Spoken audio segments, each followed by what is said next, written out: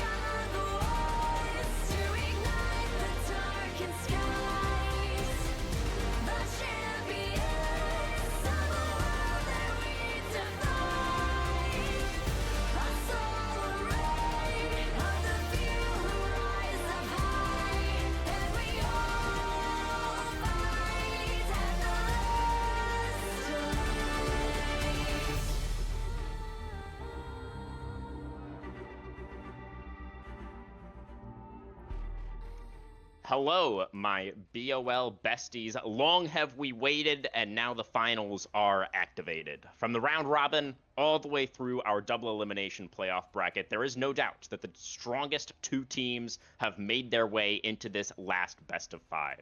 On Summoner's Rift today, Team Solo Invade versus Elysium, with a title to play for. We ought to talk about it.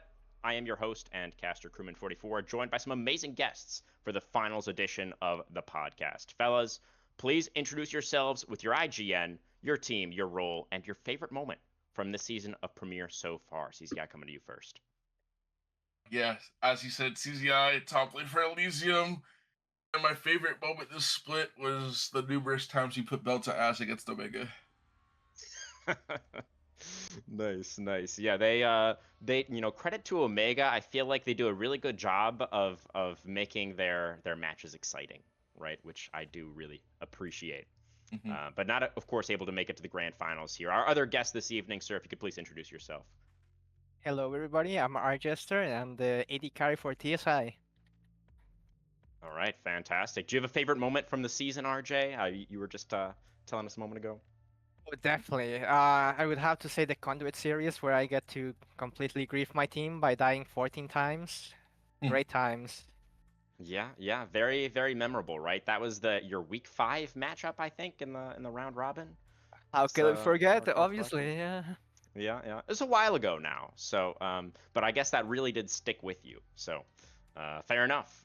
But let's see how the finals go tonight. We're gonna go ahead and I think jump straight into taking a look at these predictions that we do have. You know, obviously both of you guys representatives of these respective finals teams, so you are of course going to be predicting yourselves to win. A little bit sad that we don't have Storm here this week, so we could get his prediction up there as well. I could have reached out to him to get a prediction before, or was there some content I didn't actually see?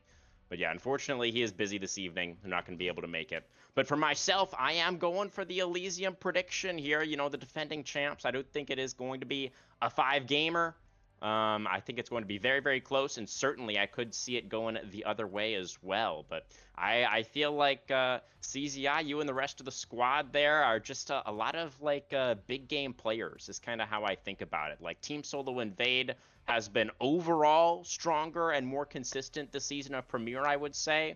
But I just feel like under the brightest lights, I think the Elysium players might be a little bit more clutch. But we'll have to see. RJ, I want to come to you next. You know, the 3-1 prediction there for your own team, of course, Team Solo Invade. What are your thoughts heading into this matchup? I mean, we have faced before in the winners finals, and I thought they were gonna be a lot more competitive, but I would have to chalk it up to just complete underperformances by all the carries.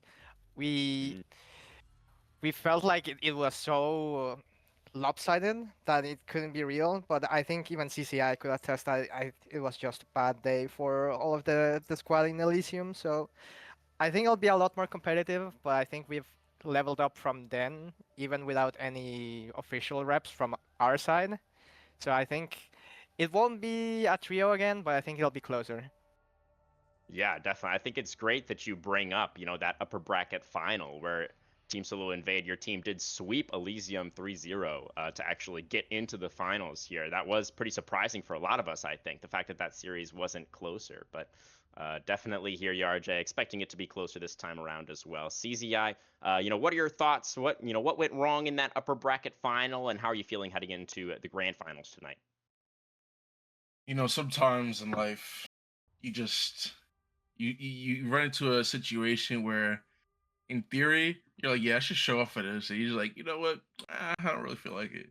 And that's how I felt. You know, it's just like, you know, let's try this lower bracket stuff out. Let's see how this goes. You know, that's what happened. But yeah, that was a really bad day. That was a really bad day. But we'll be way better that time, because that time, like, yo, we got touched badly. So Hey, it happens. hey, I put my Death Flag champion Olaf. So like, I already had. I told them what was gonna happen game 3 already. So this one should be way better. I think we have a good. I think we have a way better idea of how we should play and do whatever we have to do now.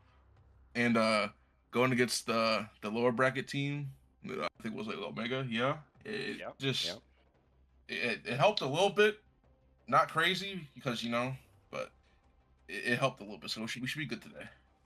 Yeah, I mean, the lower bracket buff definitely is a real thing. It doesn't work every time, obviously, but getting those extra reps, you have played the official Premier match a little bit more recently than Team Solo Invade have, right? So maybe you're going to have the advantage of being a little bit warmer, at least at the start of the match tonight.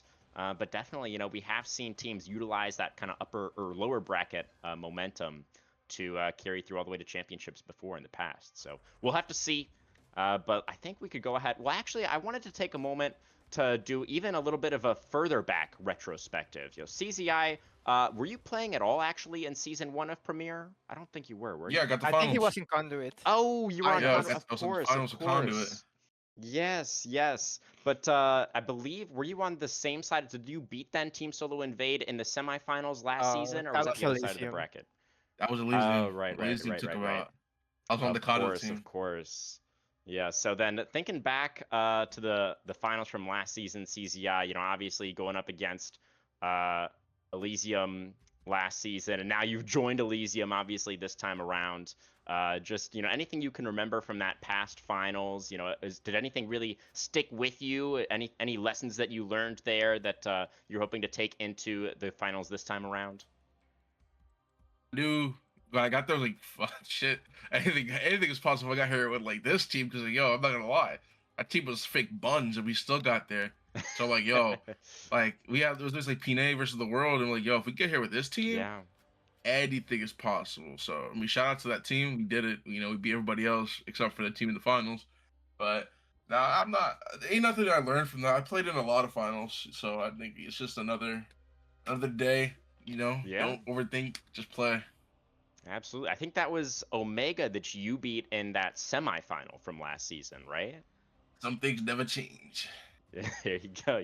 You've taken down Omega again, and now just hoping to write a different ending to the story this time around. Mm-hmm. And then RJ, I definitely you were here on Team Solo Invade. You were on last season as well, and I remember thinking that you guys were the favorites in that season number 1, but then getting upset by Elysium in that semifinal. How do you reflect on that playoff run from last season? And then is there anything specific this time around that you think is different, or you're wanting to be different, or what are your kind of general thoughts reflecting from then to now? I would have to say it feels like what Elysium got this season. A bit of like, oh, just a bad day in the office, but we didn't have the benefit of the lower bracket, so that was just the end of our story then. Because I definitely did think at the time Elysium was a threat. It's just they were severely slept on that season 1 split 1 run. Yeah, definitely. So I think for sure the lessons were we just need to keep ourselves accountable, and just if someone is underperforming, just acknowledge it and be like, yo, if you can't pick it up or if you're struggling, like let us help you. Like we can, in any way we can, since we're a team, we gotta just be one machine moving forward instead of 5 people just doing their own thing. Absolutely. I love that. I love that mentality, and I definitely agree. The fact that Elysium are here in the finals again, 3 out of 5 members returning is a testament to the fact that obviously they were a really serious threat, last season as well on their way to the championship. And here again, you're going to have your chance for revenge, RJ. So we'll see if you're going to be able to make it happen. But now it looks like we're taking a look at some head-to-head stats between the 80 carries. So yourself versus Dilly, RJ. Oh no, I'm gonna get exposed. Yeah, the stats for the most part, it looks like at least the KDA is in Dilly's favor, but you do have the higher gold diff and CS diff numbers at 15. So maybe a more consistent laner on your side of things. Definitely interesting to take a look at. CZI, what are your thoughts on this matchup between the 280 carries? I think both bot lanes in general are higher. Played with both of them actually. It's insane now. Yeah, you've been around for a while. Yeah, hey, settle down. You make me seem like I'm old. I'm in my 20s. Yeah, I have to. Hey, pump the brakes. We're unks together. Hey, sadly. Don't do But yeah, I CCI think like that, man. hey man, but yeah, both these ACs are really good. Both of them have picks in their pool are probably, people might say, oh, they don't really have any pools, but both these ACs have a pool if you get to the long enough series. And I mean, the goal diffs just show like what their team is doing for them at that part of the game. So I mean, maybe sometimes Stilly has to like get it on his own, but he does that and doesn't complain. He just does what he has to do. So I think it's going to be a good matchup down there. Yeah, that's really interesting. You feel like the stats, if anything, we always talk about how stats, it's hard to really take too much away from these stats. But if anything, CZI, it sounds like you're kind of thinking that these are more a commentary on how the respective teams play as opposed to these individual players, right? Definitely do think so a little bit because like I mean I'm on the team and I know how many times that we've like said all right Illy, good luck and just said get something done somewhere else. You say, well, all right, I gotta go down some CS, but hopefully something's going on up there. It's like, all right, well, yeah, Summoner's so I Rift don't is a really. big place. There's a lot going on, so It is sometimes, yeah, I can't always be playing around that bottom side. But RJ, exactly. what are your thoughts on your matchup against Dilly tonight? Any thoughts that you have on Dilly as a player? Mm, I think we've touched on this previously on Yeah. our first matchup in winner side, so I'll just have to echo the same sentiment. I feel like he's a really strong player, especially on his signature picks. So we just have to be mindful not to let bot lane get out of control because otherwise we'll just be in for a rude awakening. But I think I'll be up to the task. The humble plat player might still have it in him. Yeah, I definitely appreciate the humility as always, RJ.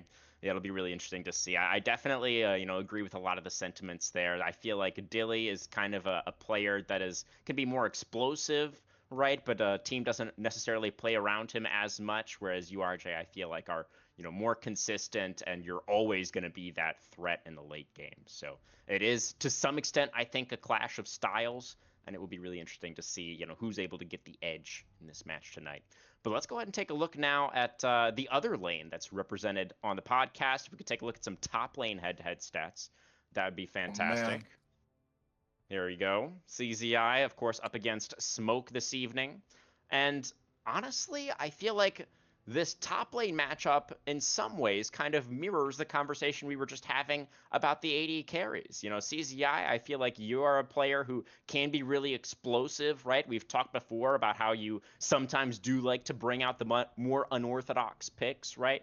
And try to really take over from that top lane. Whereas Smoke, I feel like I see as more of a team player. Obviously he does have some counter picks as well, is known to bring out some bruisers and that sort of thing from time to time. But I feel like Smoke's main role on this team has just been more of like the team fight foundation and really more playing around those objectives later on. But RJ, I want to come to you first on this one. What are your thoughts between these two top laners? I'll I would repeat what I said on bot lane and just echo the sentiments from last time, but I think that got proven wrong because I just said like, oh, they'll just handshake tanks and just be the solid steady rock, and then they just decide like, nah, screw that, we'll go pick Gwen game one, Olaf game yeah, two, that and shit was it's like, crazy, bro. okay, Yeah. and like, okay, he hurt me, he took Yeah. issue with that, okay. So I would have to say like, especially for us, Smoke, he's most likely just gonna handshake a tank and just let NBK do his thing, let Haman do his thing, and just set them for success. Whereas with CCI, I feel like now that we saw him play on lower finals bracket and winners bracket, I think they might rely a bit more on his carrying potential than we do on Smoke. Yeah. Good call. Good strategy there, I think, RJ. I respect it. Just trying to go for the same look, expect or saying that both these guys are going to go for some tanky boys in the top lane, and seeing if maybe CZI is going to be feeling the pressure to pull out those more carry picks that didn't work out so well for him last time in that upper bracket final. But CZI, what are your thoughts this time around? Obviously Smoke was able to get the better of you last time you went up against him. And I remember you were pretty complimentary of Smoke before as well. What are your thoughts heading into the matchup this time around? I'm still gonna be complimentary of him because he's a good top laner, Yeah. but even the best top laners know sometimes you gotta like put the ego aside and just do what you gotta do. And to be fair, last time some of those angles may have had to be a bit quirky, but I'm it's gonna be different this time for sure. But I mean, we're both team players. That's just who we are. I mean, sometimes we have the ball out a bruiser or two, but overall, you can just see it from the stats. Him and I both were like, hey, good luck up there. Hey, don't die too much. All right, thank you. No ganks. Oh, yeah, okay. Yeah, pretty comparable stats here, I would say. A little bit of the higher kill participation for Smoke was somewhat interesting. I played a lot May more split indicate. pushes this split. Yeah, exactly. That does kind of make sense. I am very curious. I do feel like the champion portraits that we have next to your respective names are pretty representative of your strongest picks for this split. I am very curious in particular to see if you do actually end up getting your hands on the Cassante tonight. I think you played at game number 1 in that lower final, right? Oh, I And you had like fried Perk. I you had like fried 8 or him. 9 kills or something. Yeah, you Oh, I really was popped on off. some bad time in that game. I was on his ass crazy. No doubt about it. But let's go ahead and transition now, I think, into a little bit of a jungle conversation.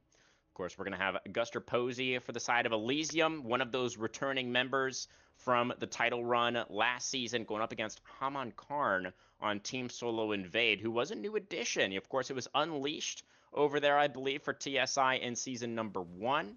But Haman Karn coming in for this season, and we've got some pretty similar stats again here. A little bit of a CS advantage at 15 for Haman Karn there on the TSI side. A little bit of a higher vision score for Guster, but I feel like these guys, again, kind of fulfill similar roles on their respective teams. RJ, what are your thoughts between these two junglers? I would say that they they might differ a bit more than you would originally think, especially Mm, since Haman Karn, like he'll be so willing to just lock in every single bruiser known to man. Whereas I think Guster Posey, he's just a bit more creative with his jungle picks. Like the Morgana on game 3, we did it came out of left field. Thankfully, yeah. MBK just covered us with the Seraph just being able to just be like, it's fine, go Oh, in, Haman, and I'll just pop the Black Shield insta. And it was so clutch for us. But it's just a testament, like also the Ivern, like I think Guster Posey um, just knows how to cook up some really good creative jungle picks. But it can be also a detriment trying to play around like a Morgana and true. Ivern jungle. So if the team is not used to it, it can just backfire just as easily. It's kind of, I mean, I don't want to draw too many comparisons, but almost kind of like CZI when he brings out his more unorthodox picks towards the top lane, right? Same idea. Can be really effective, but if the team isn't as used to playing around those kinds of picks, then it can be a little bit more difficult to execute on. So definitely hear you there. And I love that you mentioned that Xerath, a game that came out last week. We'll get to the mid laners in a moment, but CZI, got to get your thoughts now between the two junglers. What are your feelings on it? Um, After playing with both of them, I think they're actually a lot more similar than people would like believe.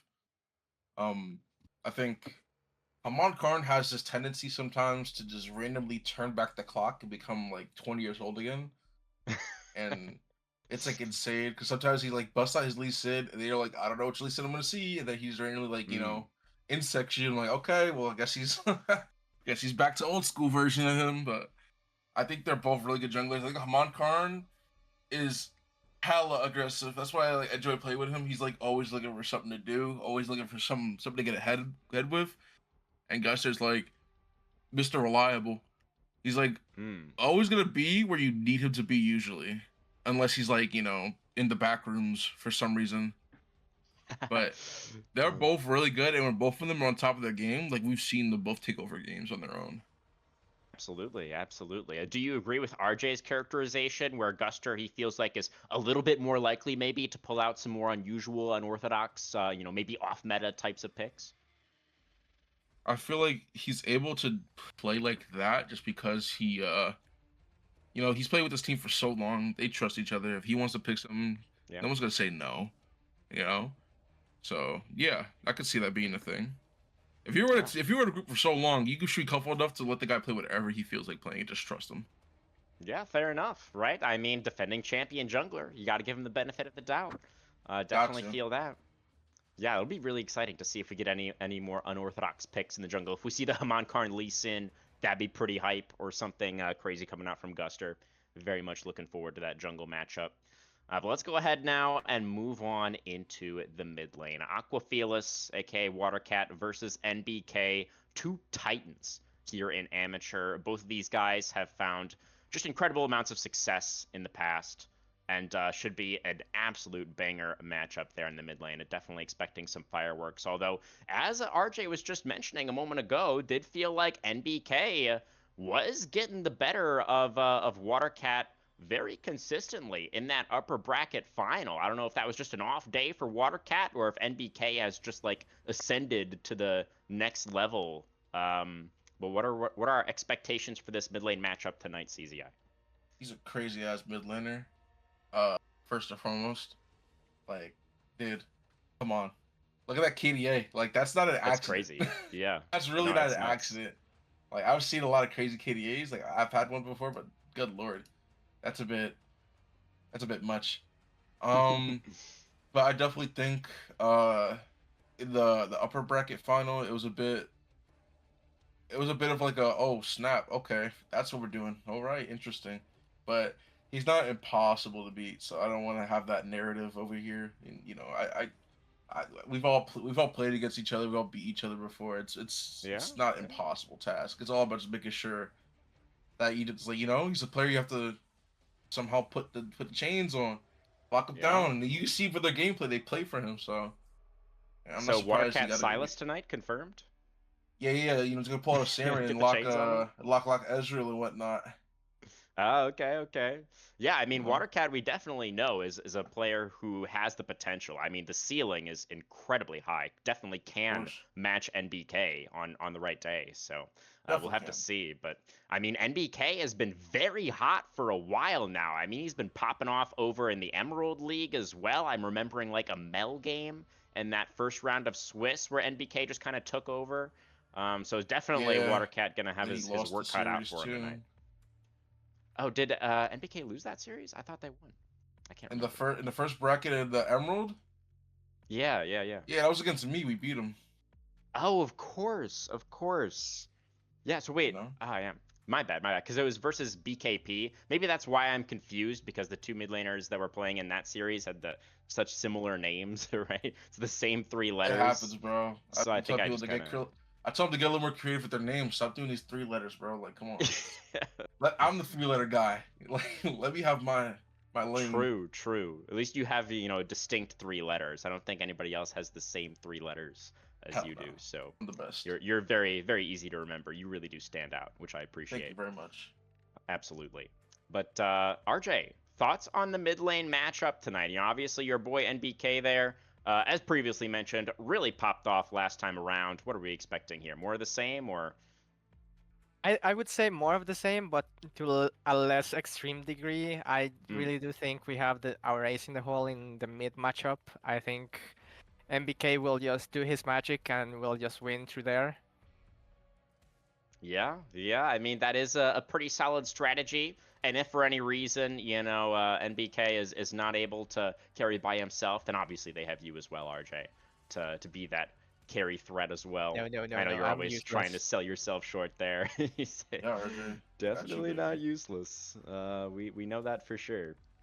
But yeah, definitely. Well, if history repeats itself, then NBK is looking to carry the team towards victory and get himself that Premier League title, which did elude him last time around. We'll have to see. But last lane to really take a look at now is, of course, the support matchup. We have your support, of course. RJ is going to be Pax tonight, who was playing in that upper bracket final as well. You did say it's Hax playing tonight, right? Yes, sir. Yeah, so it's looks like we have Kio's stats, unfortunately, instead of Hax, but stats are whatever. We could just talk about the player matchups themselves. Going up against Arrow this evening, of course, the long-standing member of Elysium, another defending champion there in the support position. What are your expectations for that support matchup, RJ? Oh, thank you very much. I would say it would be a wash if he wasn't shackled by such a subpar AD carry. It is what it This is. I'm guy, sorry, bruh. Hax. I really do think Hax is just the best support I've played with. He's just that great at support. I think we even showcased it a bit in season one, how when we were like Yeah. consistently playing with each other, we were a decent bot lane. Not gonna lie, but it was a bit weird this split because it was like on and off who was my support on a weekly basis, and now that I got stability from Hax, he gets to play with my subpar bot again.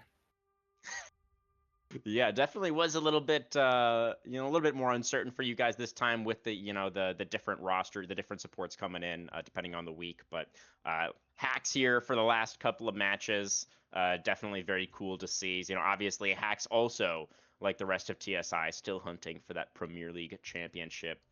But then on the other side, Arrow, somebody, CZI, you were already talking about this earlier. Arrow, Dilly, and Guster, and Storm has talked about this a lot as well. These guys have been playing together for so long now, so many years. And Arrow is definitely somebody who is a very important member, I think it's safe to say, of this Elysium team. So, CZI, what are you expecting between the supports tonight? Uh, well, I just know that most supports have the ability to take the game and just finish it on their own. Like, I know that sounds crazy for support to do, but I think supports are some of the most important people to play with in the game. I think they can change a lot very quickly. And I think both of these guys are very adept at figuring out where they need to impact the most and be there.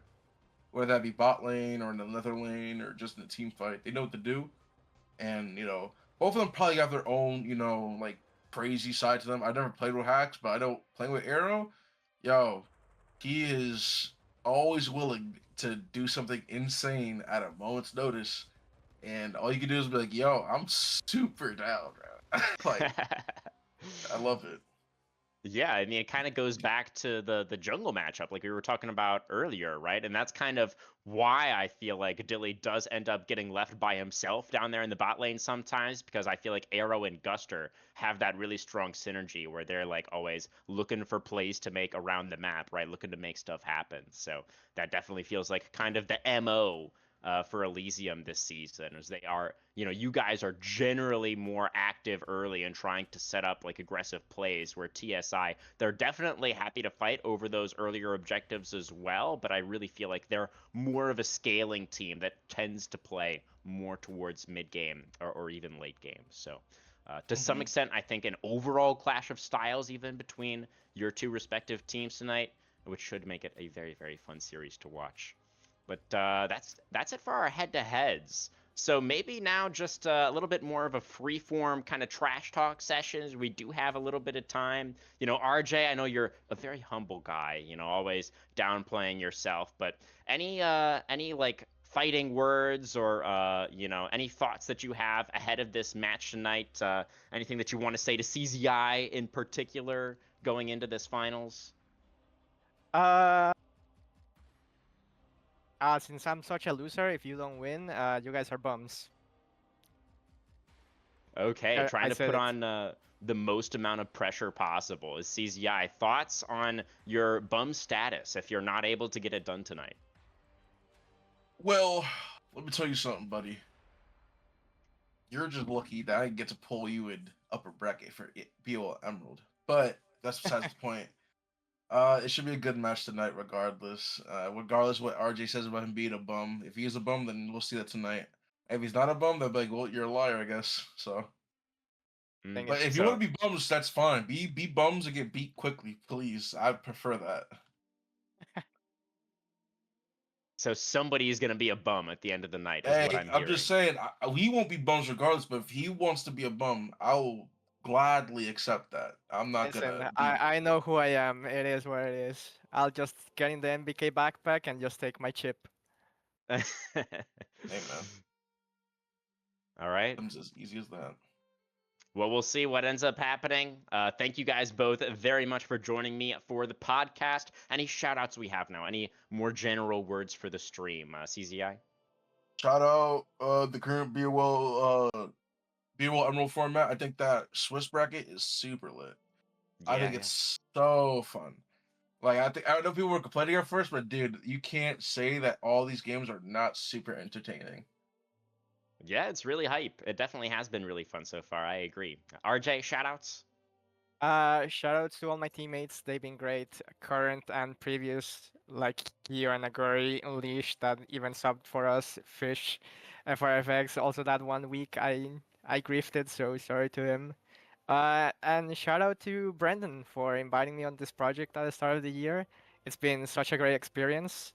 And finally, shout out to Blue Otter for setting this up and all the other leagues. It's been such a great experience being in all their leagues, so nothing but love to all the guys involved. Fantastic. Again, thank you both very much for joining us for this episode of the podcast. And we're going to go into a short break now, guys. We'll be back in just a few minutes with the grand finals for BOL Premier Season 2. Don't go anywhere.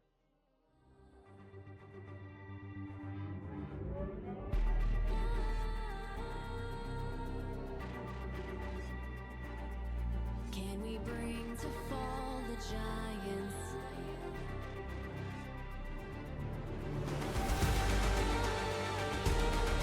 Can we bring to fall the giants?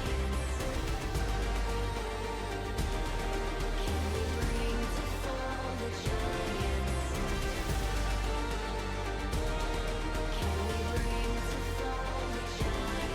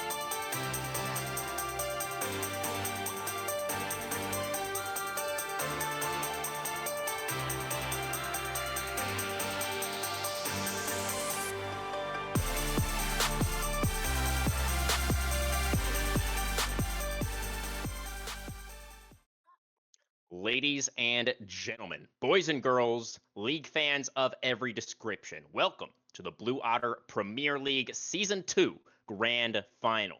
We've kept you waiting long enough. It is now time to introduce your finalists. Surfing onto Summoner's Rift from the upper bracket, our first finalist has lost only 2 matches all season long, and both of the teams they lost to are long gone at this point. With a 5-1 game record in playoffs, this team has looked remarkably consistent with dominant laning that they have been able to smoothly transition into solid team fighting and objective control. The 2-time regular season winners now hunting for their first Premier League championship. I give you your first finalist, Team Solo Invade. In the top lane, the foundation for TSI's team fight, consistently rolling his opponents, Smoke. Roaming the jungle, the early game menace who always finds a way to make an impact, Haman Karn. The central pillar of this team, one of the strongest players in the entire league for 2 seasons in a row, the consistent carry in mid, NBK. At AD carry, a man who likes to undersell himself just a bit, but make no mistake, the other carry for TSI is a critical component of the team that cannot be discounted. It's RJ. Joining him in the bottom lane, the support that has made hacked his way into the mainframe, it is Hacks himself. Claps in the chat for your first finalist, Team Solo Invade. Now, taking the Rift tonight after a relatively dominant showing in the lower bracket final a couple of weeks ago, our second finalist is no stranger to the big stage. This team is stacked from top to bottom with championship caliber players that are very well known here in the amateur scene. We have witnessed a couple moments of weakness from them this season. Most notably, they were swept by Team Solo Invade in the upper bracket final. But that was 3 long weeks ago, and we have also seen utter dominance from each and every one of these players here in the Premier League. The only question is if they will be able to reach that ceiling now when it matters most. I give you your second finalist, your defending champions, Elysium. Towering over the top lane, an incredibly creative and fearsome laner, the man who will not yield, CZI. In the jungle, often blowing away his opponents with efficient pathing and clean engages, Guster Posey. A renowned mid laner with many accolades to his name. He wasn't here for the title run last season, so this is the opportunity to add a new trophy to the case, Aqua Felis. In the bot lane, a high agency AD carry that consistently can take a small lead and use it to crush the entire game, Dilly. And at support, the other half of the dynamic duo that empowers his entire team and sets them up for success, Arrow. Let's hear it for your second finalist and defending champions, Elysium. Woo! Will it be Team Solo Invade after another dominant season? Can they close it out and take the title this time around? Or will it be Elysium who rise to the challenge once again and prove themselves the undisputed kings of Premier? The Season 2 Grand Final starts right now. My name is Crewman. I am joined by one very cool Mr. Kimchi for the action. Kimchi, how you doing? Cool is a strong word, but I'm hoping this is better than this morning's match, because, oh boy, TEST1 was boring, so this will be fun, hopefully, because, oh boy, is fun something I forgot existed in League of Legends after those 3 games. Yeah, it was pretty dominant for T1 over there at the World Championship for sure. You know, talking about defending champions, right? There's Ooh. maybe some mirrors there being reflected between the pro scene and our very own Blue Otter League right here. What are your thoughts heading into this matchup, Kimchi? I mean, obviously you've been around for most, if not all, of this season of Premier as well. So, you know, what is your prediction? What are your expectations heading in? I want to say it'll be close, because I remember back at the start of the season, Elysium were the ones who were white hot. Like, or well, no, it was TSI and Elysium. They were running neck and neck, and then the Spire just kind of fell off. So it was like the real, or not the real top team at the time just disappeared, and then Elysium were going up, and then TSI kind of tumbled entering the playoffs, if I'm not mistaken. I believe they lost a random series to Dorado to close. to close out the round TSI have robin. been upper bracket all the way through They have been upper for the bracket though. playoffs. That is Yeah, true. yeah. They have been hot in the Um, playoffs. the two losses for Team Solo Invade, they lost in week 4 to the Spire, and they I remember lost that. in week 5 to Oh, 5. Conduit. Then it was Elysium that Um, lost to Dorado at the end. Yeah, okay. I just had to. yes, There's a yeah. lot of things that I have to remember from weeks ago. Jeez. Yeah, totally. It's been a while now. We had the grand finals were delayed an extra week, so it has been quite a while since we've seen either one of these teams. But especially for Team Solo Invade, getting here from the upper bracket, we haven't seen them here in Premiere for 3 weeks, Kimchi. That's something we kind of discussed a little bit during the podcast just a little while ago, is the fact that that lower bracket momentum can be a real thing. And the fact that TSI have been sitting on their hands, for a couple of weeks. Obviously, they've played, other leagues most likely, and obviously have been practicing in solo queue and all of that. But do you feel like that's something that could come into play here? The fact that Elysium are maybe coming in a little bit warmer. If this happened last week like it was originally scheduled to, have I crashed? Sorry. Yeah, it's just I think maybe it's our stream is frozen. I assume we're still live. Yes. Okay. We are still. I didn't know if I crashed or something exploded, but if this happened last week, I would say that yes, the momentum could come in. We see this a lot in other tournaments that have introduced lower bracket, is the team that comes in hot, coming off of a week break, usually how they structure these tournaments. It matters a lot. Like that extra week of just not playing like I usually say stage games because usually they're on stage, but obviously this is a different Same situation. But idea. like having that match like game speed, it kind of leaves you for a little bit potentially. But now that it's both teams off for at least a week, it shouldn't be as much momentum coming in, especially with TSI. Again, 3-0 in the upper bracket. They should be really confident that they can handle this Elysium roster in any situation, unless they absolutely throw it, which is not a situation I'm expecting, because that would be very out of left field and very, very confusing. Yeah, I think it's safe to say that Team Solo Invade are coming in as the favorites here. I think it's debatable how heavy favorites they are. Definitely, hearing from CZI just now, he wasn't too shy about saying that, yeah, that was a little bit of an off night for us in that upper bracket final. We weren't really able to show what we were capable of for the side of Elysium. So definitely, I think it should be more competitive tonight than that previous meeting between the two teams was. But the fact that it was a 3-0 for Team Solo Invade, definitely, you have to favor them coming in tonight for sure. But maybe that means Elysium put in the extra work. They, I hope, have put good use to their extra week of prep and are really ready to handle what TSI could throw at them, because this should be a good series. As you opened with, the two best team. I mean, I guess as everyone's been parroting since we found out what the final was, basically the two best teams over the course of the last 2 seasons meeting in the finals. TSI, something to prove. Elysium looking to, I guess, potentially lock up an early dynasty in this Premier League, little Premier League format. It's only season 2, so to be determined, but going 2 for 2 is a pretty strong case to be the best team in the league entering a 3rd season. No doubt about it. Yeah, I mean it would be a big statement for Elysium if they can get the back-to-back the first 2 seasons of Premier. I mean that would really cement them as sort of the kings of this league. So we'll see if they can make it happen. But I assume we're going to be getting into a draft relatively soon here, Kimchi. Are there any, like, in particular champions that you're going to be really looking out for in this first game? Any like prio picks that you think we should be keeping an eye on? Oh, we are into the draft. That is pretty awesome, actually. Perfectly timed, man. This is Oh, why yeah. they have called us in to cast the most important series.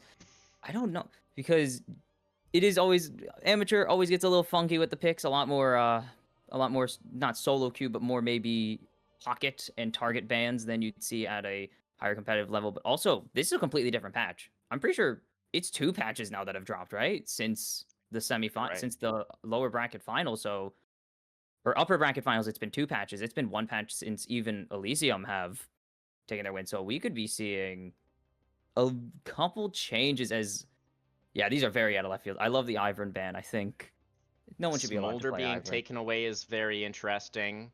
Yeah, so some of the changes, I remember they gave some pretty, like, reasonably big Gwen buffs, if I recall correctly. they Um, undid all the Gwen changes, and it's made her generally stronger. They kept some of the ones they liked, but the Jax is another one that we've been seeing. Got buffed recently, and this is the mm, one oh boy, we talked about it.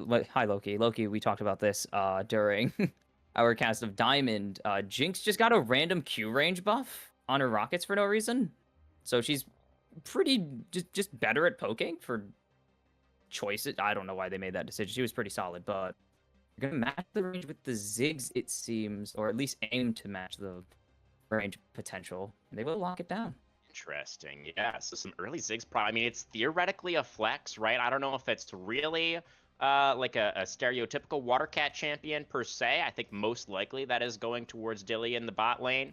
But we'll have to see. You know, another big talking point for us on the podcast just now was, you know, the fact that Elysium, they tend to roam around a lot with jungle and support and leave Dilly on an island a decent Oh, amount. So Ziggs is a this great is an island champion. champ. Absolutely, absolutely. That does kind of line up with our expectations for how Elysium are going to be looking to play out this early game. So I'm going to go for the Nautilus as well for Arrow there. You know, definitely a champion that he could be pretty active with early.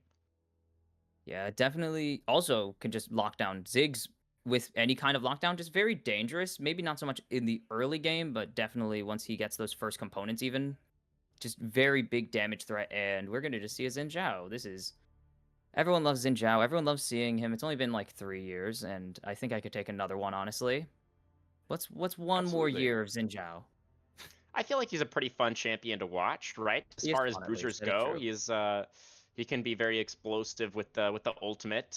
Can really, you know, have a big impact in fights. So we'll see how it goes. The Ooh. karma gonna come through there for Hack, so that's pretty interesting. Looking to put on a lot of pressure in that lane. You know, if Dilly does end up getting left by himself, I mean, you were just talking about the Jinx buffs for the additional range and the fact they've got a karma now there too could make Dilly's life extremely difficult. But ooh, look at the Scion coming through there on R3. That has been a very high prio pick over at Worlds. I mean, Scion is kind of just broken. I don't know how they're gonna solve that problem. He's only countered by like Ambessa, occasionally Mordekaiser. That's a problem for future us to solve. For right now, that is a rock in the top lane for CZI. I am very certain he is very experienced on this champion. Everyone kind of just has to be able to play Scion, or else you are just kind of you're at such a disadvantage in the top lane because even if he gets behind, he's just such a problem to deal with. And then he just ends up winning the lane because Scion has a billion health and he has really good damage ratios, even if he doesn't build any AD. It's kind of just an interesting choice. Ooh, TSI. Wait, why did they ban Trundle? I was just wondering that same thing. Yeah, the Trundle, a really common answer into the Scion, because you can obviously use the pillar to block his ultimate and prevent him from either engaging or escaping with that unstoppable onslaught. So, yeah, really curious that TSI would be the ones to ban away the Trundle, but I guess they do already have a jungler, right? And maybe Smoke Okay, never mind. doesn't Yeah, have that's fair. the Trundle prepared as a top lane pick. You know, it's something we have seen in the past, but if he's just not ready to bring it out, then I guess fair enough to ban it away. You know, the one thing, the Mordekaiser ban, I think is There it really is. intelligent for Elysium. And there's going to be the Morgana ban, going to get banned away from Guster there. That's something we did see Guster pull out in that upper bracket final, although it wasn't enough to get Elysium a win there. I actually think this might be a ban on Aqua, but it doesn't really make a difference. It's gone. Morgana mid has just magically reappeared into existence from the ether. She is just back now and is allowed to play mid lane occasionally, but will we even see it? Will it have an impact? This is Whoa. the weird jungle pick of the past two patches. Welcome Mundo Jungle. Yeah, I mean, pretty strong into the Xin Zhao, because, you know, you can kind of just stat check him after a certain point. So it feels pretty comfy there. But Elysium, I don't know how I'm feeling about this draft right now. I mean, they have a massive front line, but Oh. no really consistent damage right now. And the Gwen, I feel like, goes really hard here.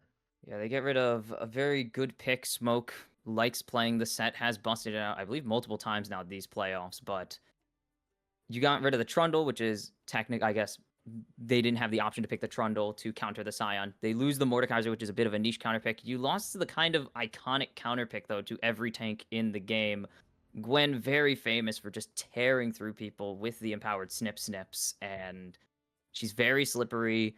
It's very hard to lock her down as well. If she can go into the Hollowed Mist, she got a bunch of of course, we mentioned at the top of the draft all these reverts to her kits that make her really just a lot stronger now.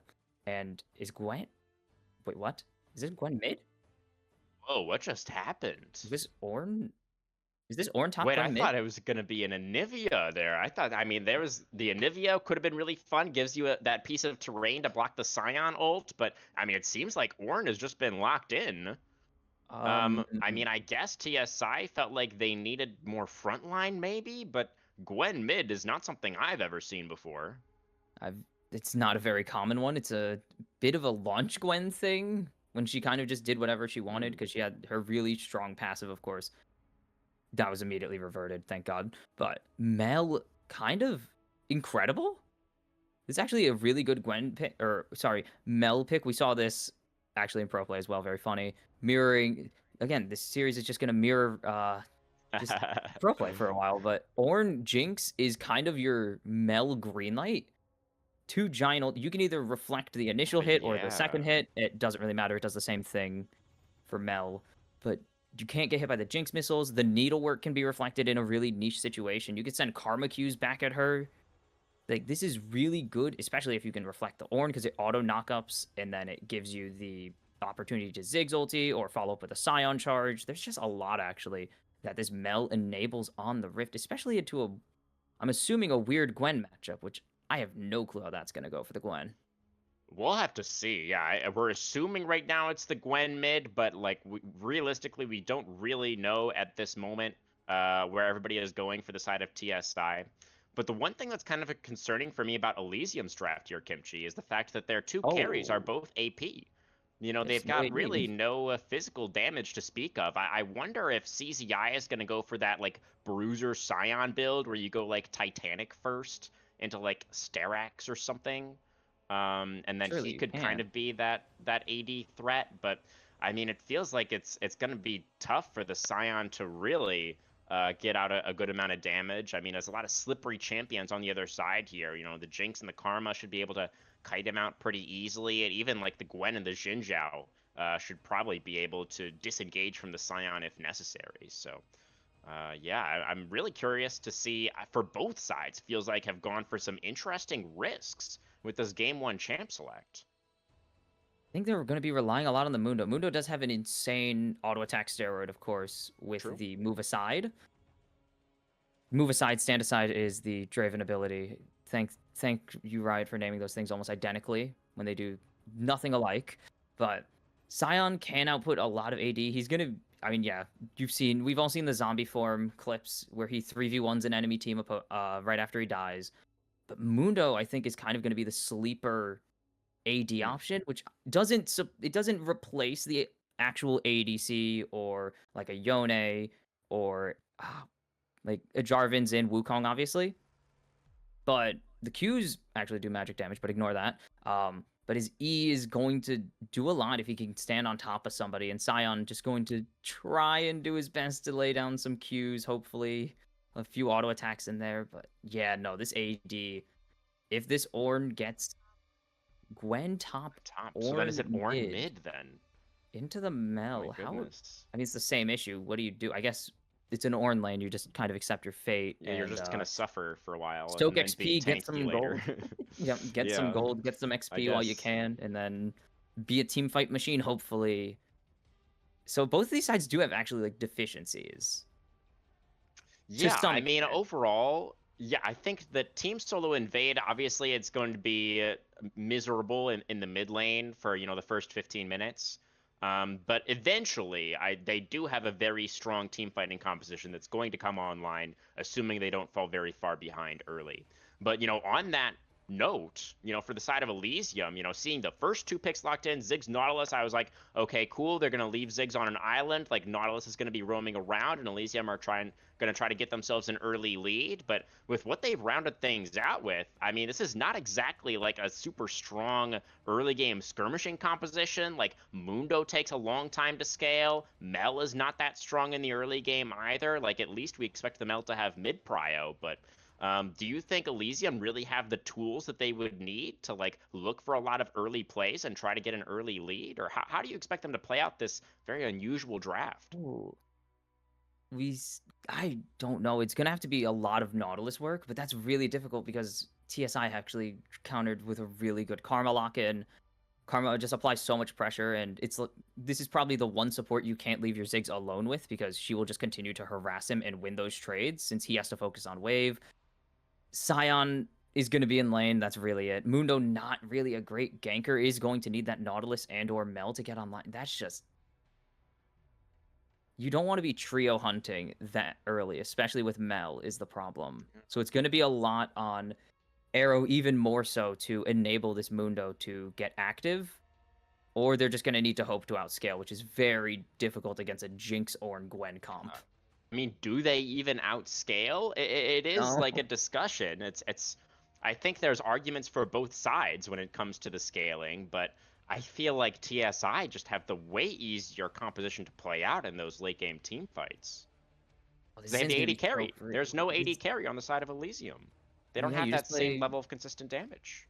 Doesn't matter that there's 3 frontliners on Elysium. You just play a front to back with Xin Ornn at the front, Karma with the Jinx in the back, and Gwen trying to just snip through the enemy team with some good AP damage. Yeah, this is not the best situation, given that you've just handed over a hyper carry, a potential hyper carry, and the ultimate tank, and you've kind of handed over the early game with the Xin not matching it with a super great early game jungler, and laners that will be safe, but can't really do anything if they get ganked.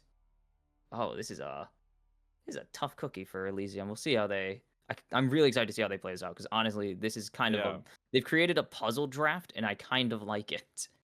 To It's watch as definitely, a viewer, as a viewer, not Right, as a right. believer in the team and wanting to see them win. You're worried if you see this as your draft, but this is gonna be interesting to see how all these things come together to form the ultimate solution that they will magically pull out of a hat, of course, and take this game. Yeah, I feel like fans of both teams are going to be somewhat nervous seeing how this first draft has played out. But I think TSI, they've taken this pretty big risk, putting, arguably their best player, NBK, on Ornn in the mid lane is a very yeah, that's interesting choice. And Not even on a theoretically, top lane. Ooh. I mean, first NBK Ornn. So maybe he's just gonna win lane with I mean, we'll see. It's hard to call, but Kimchi, which way are you leaning? What's your gut telling you in terms of what the outcome of this first game might be? It's telling me to go TSI, but Mhm. knowing how sometimes League of Legends works in very mysterious and funny ways, there's definitely a chance Elysium pull this out, because there's potential. They have good lockdown. It's going to take a little bit of luck and some really good positioning. They could do it, but I'm in the camp of TSI. I think the Jinx plus the Xin will become too much of an issue. Well, too much of an issue Xin early game, too much of an issue Jinx late game for Elysium to possibly overcome, even with their double tank front line. Yeah, that's kind of what I'm expecting as well. And, we have to, again, bring up that upper bracket final where Team Solo Invade were able to win so convincingly. We'll see if they're going to be able to keep that win streak going up against Elysium, or if the risks that Elysium have taken in this Game 1 Red Side draft are going to pay off for them. Don't go anywhere, guys. We'll be on to the Rift for the first game of our grand finals in just a moment.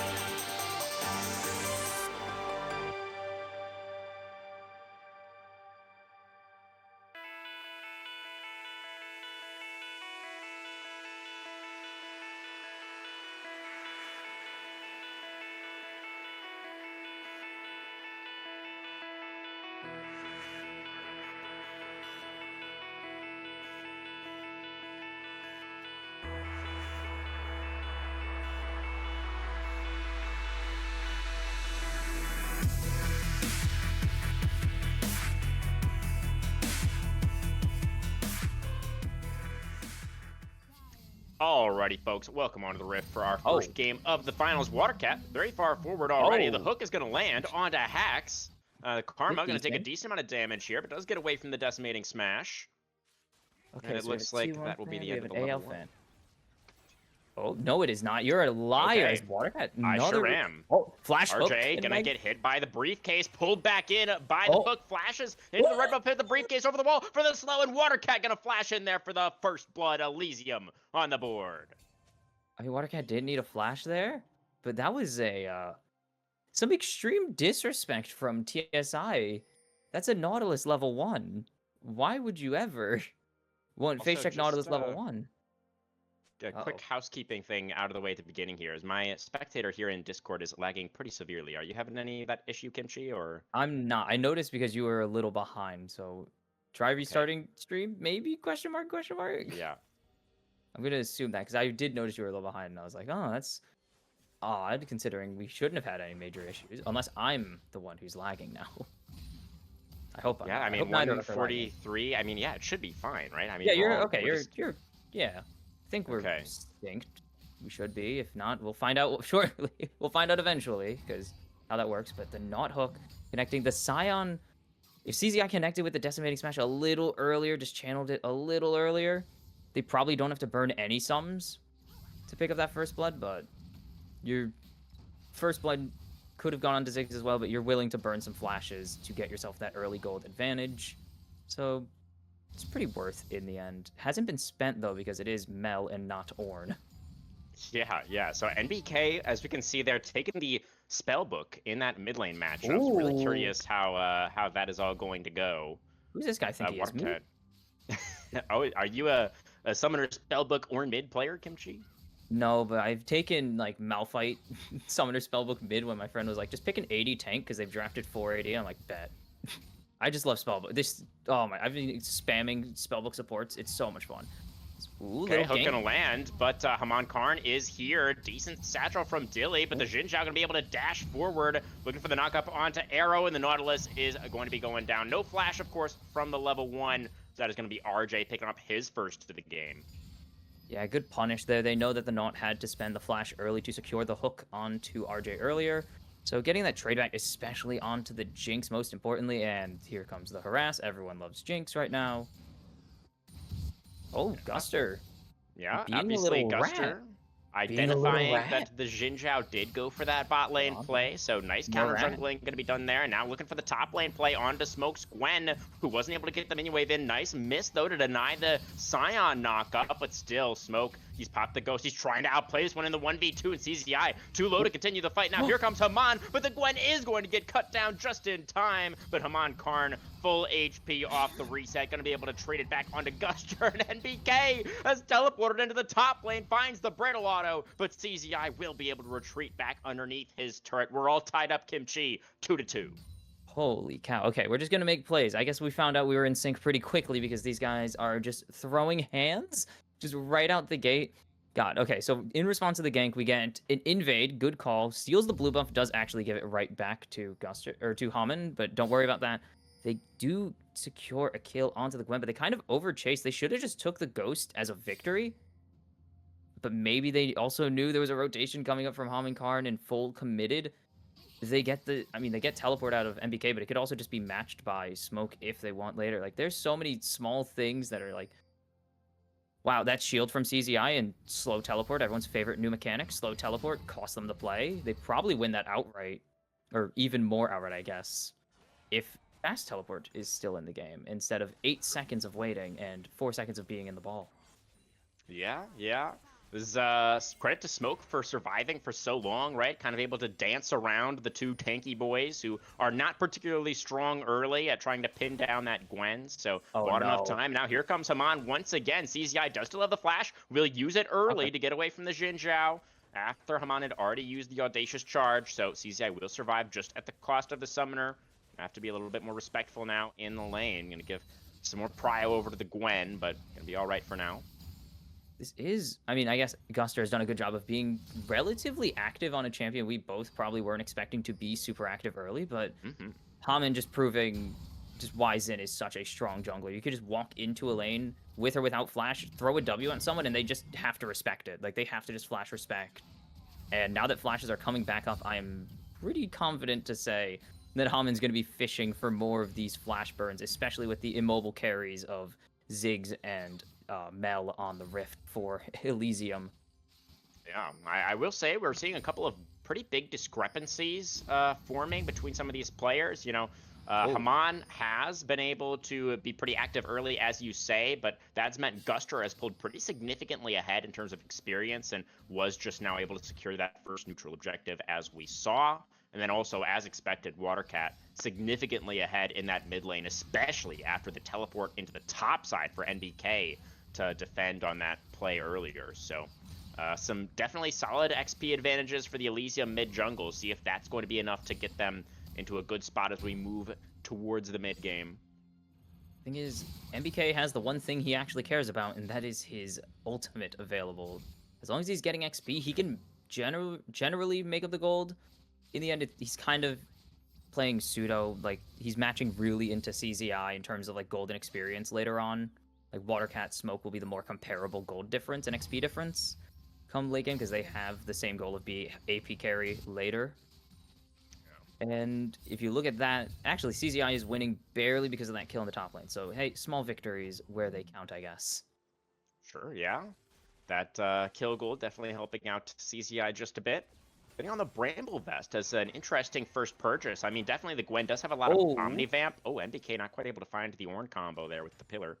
He's sitting on the Ignite right now, as we can see with the spellbook. So if NBK can find an all-in angle, he will take it. Or he could just burn it. That is generally what you do. If you can't find a use for it by the time your second spellbook rotation comes up, you just burn it and get the next spell. It's easier to... It's better to cycle than to, like, try to maximize the efficiency of the spells themselves, for lack of a better word. Because the way that the rune works, right, is the more that you use the summoners, then you get to swap quicker, Yes, you want to get to 6 unique swaps as soon as possible, if it is optimal, of course. You don't need to full send, oh, I need to use Cleanse, because I need a 6 summoner. No, you can just take Exhaust if you don't have anything to use. Well, Arrow moving into the bot lane. This could be a tough spot for the Nautilus. Early flash with the Call of the Forge God is going to connect, and the Xin Zhao right on top of him interrupts the dredge line, and that is going to be a dead Nautilus, and the Feat of Warfare secured for TSI just in time for the Grub spawn. Oh, that is really bad timing on checking the ward. Early flash as well with the Ornhorn coming through. You probably... I mean, can you hold it? I don't know. He was just dead no matter when he flashed, to be honest. Watercat could have tried to save the play, to be fair. Or, like, okay, not to be fair, because to be fair makes it sound like Watercat should have gone for it. I think there was an angle where Watercat reflects the Ornn ulti, possibly, and saves Arrow, but also Arrow just weird timing right there. Like, a really weird timer to die on, so you probably shouldn't be checking the push.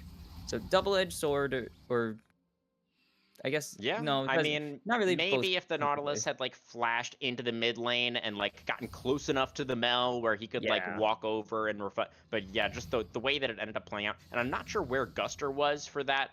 Guster was probably coming back from spawn, because you could see that. I think he wasn't there yet, right? Yeah, has a second giant spell, went to chickens right after this play, so I'm assuming Guster just took the reset from either bot side, I'm assuming from bot side, actually, from his wolves, or a hide on bush angle, and just walked back to the play and is like, oh, my support is dead. Well, regardless, the end result is all 3 of those grubs did go over to Team Solo Invade, so our neutral count is equalized at 1 objective apiece as far as this early game is concerned. Looks like we're going to have a Hextech Dragon up next, if I'm not mistaken. That's going to be in just over a minute. As we see it, Guster move into the bot lane. Haman moving in this direction as well. Could have a bit of a scuffle in the near future down here, but no, the Mundo just channeling the recall, perhaps has his first item. Would be quite early if he does have it. Looks like it's going to be the Warmogs. There are not debates, but it's I guess a small debate of whether it's Warmogs or you go Heartsteel. It is looking like the Warmogs here. I forgot both of them actually build out of double giant spells. My bad. Yeah. Mundo, one of the few champions you can actually get away with running what do you call it, early Warmogs on, because he has enough bonus HP built in that he gets the passive super quickly. As opposed that would be an interesting choice. Everyone but Zion. I mean, it really does help with the clear because you can take all the damage you want from the camps. I don't think it, resets the passive. I think it's only champion damage. It might be minion damage as well. But when you're walking between camps, you just get to heal a few hundred XP as there's a gank coming All right, through. Watercat gonna get jumped on. The Reflect already used. The Flash has to be used to get away from the Call of the Forge God, but now the lockup is there. Depth charge on to the Jin Zhao, does go for the Crescent Guard and tries to keep himself safe for now. Hacks moving over. Gonna be able to get the jungler out to safety. So some big tools exchanged there. The ultimate off of NBK, the flash off of Watercat. TSI now trying to move back into the river. Briefcase connecting over the wall, though. Haman Karn isolated at the moment. Could potentially be run down by the Mundo. Has the blast cone to get back over the wall. Join up with the rest of the team as they jockey for position around the Dragon Pit. Well, there's no TP for CZI right now, so Smoke can actually just come down to this play if, if TSI are feeling themselves, but it's just going to be a disengage. They burn the flash on Haman Karn. He is so low HP from that mid-skirmish. Well, the rocket. Good try. No. Guster taking no chances, didn't even smite, walked away just to ensure it didn't damage the the dragon as well, even though he didn't need to. But they probably could have killed Haman there. The hook barely missing from arrow, just so close. And then because either the hook didn't connect or he didn't have time to flash away or didn't need to flash the hook because it was already out of range, Haman has it so he can flash over to the blast cone and prevent the kill on the chase down, which doesn't change much besides put 300 gold in Guster's pocket, but 300 gold is 300 gold, especially if you can get the Drake on top of it already. Yeah, I mean, ultimately, I think Elysium will be pretty happy with their prize of that second dragon. You know, there was just too much used by Team Solo Invade to the point where they weren't feeling comfortable enough to fight for it. Yeah. It's Mountain Soul. That is so good for Elysium if they can get this. Scion, Mundo, Nautilus. Yeah, gonna get a crazy amount of value from that Mountain Soul if they can get it. Double so it feels like coming out. Okay. Yeah. Is that surprising for you, or? With Mel, no. With Ziggs, usually you see either gun or Ludens. I always just call it gun because it's easier. Not Roa. Don't build Roa. You could build Leandries. You kind of don't need it, so Blackfire's fine. Actually, it's just depending on if it's Horizon second, because that tends to be the best item. Because Ziggs always plays from outside 600 range, so that's the extent of my Ziggs itemization knowledge. Yeah, and the Horizon focus was buffed somewhat recently, right? It's a very affordable item as compared to a lot of those other mage choices. So you might see double Horizon here, actually, because it's the best build for both of these AP champions. As we can see, Haman Karn being a little rat, just like Guster was a little earlier in the game. I don't think you're diving a Scion though, especially with Nashor's Tooth Rush. You don't have the damage yet to chunk CZI. Certainly not. You know, I was wondering a little bit earlier about I've got a Dredgeling gonna come out onto RJ. The depth charge as well. They flash away though to get away from the Ziggs ultimate, but it could be Hacks now in trouble. Also has to flash. Good setup there from Arrow, getting both summoners, both flashes out of that TSI bot lane. Now CZI forced to flash up here in the top lane and gonna go for the ultimate as well to get away from the needlework. So good play from Haman on the other side. Meanwhile, Guster just power farming through that jungle, building on that XP differential. Look at that CS difference between the junglers. It's massive. Ooh, and we see Titanic rushes. Ooh, now the gank coming in. Here comes Guster. Smoke trying to finish off CZI, but not quite able to get it down the needlework. Oh, the dash forward into the snips, and CZI is going to get cut down in the end. Guster able to trade it back, and now Arrow with the dredge line. A beautiful satchel onto Hacks, but it's NBK with a teleport in on the wraparound. Finds the ultimate onto Dilly, and the Ziggs is going to get exploded. Arrow trying to spider hook his way out to safety, but the slow from the Ornn Pillar, and it's going to be Haman dashing in. And RJ with the follow through. Kill number 2 for the Jinx, and TSI up now 6-3. He had the hollow finished, right? I'm not imagining CZI did have the hollow finished before that death. No, surely he was just on Spirit Visage and Bramble Vest. Not Spirit. Or not Spirit Visage. The whatever the component item is, the green cloak thing. No, I know what you're talking about. It builds into Spirit Visage, that's why it's called. It used to only build into Spirit Visage, so who cared? But yeah, that lack of MR and burn damage means that he's not really hitting Smoke as hard as he would like to, and he's not clearing that wave as fast as he possibly could. And then He survives the initial gank, but then Guster calls to go in, and Smoke barely has enough damage. The snips really connecting that dash. Oh, God, that dash just putting him in range of the Qs, and then great bot play. I was very confused when I saw Hax walking forward, but then I saw the teleport flying in from MBK, and I'm like, this is the bait of a lifetime. No flash on Dilly quite yet, I believe, and no flash on Arrow, definitely. So they just kind of got a free 2 for nothing there. No objective to go with it, but kills are kills. Is they're Watercat gonna now dive isolated Watercat. under this tower. Yeah, they are thinking about it. The Super Mega Death Rocket's going to land. The Mega Inferno Bomb Wait, trying to clear out the whoa, minion whoa, wave. whoa. The knockup is there, and the kill will come through, but it will be Hax, who is also traded back as the Karma was tanking the tower. Now Haman Karn gonna get pulled in, goes for the Crescent Guard to try to create the space, but another beautiful satchel from Dilly gets the Xinjiao into a pretty tough spot. Decimating Smash is going to be there, and Haman Karn taken down by CZI. NBK also gonna get pulled back in by the Nautilus. Another Q from CZI, and that is gonna be kill number 1 for Dilly as Elysium with a massive punch back. Oh, they wanted that dive so badly. They wanted the turret to go with it as well, but a great Mega Inferno Bomb to clear the wave, instantly get a little chip damage as well. Turret shots kill off Hax as he tanks just a little too long for what his health bar was, and then RJ actually ends up tanking a turret shot on top of the Mega Inferno Bomb, so is just unavailable for the re-engage from Elysium. Smoke is side laning. Good job, Smoke.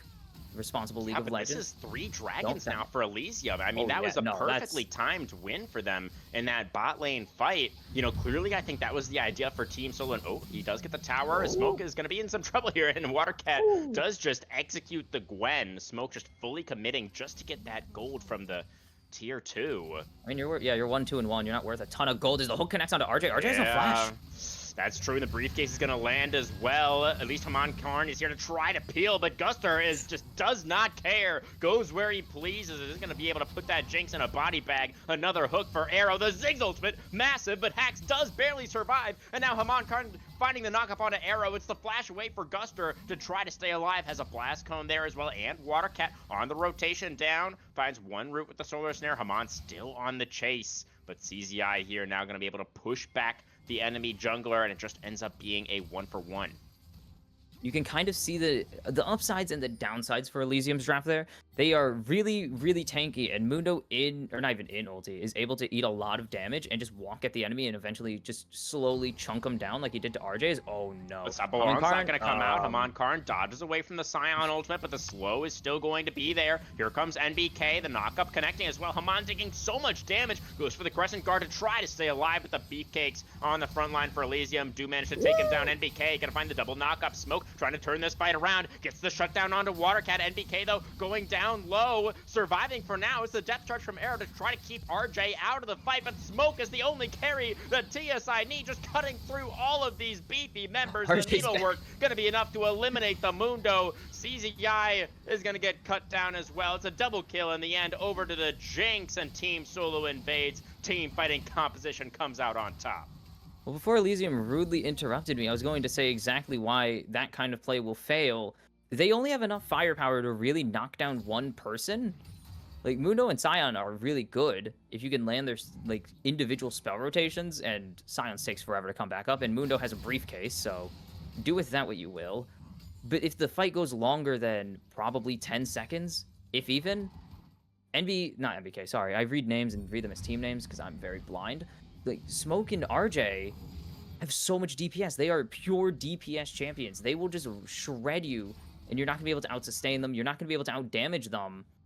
It's just so hard for them to take an extended fight, especially because they opened that fight with Dilly having no mana.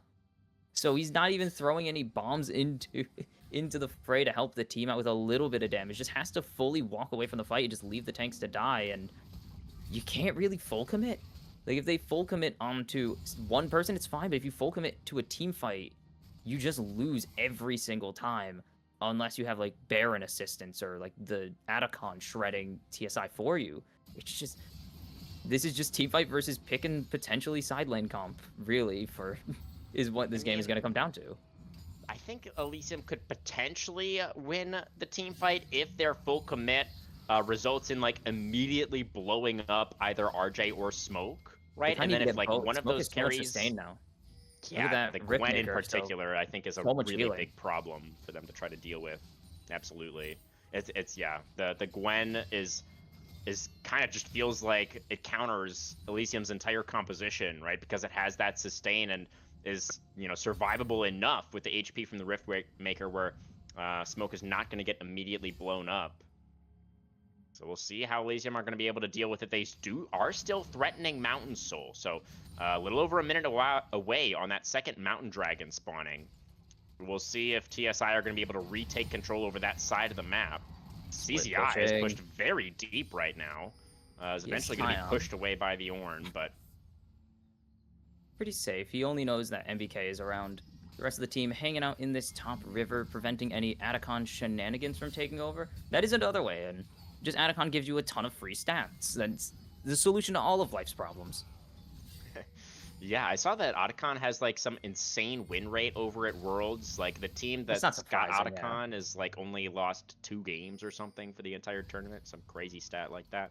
And Atacon gives you like 2k worth of adaptive force and then a ton of XP on top of it. And then it's infinitely scaling on top of itself. So every pick or fight you win, you just get more money worth of stats. Especially because the team who wins it usually is ahead. That's just the way this objective works. It just coin flips the game, and you usually have to win a team fight on top of it. So it's either you're massively ahead before Dilly gets jumped on, actually. Dilly gonna get jumped on, and the Super Mega Death Rocket just immediately finishes him off. Killing spree for RJ and a man up for TSI right as the Dragon is coming up. This should be their objective. One of the main carries for Elysium being down. They can't really look for a fight right now. Now NBK sensing a moment of weakness, but the reflect is there for the Mel. Watercat gets it back, but Arrow's still going down so low, and the reset is going to be there for the Jinx. The Smoke just cutting them to pieces with the needlework. The Gwen will eventually die, but I think she has done enough. The wave cleared out, though. Guster is still alive. Topped himself off with the maximum dosage, but still it's 4 versus 2 on the map right now for TSI as they move back towards the Dragon. They could definitely get the Drake. They have more than enough health bars. The only worry is if Guster is going to do anything. Doesn't have the maximum dosage, but is also full HP. Went for the Spear Visage first, actually, with the Heartsteel. I was mistaken. Okay. All right, they're going to turn back onto the Mundo. Guster forced to flash away. The Zap going to connect for the slow, and the Mundo now without the ultimate or the flash is going to be forced to give up the objective. So TSI, a necessary teamfight win, they do manage to get. That's denying a Mountain Drake. That's really important, and they just are going to keep finding these picks as well, because they don't just have one mode. They aren't just, we need to teamfight you front to back and we win. They have the Xin. They have Ornn. They can get pick potential if they really just jump onto one person, especially if Dilly just kind of overextends and gives them free 300 golds, like 300 gold kills over and over again. It's just, it's so difficult to fight from behind with this team comp because they have, I mean, you can see it already. LDR Jinx cutting through your 2 main front lines. Doesn't really care about your damage, is usually out of range of it. Gwen already going for a Rabadon's Super Mega Death Rocket use just because it kind of looks cool while it's flying. I assume, I don't know. But now the ornaments coming in on top of it. Once NBK hits this level 14, they're going to start buffing up these items. Just give them like 60% bonus gold efficiency on top of themselves. It is, the gold advantage is much larger than 2,000 is the moral of the story. Yeah, we see both Smoke and RJ very close to those 3rd item completions. I mean, the death cap for the Gwen. If we thought Smoke was doing a lot of damage before, we haven't seen anything yet. And RJ looks like going to be a rapid fire cannon there for some additional range. Could be RC or Runans, we'll see. It depends on what RJ's feeling. Extra range, do you want to just be able to fire some extra bullets that also can crit? Because that's really funny, honestly, more than anything. And there's so much frontline for Elysium. I feel like the Runan's value would actually be huge. Hook landing onto Haman Karn. Oh my god. As he does have the Crescent Guard to keep himself alive. Has to burn. Yeah. That's not what you want to see. 30 seconds to Baron as they Knock jump up, on Dilly, onto actually. Dilly, has to flash away, and now here comes Smoke on the Gwen. Deathcap not done just yet.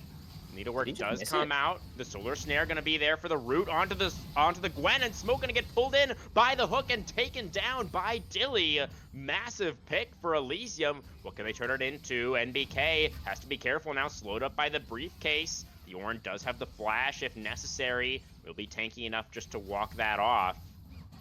Elysium, they have 5v4 at the moment. Do they decide to go towards the Otacon? Oh, it's a hook onto NBK, but he finds a 3-man knockup with a searing charge, but without their Gwen, they just cannot commit to the team fight. I do not love that call from TSI. You know that Haman Karn just got absolutely destroyed by a simple hook Q combo from Mel. Why are you trying to 4v5? Like, I know you guys have they have damage. Like, that's not the question. The question isn't it's not a matter of they can't kill anyone. It's a matter of should you be running into a Nautilus Mel Mundo because you got a Ziggs that's kind of out of position a little bit. It's just not really the best decision to make, especially when you already had river control and Haman Karn is gonna heal off of one camp like to full HP because jungle item is really good for that. I don't know. I just think they could have chilled out, got some gold elsewhere on the rift, and I mean they got the rune ends. And if Smoke is probably farming, he doesn't die. He probably has death cap or is really close to death cap right as Atacon and Baron are up. Absolutely. Now a little bit of an off moment there for TSI. A little bit of a lack of coordination in that moment as the jungler gets pushed away right as the rest of the team decides to go in. You know, maybe they just didn't realize that every member of Elysium was there, but they probably should have known. Let's see now as this next dragon is coming up relatively soon. Both sides making sure they maintain some vision around the top side with both the Otacon and the Baron still available. They're on the top side of the map, but the Mountain Soul still being threatened is the main thing. Haman Karn dashing in. Nice buffer on the dredge line for Arrow. Gets away. It's the Nautilus. You're not one-shotting him at this point of the game. Or not, it's not a worthwhile one-shot, I guess. You don't even chunk him. He has support item. You're not chunking him down or anything. He has double buffs. He's full HP. It's just not a less than a minute now on the dragon. I feel like Elysium are in the much better position right now with CZI having that bot wave pushed so deep. You know, we see Guster moving into that bot side river as well to get some vision down, secures the Scuttle Crab. And TSI, they need to force their way in here sooner or later. And I mean, honestly, it's just sooner. They need to get in here. Great control right now for Elysium. I was wondering why Smoke wasn't answering the waves. Smoke doesn't have teleport, so if... So if Elysium want to get that controlled to push back against the Drake pressure in the bot lane by just having the best wave clear besides Jinx there, they have to send their member without support or without teleport down there, and that opens up the opportunity for an Atacon or Baron rush potentially for Elysium, and you just can't let that opportunity go, unfortunately. So Smoke is stuck with the team as NBK is slowly pushing out these waves as the only member with teleport available. Yeah, a little bit of a classic NA Ram situation at the moment, fighting over that mid priority. Dredge line, the Solar Snare into the depth charge, connecting on Haman, immediately has to ult and flash away to stay alive. Teleport into a little bit of an awkward spot for NBK, but he is the Ornn, he's very tanky, soaking up some damage here on the front line, finding a knock-up only onto the Scion, the Inferno Bomb, not quite enough to finish off the Xin Zhao, but now it's Smoke who's in trouble, trying to get out as much damage as he can. The Omni Vamp is there for the Gwen, he's just killing all of them! Smoke absolutely turning the team fight around, and Elysium are forced to retreat. What just happened? I mean, I'm here to tell you what just happened, but that's insane.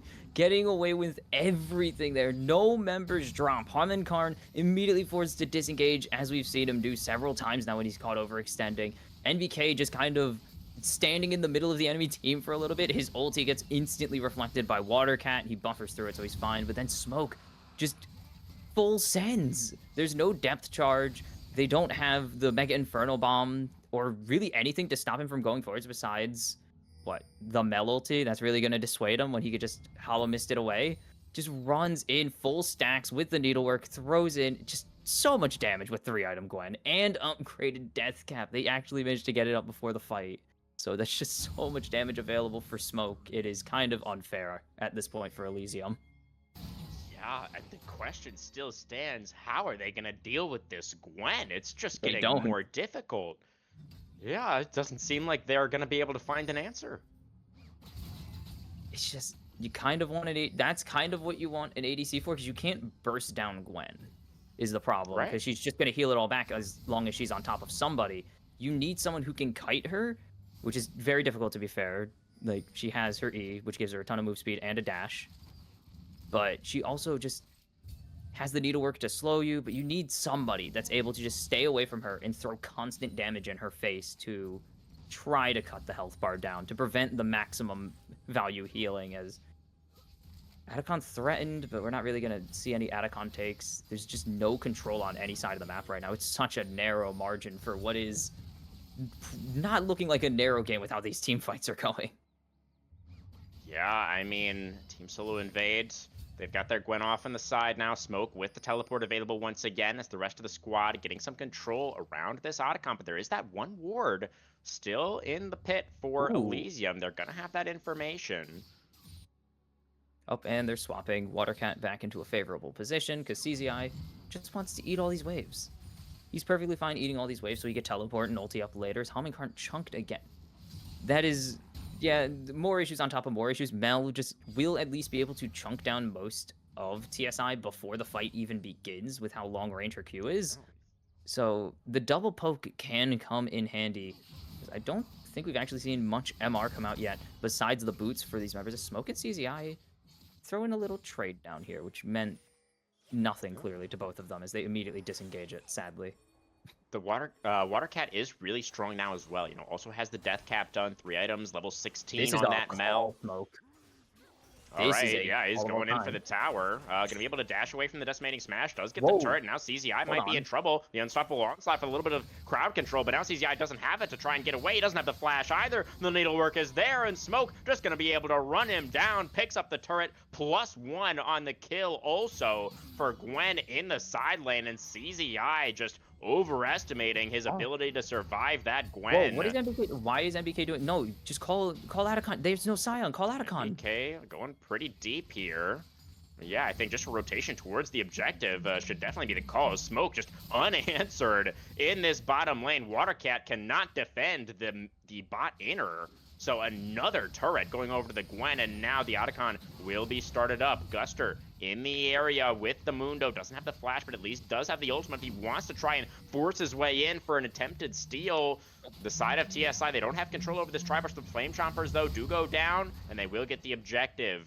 So another win for TSI on both sides of the map. Picking up a couple of wins.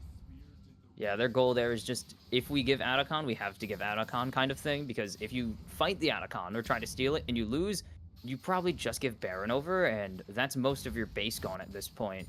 And that's going to be it's going to be really hard, again, with the one win condition they have right now being the Mountain Soul in their favor. They cannot afford to surrender most of their base with a minute away from this Drake Soul once again. But how, I mean, you got to pull the trigger at some point, because you can't run away from a team fight forever, or you just slowly die because of how much of a lead TSI have built up. So you gotta pull some kind of fight here, no matter how good or bad it may seem, because if you don't, you're just slowly gonna have to surrender Baron and end the game.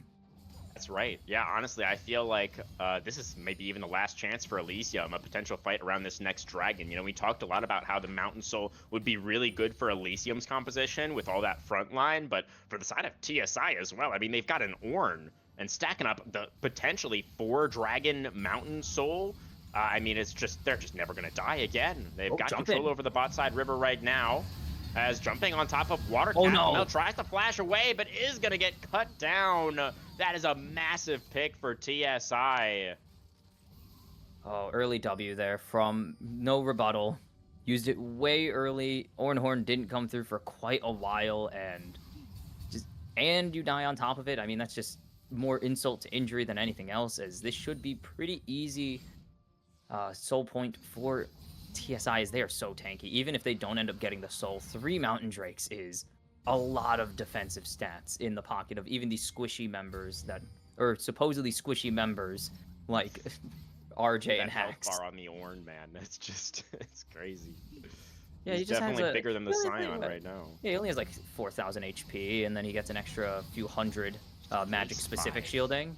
Yeah, it's just, they've started up the Baron now. 5 with the magic shield. And they are just shredding it. I mean, the Gwen and the Jinx Flash at this in. point, it's just Guster. He has the flash in for Guster. He takes it away. No way.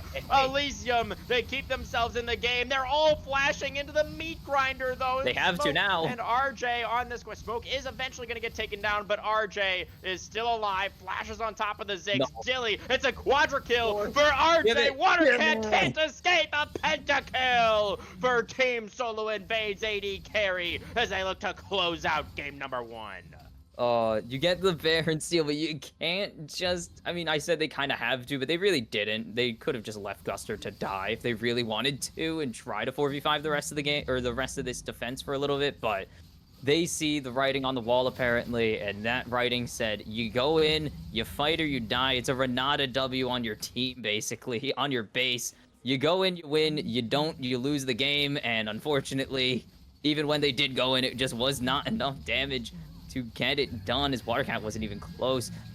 Call the Forge God just for fun, as this is an easy game 1 wrap-up for TSI. And now 2 wins away from denying a streak in the first place for Elysium.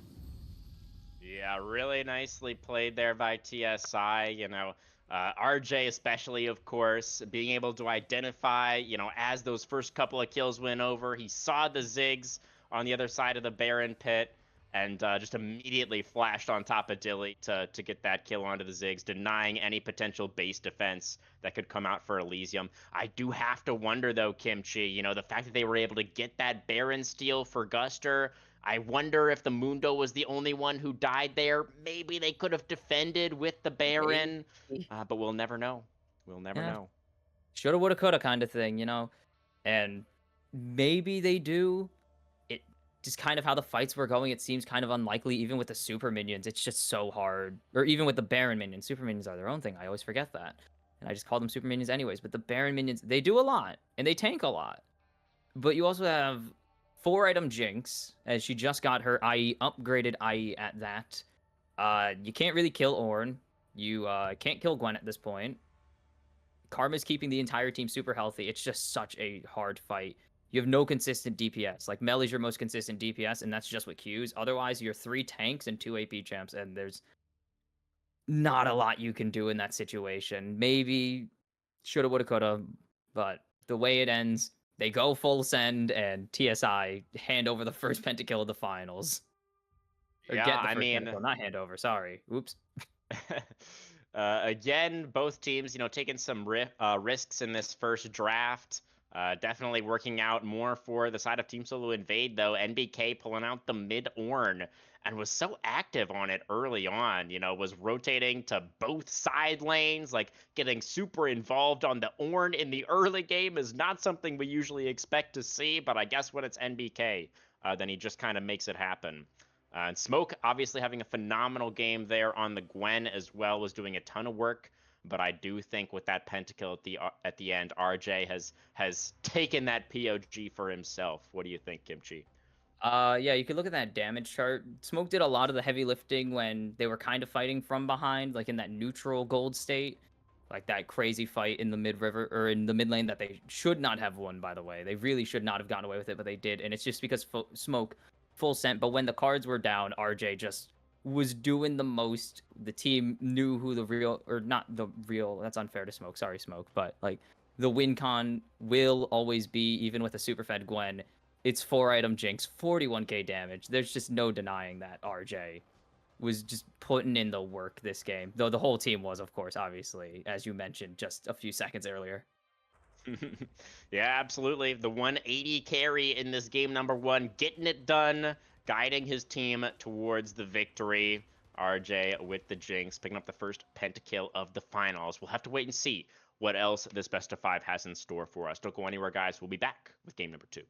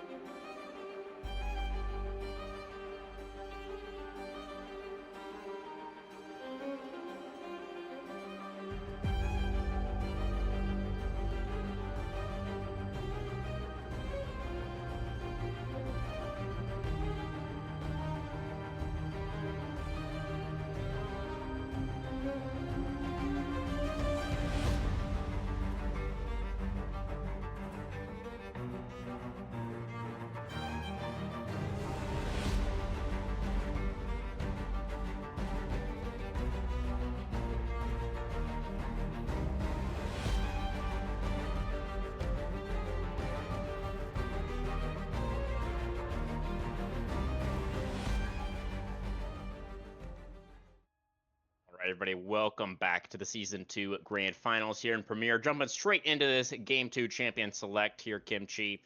Same sides as last time around, Elysium deciding to stay on that red side, see if they can make better use of it here in the second game.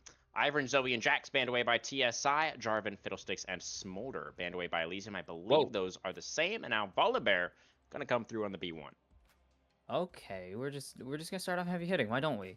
Because there's no such thing as easing people into things. Just it's full send. Okay, Volibear, this is a flexible option. I assume we're gonna see it in the jungle, as has been more popular recently.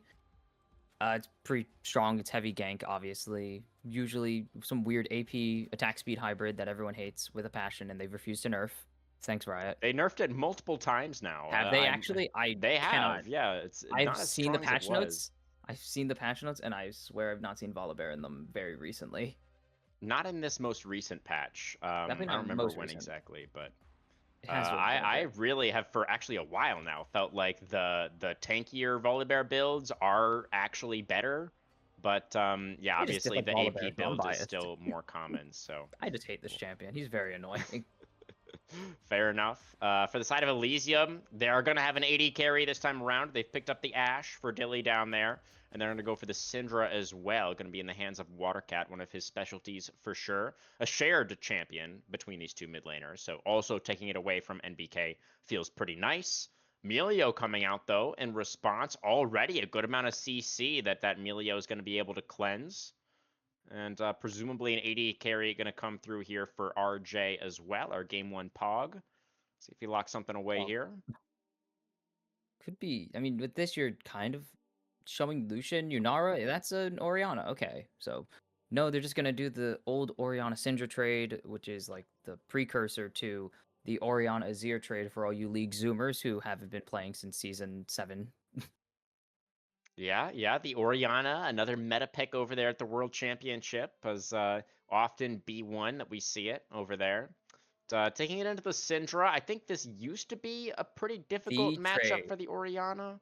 Nope, But, it was new. I guess it was kind of difficult, but it was always like this was the handshake before handshakes Yeah. were commonly, even more common than they are now. That is a blitzcrank, and that's a very strong handshake if I've ever seen one. Certainly, a rocket-propelled handshake, you could say. Gotta hurt. A giant metal rocket handshake. Yeah, it just gets worse every time you add more detail onto it.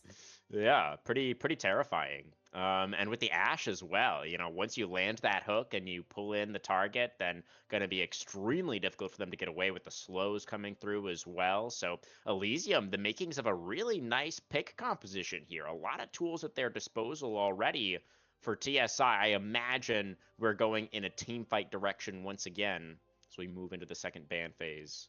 For Elysium, I hope we're going in a team fight direction, because I don't know what direction we were going in last time. There's the Lucian I was mentioning, but Sivir also a good one. Like, those are the two things you don't want. You don't want Melio, or you don't want Lucian with any kind of enchanter, and you don't want Sivir with someone who just gives her infinite attack speed and range. Yeah, definitely feels like a couple pretty intelligent Trundle bans again. there from Elysium. The Cassante gonna get banned away from CZI, and yeah, that Trundle ban, as you say. What are you making even an drafting appearance that loses to Trundle at this point? You banned Cassante. Yeah, I mean, the Trundle is like one of the few junglers that actually does beat Volibear in the early game, so maybe That that's is part of the true. thought process. But it's not like as the Volibear you have to fight Trundle You necessarily. could just leave unless you get absolutely destroyed by Pillar, but generally you could just leave the fight before you even have the opportunity to. And okay, so they're going for Okay. more pick comp with Mr. Vigo, as it was misspelled on his release. Yeah, I mean, the Viego Syndra is definitely a notorious mid-jungle duo. Really, really powerful to get that initial reset from the Syndra ultimate. Allow the Viego to start popping off. Pretty threatening. Huh. But now for the side of Smoke. Also had a pretty great game in that game number 1, considering the Mordekaiser now for game number 2. Another AP option for the TSI top laner. We are very AP heavy now for their side, with the Mordekaiser, the Volibear, and the Orianna all locked in. A lot of magic damage, but no true tank just yet on the side of Elysium, so it seems like it's pretty alright. What is the what is the ADC here? What do you can't really Kaisa Emilio, it's not that great. You don't want to Kaisa into this team. Definitely do not Kaisa. That's a Maybe bad it's one. just Corki like may Caitlyn or something. Caitlyn, Corki, Corki, I like could that's see, kind of what I'm yeah. looking at right now. Maybe even like Tristana could be a good. Okay, yeah, Tristana. So, pretty safe That's for it. the lane. You know, you can buffer Up is the invisible on rocket stream. jump to get away from a lot of the CC on the side of Elysium, and you are going to be strong later for the team fights as well. So it seems like a pretty good pick for RJ. Okay, they do actually make use of the Milio a little bit. Trist also has that natural range increase, so she's gonna be very annoying actually. And there it is. It finally popped up on the stream, so we don't look, or well, you don't look insane. I didn't mention the Tristana, you did. So you're the one that's crazy. Whoa. Guilty as charged. Hold on, this is. Darius now. Well, The I mean, if you're R5 for gonna be into CZI. if you're gonna be into more, you might as well just 1v1 the guy over and over again on repeat and win. Yeah, I believe that Darius is a known Mordekaiser counterpick, is he not? Because you can even I'm beat not him in the sure. Death Realm with the Darius passive. I You think can. You is, get is so how much it you get works. so many raw stats that it's just kind of tough, especially with the execute available. If you bait out his shield, it's just really hard to block that the Demacian not Doxy and Guillotine. Whoa, whoa, whoa. Hmm. I've turned him into a traitor. I'm sorry, Darius. You will be executed. Yeah, I mean, for the side of CZI, he definitely had a pretty miserable laning phase, at least, I think it's safe to say. Last time around, playing the Scion into the Gwen is never going to feel great. And you definitely Smoke was kind of able to get the better of him in that first game. So going for, more of a counter pick, using that red side to his advantage this time around, hoping to see a better performance from CZI here in game number 2. And for the side of Elysium, I mean, for both sides, I feel like the draft identities here are pretty consistent, pretty thematic, and definitely more standard than what we saw in that previous game here, Kimchi. Usually not how Fearless works. Usually the drafts get weirder They as get you go weird. later in the series, right? No, But we started uh, on the weird foot. They wanted we to did. make it very clear that this is Mm. no holds barred, anything goes kind of comp. But it will be nice to see Dilly actually able to try and play the role that he is assigned to, because that Ziggs Mel was not it, guys. I'm sorry, but it Yeah. was not it. Hopefully, this comp is pretty nice. I don't know who's gonna actually engage. The engage is kind of rough because it's either Yeah. Ash or it's Viego. Otherwise, you're fishing for picks or inconsistent CC. On the other side, it is you don't even need the Milio kick to connect. You have Shockwave on a Volibear who loves going forwards, and you have Volibear True. himself who has a stun built in that's point and click. So the engage going to be a lot easier for TSI still, but Elysium can just use their range advantage for the most part to try and get around it and maybe weave a hook or a Viego sneak in there somewhere to kick off the fight and make it uneven.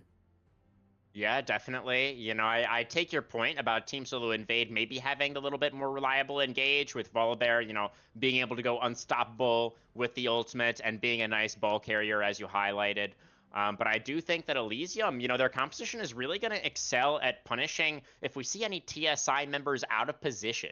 I feel like this Elysium side has a lot of really great tools to try to punish in those situations. And, that is something that I think we definitely did see a couple of times from TSI in that last game, right? It was not a flawless performance from them by any means. There definitely were some moments that Elysium were able to find, even with their very unorthodox draft. In the end, it felt like they kind of got outscaled without the 80 carry on their side. But, I do think that this Elysium composition is going to be really effective at punishing mistakes, and I feel like it's a composition that really suits their strengths as a team as well. Being able to roam around the map, be really active and looking for plays, and just trying to snowball the game in that way. I feel like I really like what they have here for game number 2. But Kimchi, how are you feeling about the drafts overall? Do you feel like either side got a meaningful advantage here in this game 2 champ select? If everything goes right for Elysium, they kind of can instantly win a team fight. As long as they don't pull like Smoke or something. If they pull Smoke, the game is probably over. That's Yeah, like the would be one scary worst condition. If you pull Smoke onto your Ash, you kind of lose the game instantly. But it's more balanced, and there's definitely a way Elysium can at least team fight because they just didn't have that angle before.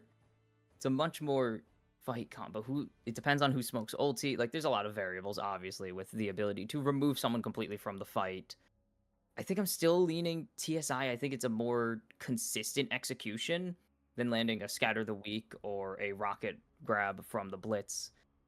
Yeah, I'm gonna lean to a TSI 2-0, but this is I said last game was winnable if everything goes right. They don't even need everything to go right. This is way more winnable for Elysium just by the fact that they have a damage profile now. I for sure agree. I do like their draft much better this time around. But, to go back towards TSI, I think it's fair to say that their composition here really suits their strengths as a team as well, right? Haman Karn has a pick where he can be active early and look to skirmish if he wants to. And then they've got their carries, NBK and RJ, on these really nice scaling threats. They're going to be so potent in the team fights later on. So I feel like, I was talking about how for Elysium, they have some really effective tools that they can work with that really suit their strengths as a team. But I feel like TSI got pretty much exactly what they wanted in this game number 2 draft as well. So it'll be interesting to see. I think, honestly, if you were going to pick one lane to watch for at least the early portion of this game number 2, Kimchi, where do you think we should be paying the most attention? Coin flip between mid and top lane. I think it's not mid. Syndra Orion is one of the most famous boring lanes of all time, sadly. It depends on how aggressive Elysium want to be. They have a Blitzcrank, so vary. But I don't know if TSI really want to match that aggression despite having a Tristana. So I'll say top lane because Darius Mordekaiser just sounds like a fist fight waiting to happen. And that's always the most fun thing to watch. Even if it's like no one dies in the end. You're just like watching two guys beat each other over the head for no particular reason because they see each other on the map.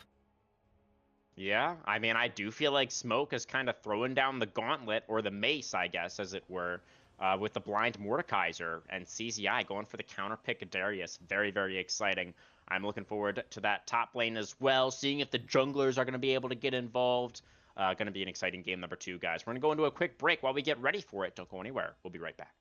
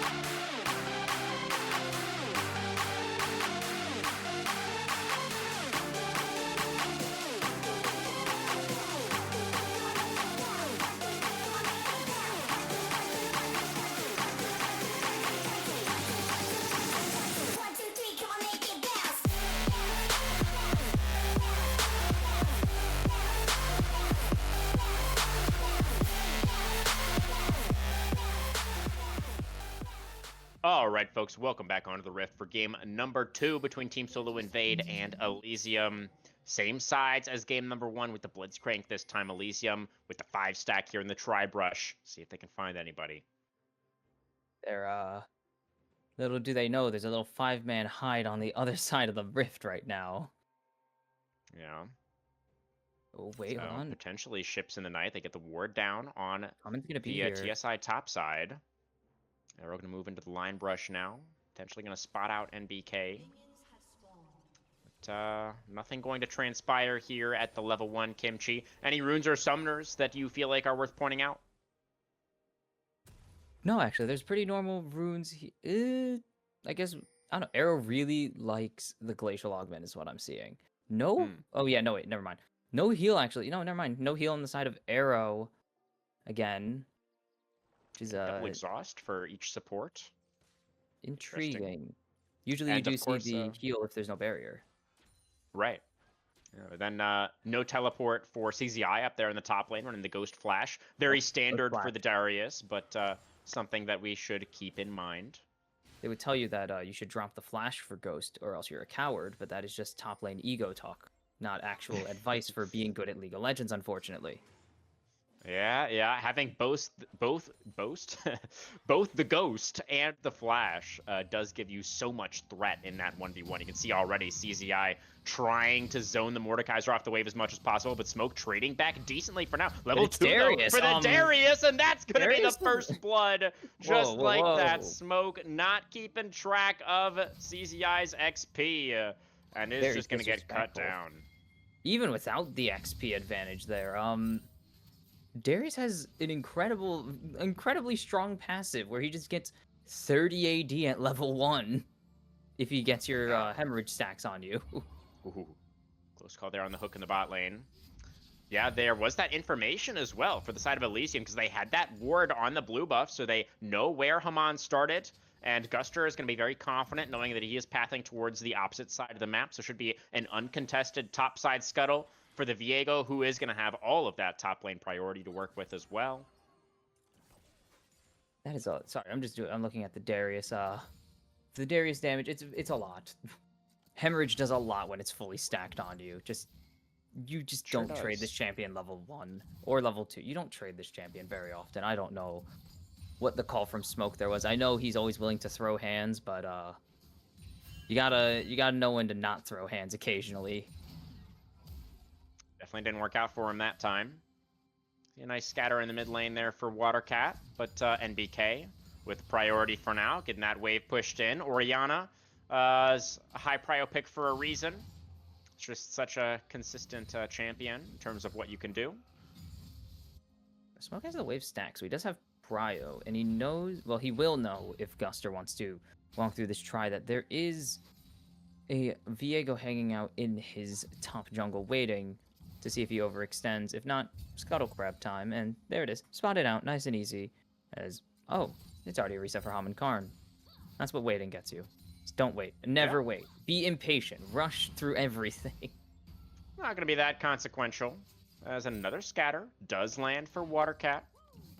As the Viego still hanging around here on the Rift. Guster really delaying that first reset. Gonna see if he can find the Orianna now to stop NBK's recall. Can he get it? Ooh. And he does cancel it. NBK forced to retreat further, but does have the teleport if necessary. Well, now does have to use the teleport. Didn't have to use it if he got that reset off before the cancel came through. Would have been able to walk back just before the wave would have crashed in. There it is. Teleport advantage over to Watercat, but Watercat also needs to reset, so it's probably just going to be a trade. Not that big of a deal. Slight tempo disadvantage for Guster, but not that big of a deal. You're against Volley. You were losing tempo anyways. Let's be real. Yeah, that's pretty fair. We'll see if either side is going to want to make a play towards this first dragon. Chemtech to start us out this game. Once again, I believe it was Chemtech first last game too, wasn't it? It was. Okay. A lot of...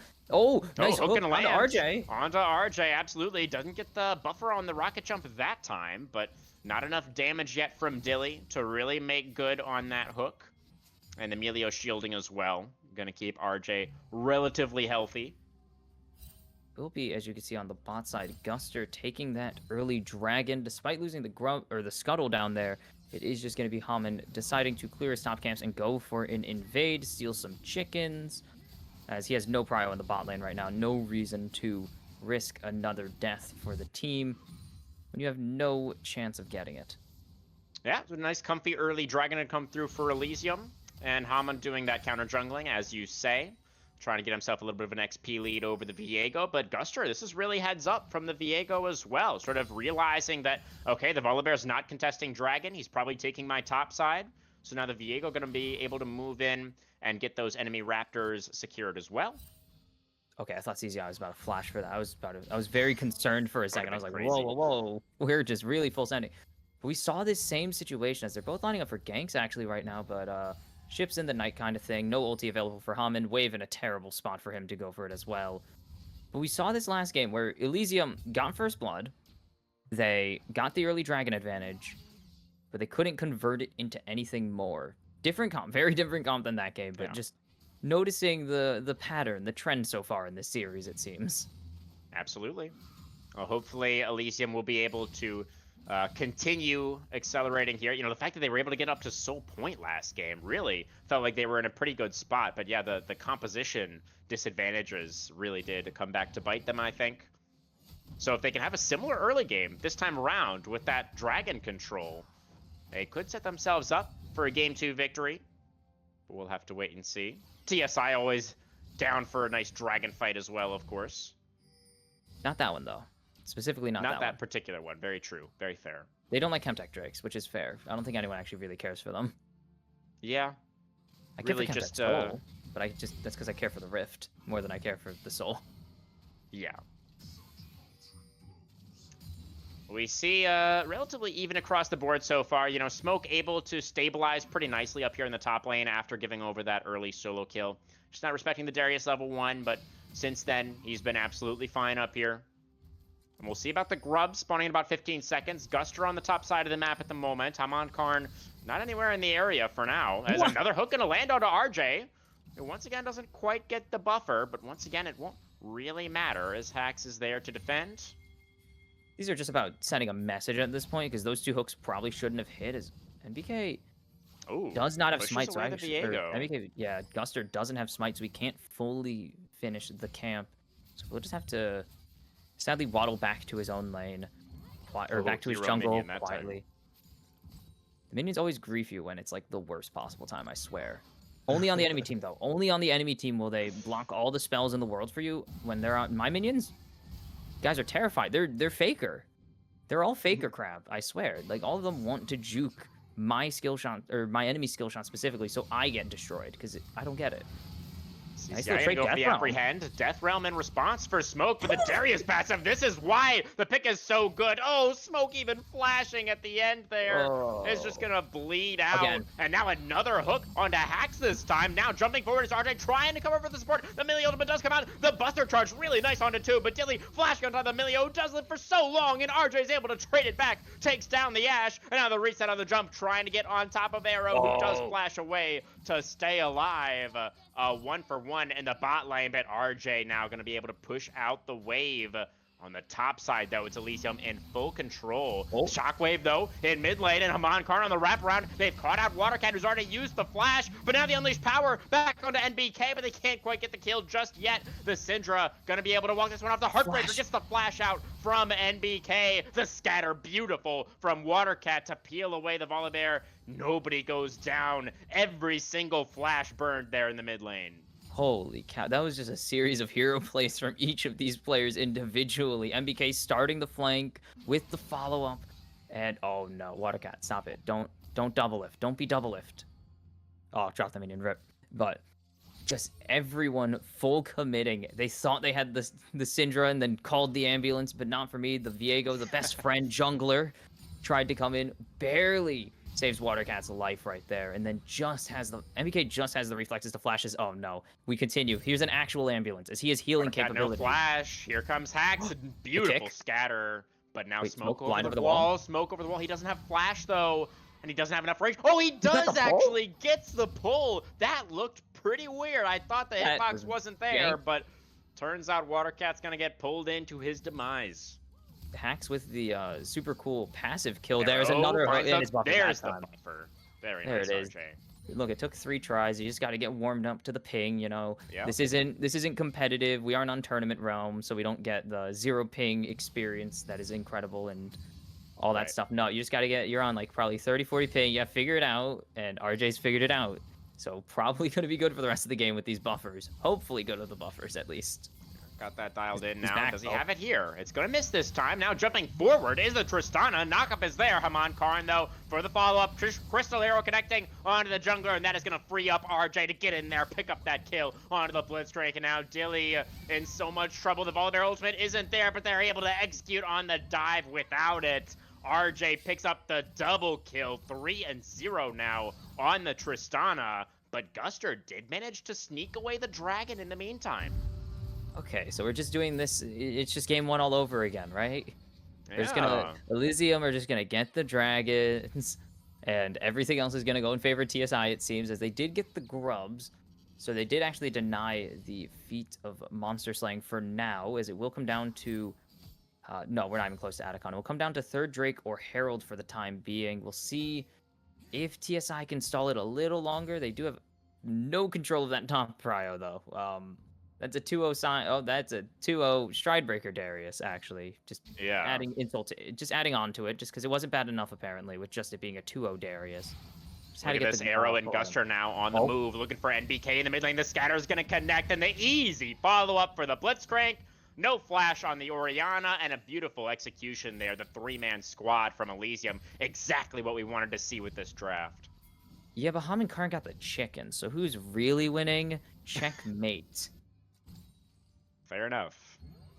But yeah, I mean, Elysium, they did get the feat of warfare as well, thanks to those solo kills coming through from CZI. So they are just that one neutral objective Did they? away from the feats of strength. Did Yeah, they actually get the feat? I thought TSI got it in the bot lane plays. Well, I guess I'm not 100% sure. No, that trait, maybe. I actually don't know the order. We can't check. Thanks, Riot, for not putting that in the client. And we won't be able to tell until the feat of monster slaying goes over, because I don't think a tower's dropping anytime soon. We'll find out. We'll find out. We'll find out. I We'll can see. see, but I thought it was 3-2 in favor of TSI. That's why it might have not been though, because You that would could be. right. I could be wrong also. And we Well- can't press tab, because if we press tab, we just delete the scoreboard. Yeah, we got a little while still on this next neutral objective.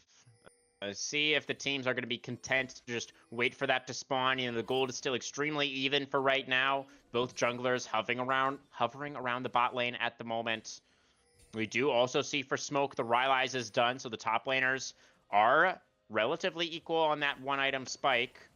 One is better As than Hax the has to be a other. little bit careful. Yeah, Rylai's is- definitely. I mean, This is mostly for chase down, which in this situation, Smoke's not going to be doing a lot of chasing. He's going to be doing a lot of running, given Yeah. the current circumstances that he's in of 25 or 15 CS down, a whole 2 kills down, 700 gold down as well. That is kind of how he, quotation marks, had an item lead, because his item is like 700 gold cheaper.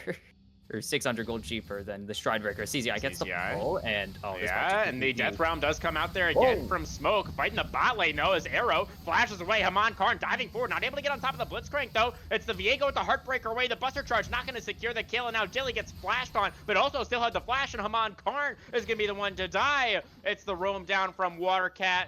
Is here first from the mid lane, and that made the difference. It's going to be Elysium. They get the 1-0 in bot lane, and CZI yet another solo kill. And the top side, Watercat, another scatter. NBK healthy enough to survive. That was such a perfectly timed Heartbreaker, because it basically just gave you your escape. I mean, obviously that's why you use it, but no, the Buster Shot actually pushed him over the wall and away from any potential follow-up danger, as CZI just not enough damage to finish off that turret. But I cannot believe that Elysium pulled out that fight win, but it really was TSI full committing everything. Is there's a on flash the with power Watercat, the solo kill in mid lane. That was disgusting. That's illegal. Can we get a stack check on the Syndra, por favor? Madam Loki. It appeared for Thank you, 79. It appeared for 2 seconds and I lost it. So we're literally 1 cannon minion or 1 combo away. As there's actually a wraparound question mark. No, they're not gonna get it. I'm assuming that was the 80 as well. So we have the increased E push. We do have the weirder angle E push. I don't get it. I think it. All right, so this would be the third neutral objective, but for the side of Elysium, but it's going to be the side of Team Solo Invade starting up the Rift Herald. Dragon spawning very soon as well. But yeah, the bot lane here first for TSI, but we see also Dilly and Arrow moving up the river. They're not going to be in time to contest. So the Herald is just going to end up going over. So 2 neutrals apiece now. As it looks like our bot lanes will now take up residence in mid. See about this next dragon. I mean, getting up to soul point again for Elysium would put them in an amazing spot in this game. We see Haman Karn moving down as well. And Guster coming off a reset. Currently, we have a little bit of vision over the area for Elysium. So they have a little bit of a control edge at the moment. Arrow as being a little, RJ. A little cheeky. Yeah. RJ just looking to get that wave pushed out. Not going to get hooked just yet. Not going to follow. That is a great ward right there. That actually wasn't spotted either by TSI. So, that's just really vision 101. You want to get that. It gives you vision of the jungle entrance. You can get it to give you a little vision of the lane, as well as it started by Elysium and Haman Karn. MBK hanging off in a corner of Tribrush. Yeah, the Ebola Bear trying to force his way in. He's brute forcing it. He finds the shockwave. There's the combo onto Watercat, but the Syndra surviving for now. Eventually, RJ gets in there, helps to finish off the Elysium mid laner. And now a man advantage for TSI here in the river. They're going to take control over the dragon, and we'll be able to get there first. You have to consider that while there is a gold lead for Elysium, almost all of that is on the Darius, who doesn't have teleport, so he's not going to be able to join any fight that he's not on the side of, or if he doesn't pre-rotate, or if he's on that side of the objective, of course. So it's pretty much even fights, and well, you could say even fights. All right, there's the Rift Herald. Shelly's coming up in the bot lane. That's going to be first turret, and that is going to be feats of strength over to Team Solo Invade. You know, it turns out that the first 3 kills did in fact go over to Elysium, but the objectives plus the turret is going to give TSI the upgraded boots. This is disrespectful. CZI. Dude. It is. I mean, he's earned it at this point. He knows that the rest of TSI are on the bot side, and he knows he's just been dominating in the 1v1, so he's earned the right proxy. to proxy. RJ is going to get stunned up. Pretty decent buffer, but then he gets pulled in by Arrow. The turret is going to get taken down, but RJ quickly turning that around onto the enemy support. What an Arrow. Forced retreat. Arrow connecting onto Haman for the disengage. And Elysium, they get the turret and they get out. CZI going to be able to take this top lane tier 1 as well. Smoke again with the Death Realm, but we've seen this before, Kimchi. CZI still trying to get that passive stacked up. Dodges away from the Obliterate. Finds the Q for a little bit of healing. He goes and is actually not gonna, just gonna retreat. CZI, he doesn't flash though. not gonna overcommit. Oh, because he probably knew that the rotation was coming up from NBK. The shockwave to pull in the Darius, and the Death Grasp is going to be there. Massive heal from the Q. The Obliterate, not enough, but eventually the Clockwork Windup is going to get the shutdown over to NBK. Some extra gold for the mid laner. TSI, very happy to see that. He held the guillotine for some reason. He got the kill there. Smoke dies to turret if he throws down the Noxian Guillotine. So I'm intrigued by the decision not to, but also he's also not worth that much gold. He did back off a lot, but it has a funky range, kind of. But also, it's like, this guy's 0-3-1. He's not worth that much gold. But you also do get the kill. If you kill, you get reset, so you do get some ulti refund if you kill someone with it. Yeah, for sure. It would have been nice to have gold in the buy, but not the end of the world. Definitely the end of the world if you give that shutdown to MBK, which they did. Concern. Yeah. Mild. Concerning for Elysium for sure, but they're still in a decent spot. You know, in the aftermath of that play, we saw tier 1s exchanged.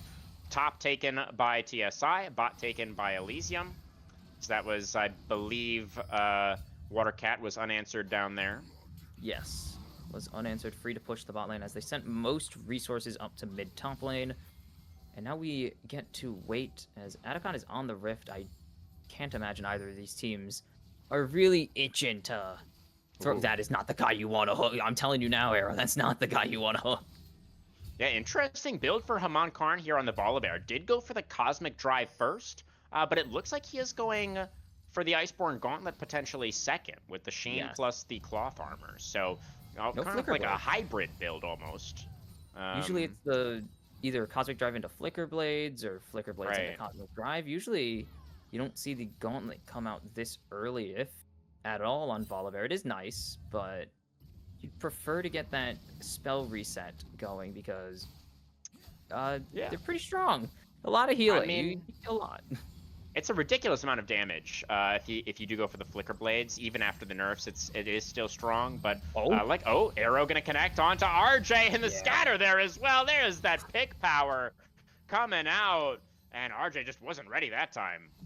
Didn't even need to use the Unleash Power. That was just because it's cool. It's cool to use the Unleash Power. It has a sick name, and more importantly, you've actually removed like the damage dealer on the side of TSI, so you could just threaten this Big Atacon. You could threaten a big bot lane Buster play. Looking to catch maybe somebody not out. that but hard. Hold Diego on, may whoa. have overstepped the Heartbreaker to disengage, and now Haman Carney's not tanky just yet. He tries to jump away. It looks like the jungler will survive. Smoke now slowed up. Arrow with the flash in. Finds the rocket grab. A 3-man pull from Smoke, and he's got the Blitzcrank now in the Death Realm. That should be a free kill. He's trying to flash on top of Arrow, but another knockup is there. Arrow gets out of the Death Realm. Will eventually die. Wait, hold on. Now the flash in for Dilly. They're able to take down the Emilio, and the reset's coming through for Viego. It no, will and be CPI's here Elysium now. tidying up the team fight. RJ does return in time to get that revenge kill onto the jungler, but still, it's going to be a massive win for Elysium in the extended play. They get the 5 for 2, but the jungler did die, so they cannot transition that into an Otacon.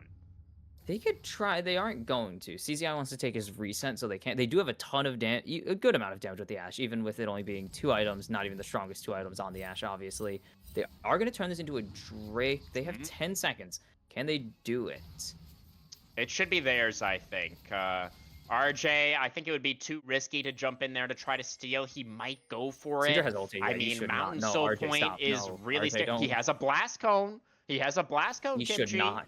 He really should not, but he can. It's all a matter of if they do push him out successfully. Good teleport from Smoke there. And MBK, they doubles teleport. Okay, so that is a bit of a commit to this mid play. Okay, they get it. So Very nice for TSI. They're going to get control over mid lane now. They're going to threaten that tier 1. And Dragon, as you said, has been peeled off of by Elysium. They're not able to defend their mid tower. Now TSI, they're taking some control over the area. Oh, very close, but NBK Arrow just wants to knew hook that someone who was can't coming. buffer. Just wants to hook one person who can't buffer. He's just been like, I've been hitting RJ all game. I'd like one person who doesn't instantly leave whenever I hook them, but not going to be the case. I cannot imagine they full send for this. This is a very... You're full sending on a 2-2 Drake. Not worth it. And they will Really just... nice control now coming you out have to from full Team send on Solo this, Invade. though. I feel like that's a hallmark of this team. They've got so much control now over the area. They're starting up the Otacon. Guster thinking They're about on the wrapping wraparound. in. Oh, they're looking for the wraparound. They're trying to catch out the jungler. Got the shockwave is there. They get right on top of the Viego. The Buster shot, though, again, it kind of Wait a gets minute, into CZI. safety. And now Hack's going to get pulled in. CZI trapped in the Death Realm, so he cannot reset off of the very low health Tristana. But now Smoke is just going to get left out to dry here. The Death Scrap does pull in, too, but Smoke had no way to survive that. And now 5 versus 3 on the map. It's Elysium. They win out in the team fight. Really nicely played, and now they will be rewarded with the Otacon. It just for what feels like the millionth time already this series, Guster survives on 1 from the Buster shot. For the second time this game even. The Buster shot actually keeps him alive. The bomb charge was not enough to blow him up. He's able to get blown back into his team and safe. And then they hook Hacks, and he gets to heal off of that by killing him and stealing his soul. Or embodying his soul. I still don't know what the lore of that Whatever would be, Viego but does with souls. whatever yeah, Viego something does. I like mean, that. Smoke does actually save a lot more. He doesn't get to save the Atacon, unfortunately, but that Yes. Death Realm does save his team from just getting destroyed by a, let's just say, Fed Darius. I feel like that's too simple a word for what CZI is right now. Just a casual 16 CS up, 4-1-1, matching the rest of his team just being in top lane. Like, he hasn't even really killed anyone else besides Smoke. He's just been here chilling. Absolutely right. I think that Mordekaiser ultimate, while it may have looked a little bit silly, Smoke really did save his entire team there. I think it would have been a complete wipe if CCI had started resetting in the middle of that fight. So heads up from the top laner, kind of redeeming himself a little bit for his role in getting the Darius fed in the first place. but still it is an Otacon over to Elysium. They are now in a very comfortable spot in this game. See if they are going to be able to continue making this work, though. I do feel like maybe as the game progresses, it's going to start getting a little bit harder. You know, NBK and RJ are only on 2 items for now, but the Tristana is about halfway to her Infinity Edge, and do feel like those carries are going to be a bit stronger in straight-up team fights as the game progresses. Looking for Watercat now. Haman Karn does have the ultimate available, going to use it to go forward. Ooh, a pretty nice scatter from Watercat to try to disengage, but he doesn't have a turret here to Arrow? fall back to a Oh. really nice ultimate coming out from Dilly, saves the mid laner, and now RJ found out on the side. Buster shot to get away from the Viego, or to disengage from the Viego. So both AD carries with some critical ultimates there to survive, keep different members alive.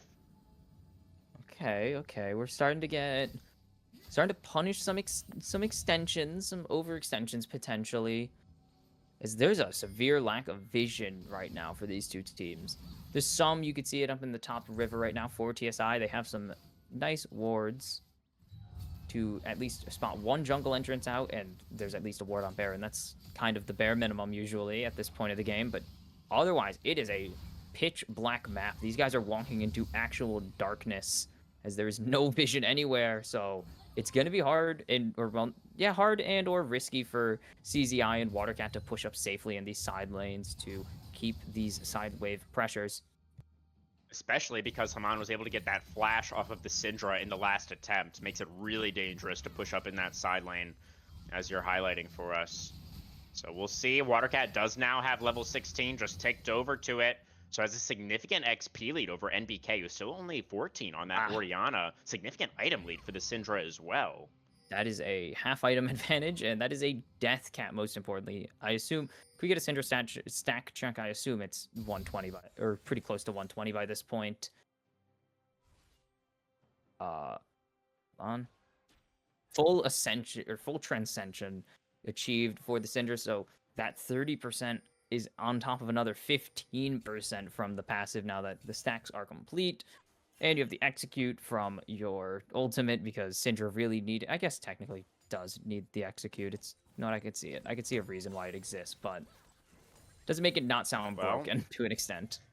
We've got Mountain Soul Point for somebody coming up in about 20 seconds. We see Team Solo Invade once again moving in. That's going to be a hook onto the jungler. Haman Karn forced to use the Stormbringer to get back over the wall. Big tool down for the TSI jungler, but still, they're able to take control over the area, and they're looking to start up this objective as soon as it spawns 5 seconds away now. No. Guster Posey isolated on the side, gonna get ulted by the Mordekaiser. Smoke trying to chase down Guster, will be content getting out the flash. So big tools down now for both junglers. It's the rest of Elysium taking up residence towards the top side of the river. They can definitely force their way in here for a potential flip over the dragon. It's been started up by TSI. Flashing for the hook is Arrow. That's going to be the flash out in response for NBK. The Dragon just getting bursted, though, and Haman's smite is good. Crystal Arrow connecting on to the Melio, I believe, and now flashing in is CZI trying to get that passive going. A decent disengage, though, as the Melio does come out, but another hook is going to land, but it's going to be a kill. Traded back as the Darius gets taken down. Guster, though, starting to reset through the team fight. Smoke staying alive for now. Guster is able to take down the Mordekaiser, and it's a double kill over to Watercat. Very thin margins, but it's Elysium. They end up wiping TSI off the rift, and they can now move towards the Baron. You know, that does beg the question. Why didn't you just do that while the Drake was up? Because I wanted to kill all of TSI. I guess so. You could have got the Drake and killed all of TSI.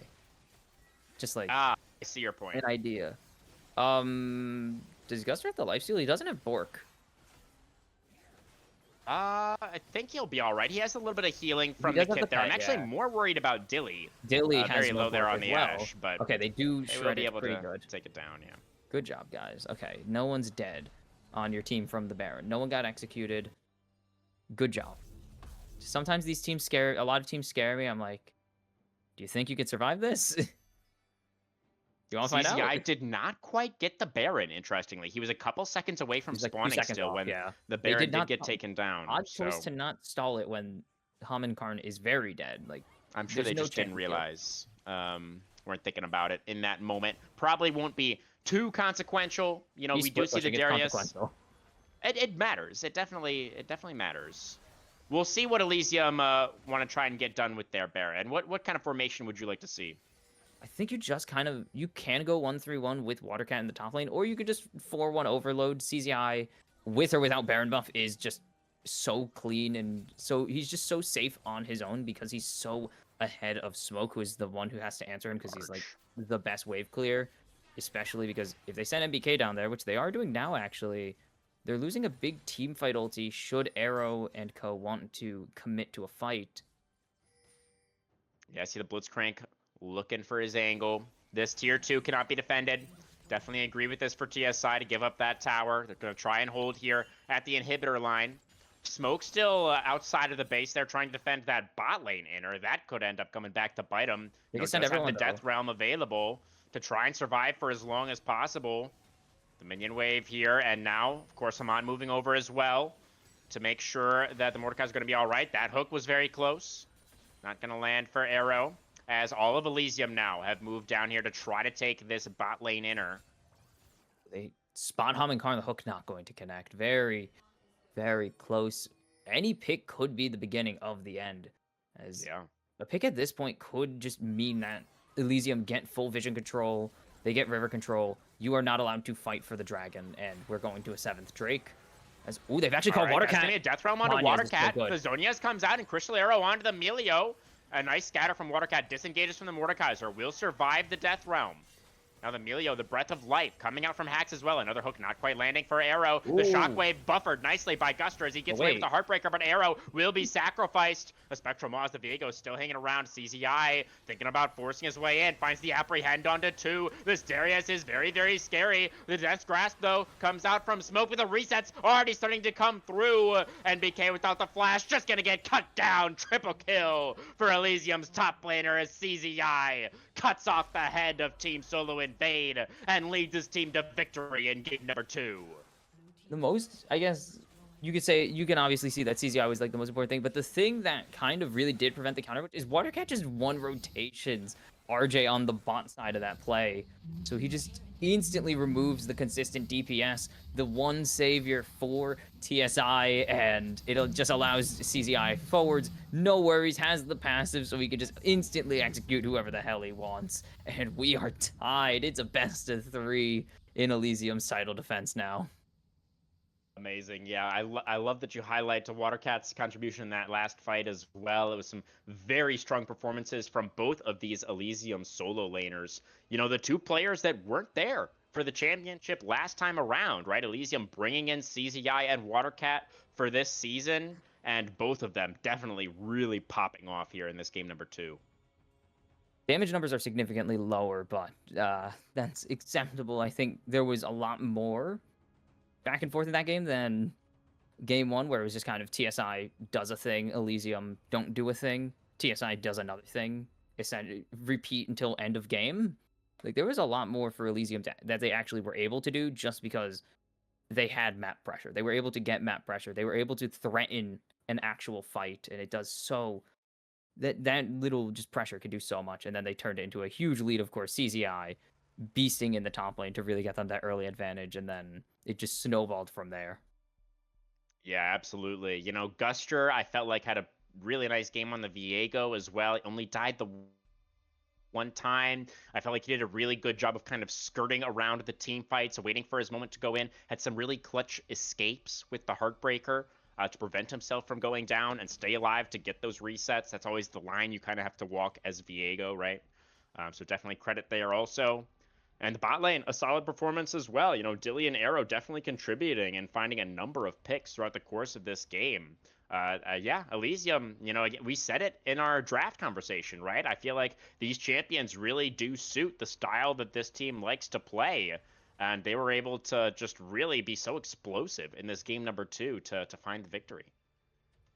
Who's player of the game? I kind of want to say it's Watercat or Guster. I think it might be Watercat, though. I think just how integral they were to finding these picks, to getting these team fights back to even, especially just the ability to erase one player, but Guster as well, as you mentioned. Just like, I guess you could also, like, it's Guster. You could say CZI, like, both of them had the ability to just turn a fight whenever they wanted to. it's just that was a really good team effort more than anything. You could pick whoever you want for player of the game because I think I agree with it no matter what. But it definitely was a much bigger team effort than just one person doing Oh, for everything in the sure. early game or in the mid game and then wiping through team fights like nothing. No, there was definitely the coordination was a lot better this game from Elysium. Yeah, everybody on Elysium played well that game for sure. I personally am actually leaning towards CZI for I can dominating see it. so hard with the R5 counter pick, right? They gave him the draft resources. He completely dominated the top lane. And we also highlighted the fact that he wasn't running the teleport, right? So I thought it was really important that CZI, he knew when to rotate down and join up with the rest of the team, which timers he needed to be joining up for the team fights and when he could be pressuring in the side lane. So while he's not really represented in the damage chart, I definitely felt like he had a massive impact in this one. But I feel like the other contender is definitely Watercat. Had some really amazing scatters, and again, I really like your highlight in that last team fight. The fact that he was the one that kind of zeroed out RJ, who was the biggest threat on the side of Team Solo Invade in that game. Watercat definitely finding some really, really pivotal moments on that Syndra as well. But definitely one of them. We could give a co-POG, I think, for this one if you're all right with that. I don't mind. I think giving it to CZI solo would be very justifiable, as you put it. Like they bet a lot of the draft on him at the end. Giving him counterpick into that Mordekaiser is what got him his early advantage and allowed him to get this item lead that would snowball into later team fights. He was such a force in these side lanes. I mean, I'm fine with whatever because I think they like you could argue the entire top half of the scoreboard for Elysium really did pull a lot of weight, or well, more than their weight in this case. Like Dilly and Arrow obviously did pull their weight plenty. I think Arrow had some pretty nice hooks, but Yeah, absolutely. I'm fine with solo CZI if you want to go there or go that way. Jeez, words are hard. That sounds good to me. Yeah, everybody on Elysium popping off in this game number 2 to tie up our grand finals at 1 game apiece. It is not going to be the 3-0 for TSI that we saw in that upper bracket final. Happy to see a more competitive match this time around, and only time will tell what the rest of the series has in store for us. Don't go anywhere, guys. We'll be right back for game 3.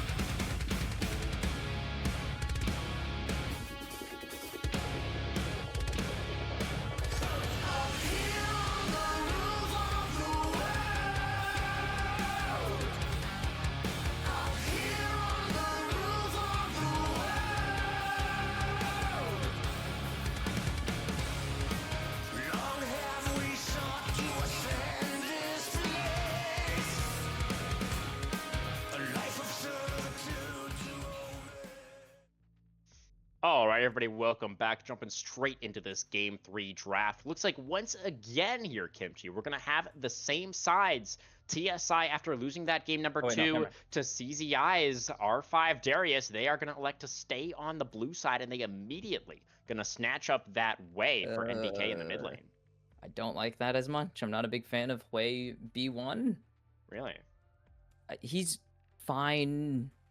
I think there's better I feel like the fact that the Mel is gone is probably making that B1 way a little bit safer. I think you could just go Wukong. I don't know how we haven't even seen him contested. Like, he's literally the strongest jungle on the entire patch. He synergizes with every mid laner because he is the engage. Like, I think we're missing something. But Sivir Blind is actually Yeah. is actually fine into the. No, it's fine now. The like I Definitely guess the feels big nice into the way. They deny his all of his abilities, very spell potentially shieldable, right? So we'll see. find some value there. And definitely a pick we've seen Dilly on a number of times as well. Taking something for Watercat here makes sense to answer into the way. Victor, going to be able to answer that range somewhat. You can answer the team fighting power and the AoE later on. So another nice control mage matchup between these two mid laners. And now most likely, I mean, the Wukong, you called it out. It's still available for TSI if they want to go towards it. Or maybe they just want to prioritize a bot lane here into the Sivir. They could get the ADC at least. I think you should still Whoa. just get a jungler, as this would be a funky pick, and that would also be a funky pick. I don't trust. My trust has been broken, but it's actually not been broken, as that is a Twitch ADC locked in for RJ. Okay. Yeah, very, very cool.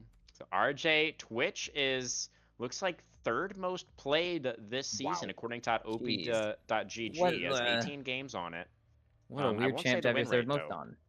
Don't worry about it. The win rate means nothing. It's Yeah, the it's win solo rate's queue. irrelevant. Who cares? Yeah. Yeah, it's solo queue. The win rate's irrelevant when you're in. I don't even think he's played it this season. Twitch Lulu. Everyone hates this comp.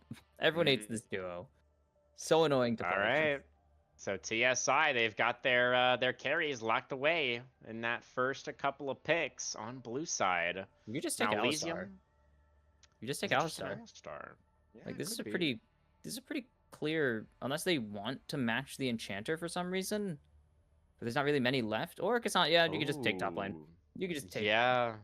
really safe top lane pick. Is Mbessa? Mbessa's still on the And table, it's so you do have to worry about that. But they could ban it not. here in the second phase, Yeah, though. like And that's really the only thing they have to worry about. Sion's yeah. gone. Like Mordekaiser's Mord's gone. gone. Yeah. Garen also counters him. Um, Actually, that's a very good ban. Yeah, but it's not just Cassante, right? It's CZI's Cassante. He is just an absolute menace with this champion. We'll see, though. Team Solo Invade going to be able to focus some supports here with their second ban phase. We'll see if they are going to decide to take away that Alistar that you were considering a moment ago. The Trundle ban Trundle has been a again. perennial ban here in the second phase. You don't have a jungle locked in this time. You take the Trundle. You have a Cassante on the enemy team. They're gonna leave the Mbessa up. I guess it is Ooh, kind of a skill wow. match. It's kind of a skill matchup. You do need to lose to the Mbessa to allow her to get an advantage, obviously. But also, I think Mbessa just wins that matchup more often than she loses it because she has such a natural way to deal with Cassante, which is just ignore him and just dance around him for as long as possible. But they don't want to deal with the two champs with the executes. That Cassante likes cutting his HP in half, so not the best strategy. His Thresh is going to be actually the ban away. Interesting. Yeah, I mean, CZI did play his Cassante against Perspicacious's Ambessa in that lower bracket final up against Omega and just completely dumpstered Perspicacious in that game. So maybe he just feels like the matchup isn't so bad. Definitely has won it in the past. We'll see if that's the direction that Smoke is going to want to go in, or if Smoke is just going to end up taking a more standard frontliner for, his relatively immobile, very strong scaling carries that they do have for the side of TSI. It's the Seraphine now, I think an locked Enchanter. in. Jungle counterpick. This is not common. Holy cow, we have jungle counterpick. This is unheard of.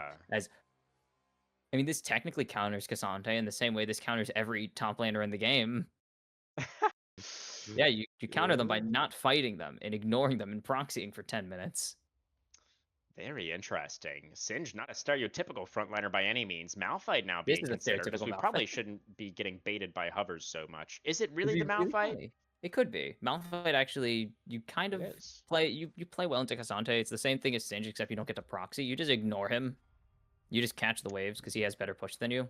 You poke him down every once in a while if you have the mana for it, and then catch wave. And then you just become invincible, especially with the Sivir Cassante showing.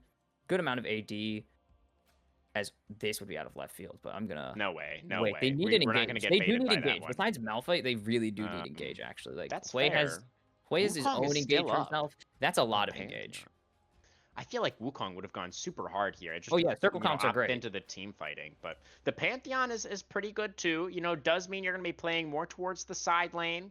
And Cassante is famously not very killable, so I don't know if that's really going to be your target as the Pantheon in this game. But Victor, at least, later on in the game, can be very vulnerable in sides. So we'll see if that is going to be the focus. I don't think they needed more AP, but they have good It's into ultis to steal. Malphite. That is the thing. They have good ultis to steal. Yeah, the Malphite, they have the Pantheon, they have the Hui ulti, they have Lulu. Literally, the only one you don't really want is Twitch. Because how often are you really autoing on Silas? You're really focused on spells more.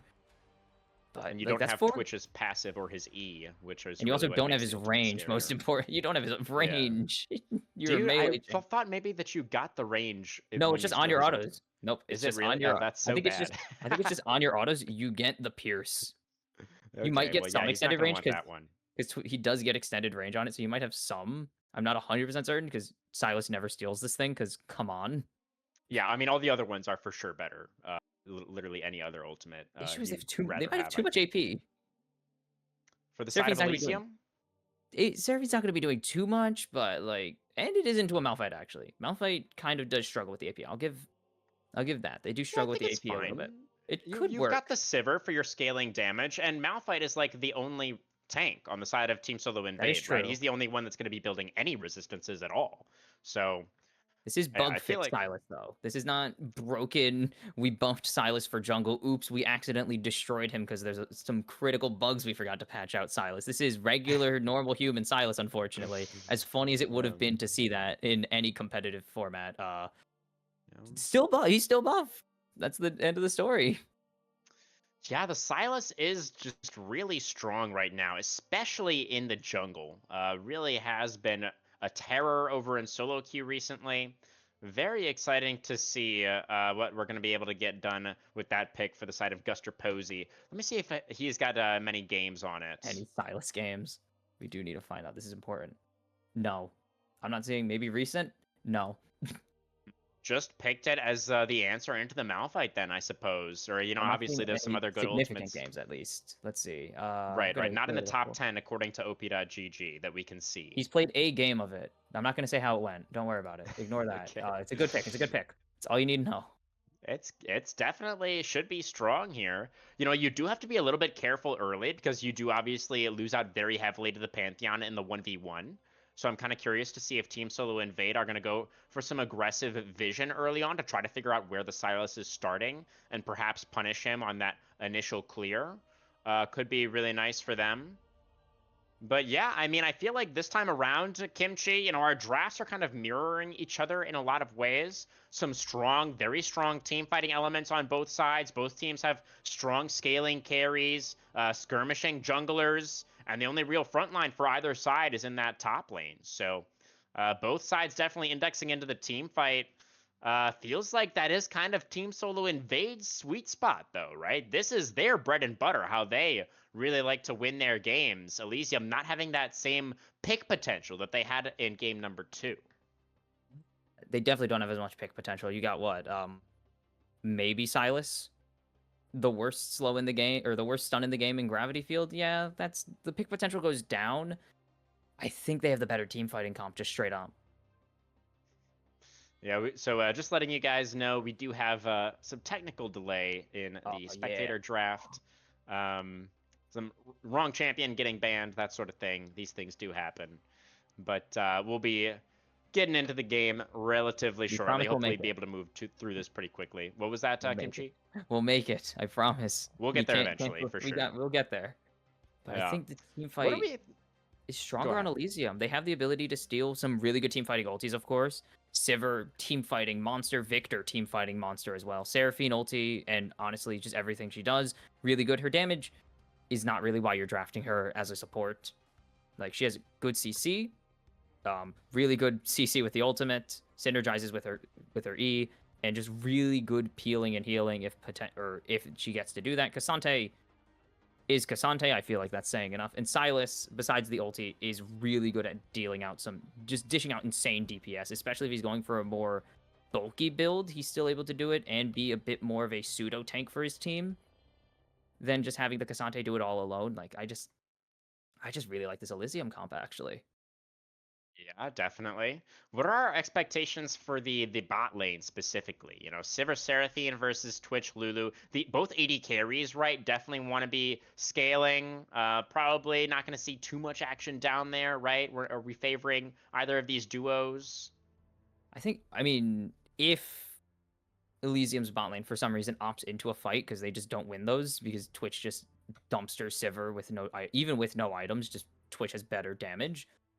Like that's really the only way I see any action really happening in the bot lane is if for some reason Elysium decide to opt into the damage because RJ just will win. He goes invisible, he gets that attack speed buff, he puts 15 shots in you with the lethal tempo and then just executes you with his E. Like there's no reason Elysium really should be fighting super hard, maybe occasional trades and poke from the Seraphine, but I think this is going to be a nice a classic Sivir farms for 40 minutes game. Fair enough, fair enough. Yeah, I'm really excited to see the Twitch in particular. Perhaps the champion I'm most excited to see out of everything that's been drafted here for this game. Just because RJ, I feel like, has been the standout performer in both of the previous games for Team Solo Invade. I had the Jinx in game number 1, where he ended up carrying them at the end, and then I felt like he was kind of the hope in game number 2 as well on that Tristana. So on the Twitch this time around, another really strong scaling carry threat. And one that we don't see as often, right? The Plague Rat coming through. I'm excited to see how that is going to look. And, you know, with the stronger Enchanter, I feel like it's safe to say in the Lulu, I feel like that is a fair expectation to have, that would be kind of the stronger duo that's probably going to have priority in that bot lane more often than not.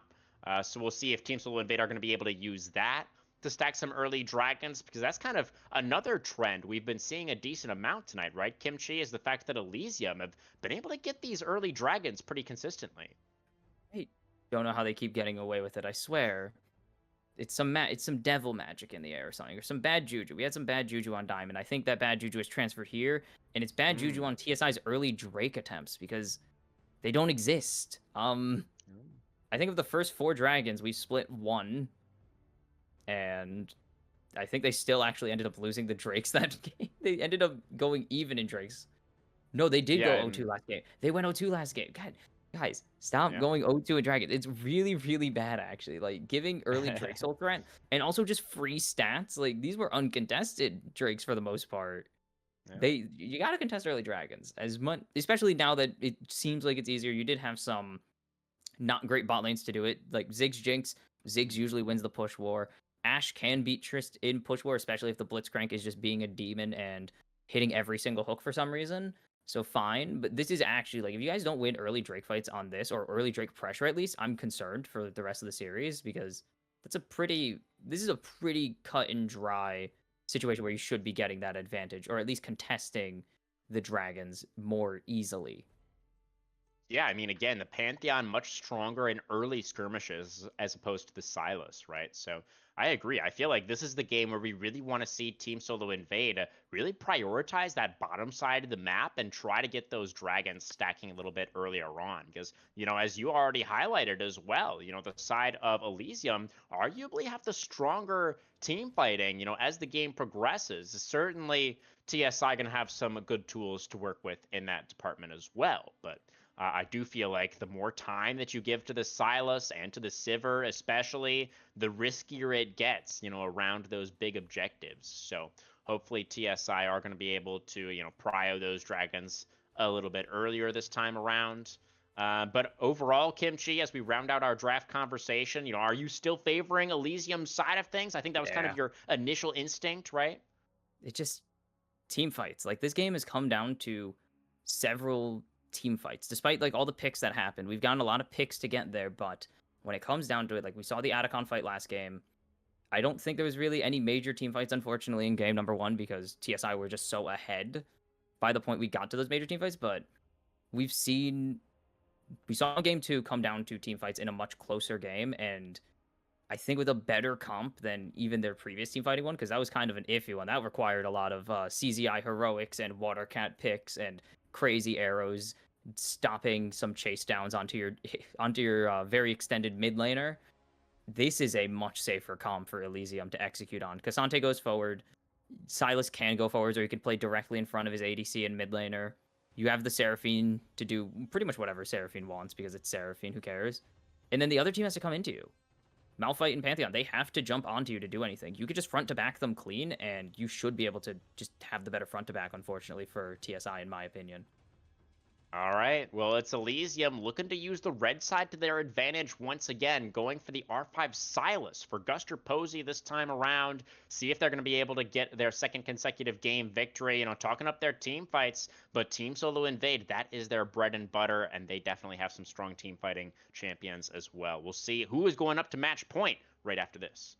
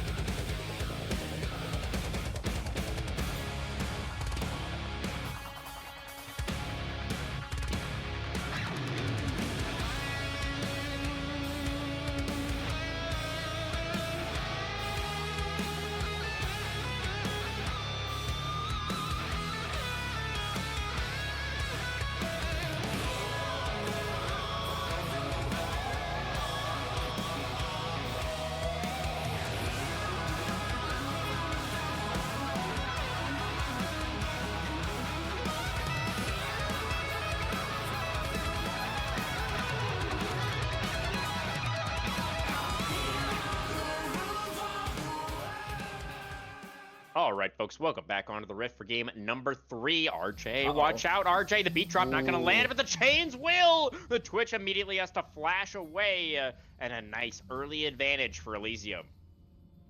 Do you take chains? Do you take chains early, or I guess all of them are chains? You do if you're looking for a level 1. Well, if you're looking for a level 1, I don't know Silas jungle levels. If you could imagine, I don't play. I'm a support ADC main, so Silas is not my strong suit. Maybe I'll bust out the Silas support. I remember when Silas support was kind of a thing. Yeah. Shout out to Carrier over there in the finals. Just shout out to Carrier. He plays literally everything, whatever you want him to play. True. Yeah. Oh yeah, let's go. Smoke is the greatest player alive. Not only I'm gonna list off all the things as a Malphite enjoyer. I can list off everything he did right. He pressed Q.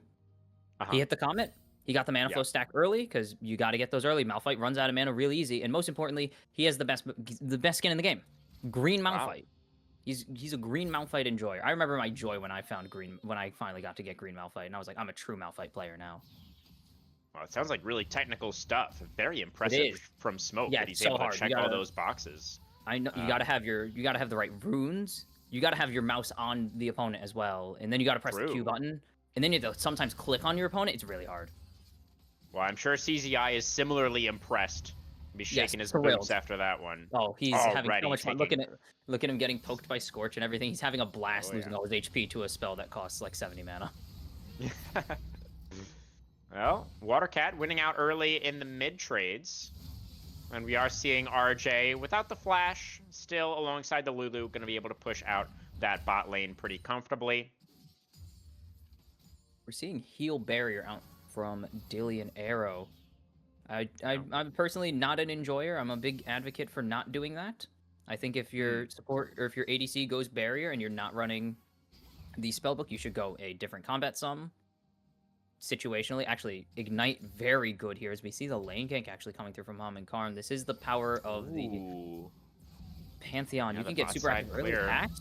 Arrow double is going to root. respect it. Yeah, Wow, flashes away. I don't know if they saw him or not, but I think they knew something was. They had to know something was up, right? Like you don't position like that as Twitch Lulu. Oh, never mind. No, Right.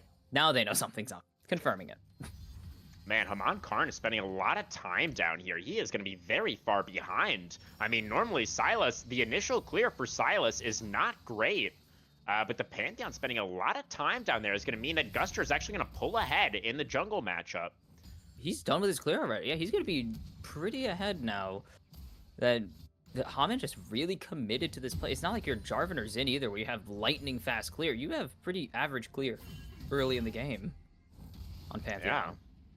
Well, at least good news for Haman Karn is he is now on the top side, so should be able to get that top side Scuttle Crab, as Guster is, of course, on the bottom side of the map. Unless We'll see. we see some craziness. We've seen some interesting scuttle strategies.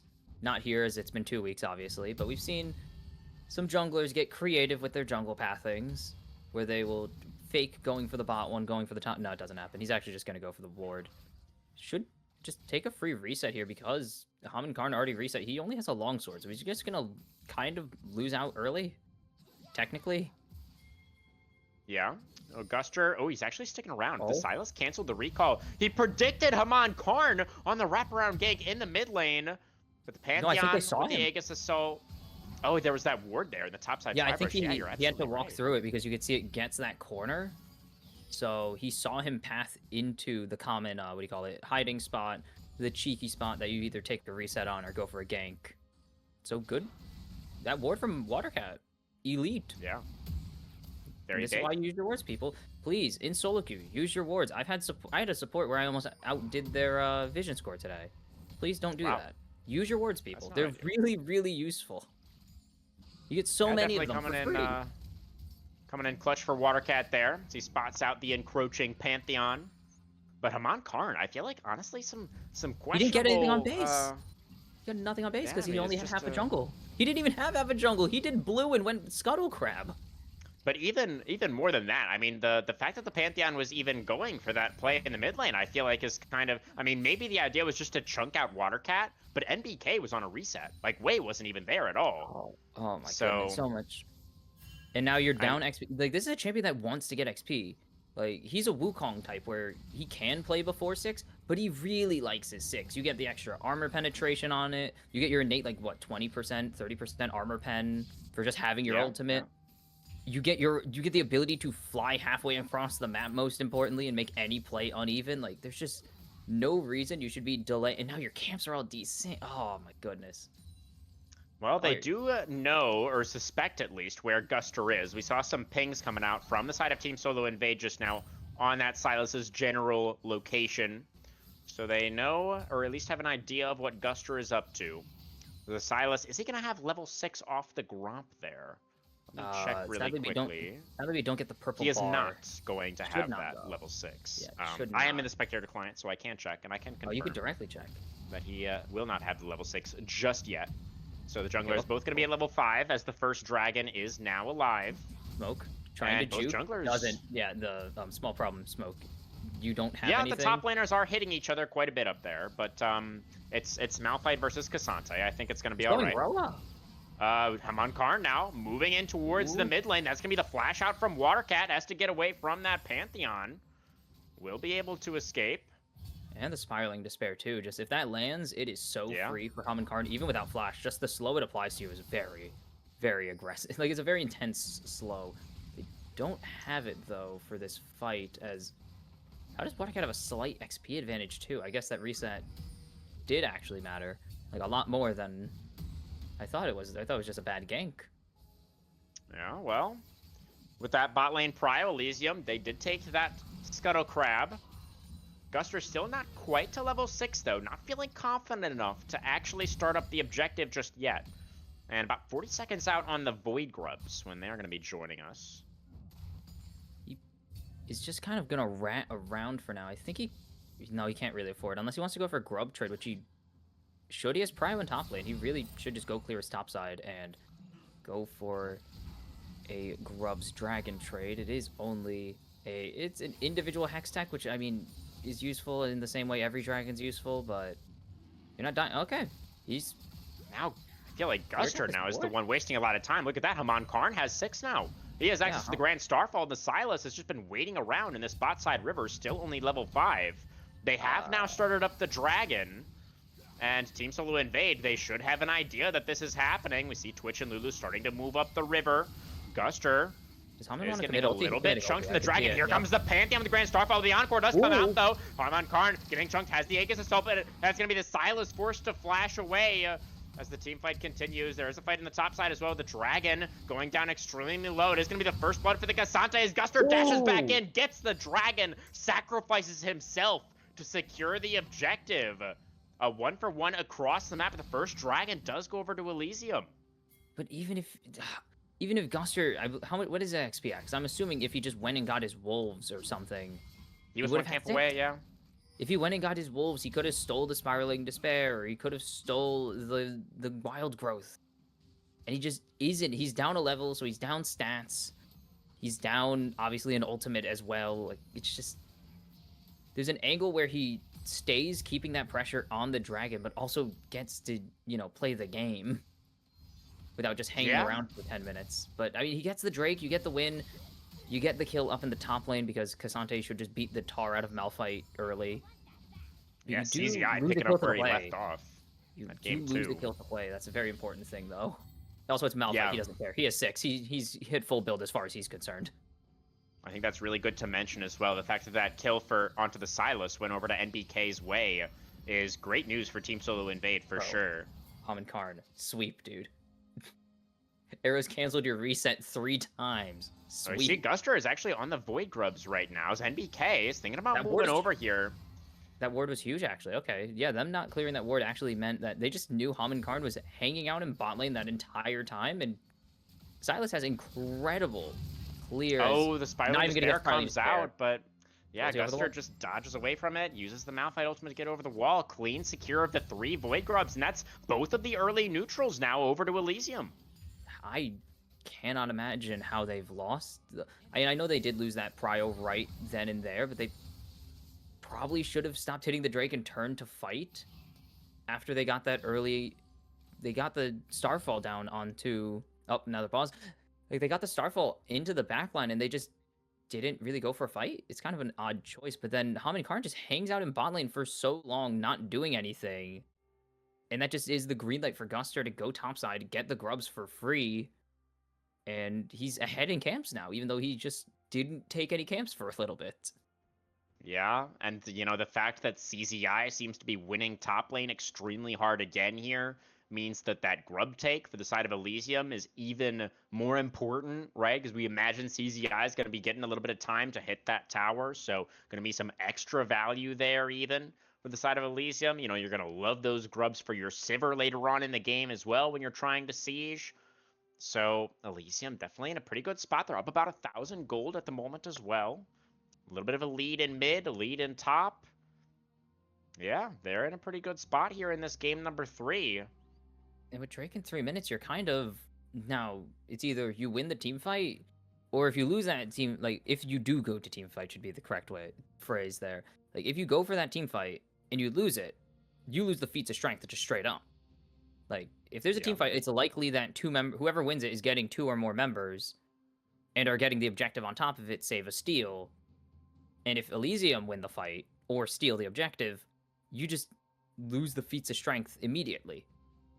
Yeah, I think it's going to be really important for the side of Team Solo Invade. Like, when you have Pantheon on your team, you don't want to just play for team fights, right? You need to use the global power of the Pantheon ultimate to create advantages before the team fight happens, right? So we need to see Haman Karn on this Pantheon, I think, use that ultimate to create a favorable situation for Team Solo Invade, where Elysium aren't going to be able to fight. That's going to be the big thing that I'm going to be looking out for here.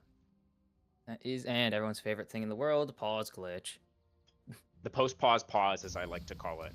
Yes, the double pause. Oh, it's not your fault, production. We know No, that. we know, It's we not know. on you. We're always gonna troll Riot. I always will bring it up because it's such a stupid bug that Riot totally could fix, but they never will. See, Loki agrees with me. I mean, they're a small indie company. We don't Yeah, want they to are. be putting They too are a much small pressure on good old Rito Games. They're doing their best, I'm sure. They're doing their best. Yes. And I think it's Mr. Lean's fault anyways. He probably coded this feature in or something. I don't know. Or it's heckin' Billy. Heck, Billy. Why do you gotta... I got to fuel Well- Loki's beef. I got involved during the Diamond stream, and I have to keep it going now. Well, you know, these teams definitely keeping it going for now. We do have some first items getting completed for the side of Elysium. That's the Rod of Ages done for Watercat, and the Big Essence deal. Reaver there for Dilly. Yeah, getting that Roa stacking early. Very, very nice for the Victor. That's going to be up for Atacon spawn as well. So if Elysium are really feeling that they can pull the trigger, that is a big power spike to get because it just gives you so much health and so much mana and so much AP, and then you get the weird passive that is really cool, but also feels like it does nothing, but it also really does a lot. You just don't The notice it. Otacon And then- passive? No, not Atacon passive. The Roa passive. Oh, It wait, just- what's the it was- Roa passive? As you spend mana, as you hit spells, you get health back. As you cast the spells, you get the Eternity. mana back. Taking Yeah, damage from champions restores There it 10% of the damage as mana. Casting an ability heals for 25% of mana spent. You get healing from Roa? I never knew that. It's not a lot, but it's like the chance you 25% of mana is not Yeah. that much, yeah.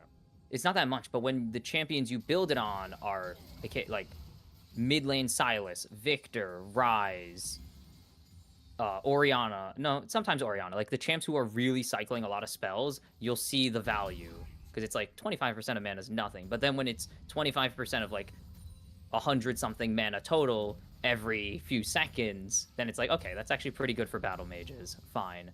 And getting that all the way up to full before even usually you want it around Baron. Like 14 minutes is not the end of the world, but getting it at 10 is just so good because it's just that's still laning phase. You don't have to worry about having damage during the laning phase really. So you could just stack up 3-5 stacks for free. Well, we've got our next dragon spawning now, Kimchi. This is something that we discussed already earlier during our pause. If a They team have no fight plus prio. the dragon goes over to Elysium, they could just get the feats right here.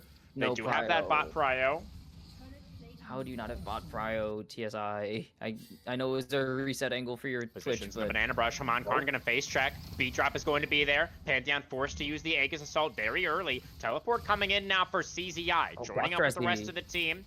Is he Guster unstoppable targeting for the it? Scuttle Crab for now. We see RJ split off to the side towards the bottom part of the river. I don't like that. He was trying to get that bot prio, that bot wave pushing in their favor. It's relatively That's dangerous. equalized for now. With Guster, with Rocket Belt, and Unstoppable Force, you can't afford to be solo as the Twitch This is right just now. gone. And it's Team already Solo gone. Invade can't get into the They went pit. from This mid is prio going to be during 2 that. dragons over. The flip back onto Hacks. The Grand Starfall, the Pantheon is going to yeet himself in there, but the dragon has already been taken. Smoke diving in the Unstoppable Onslaught as well, but flashing away are the carries. CZI has taken down RJ on the other side of the team fight.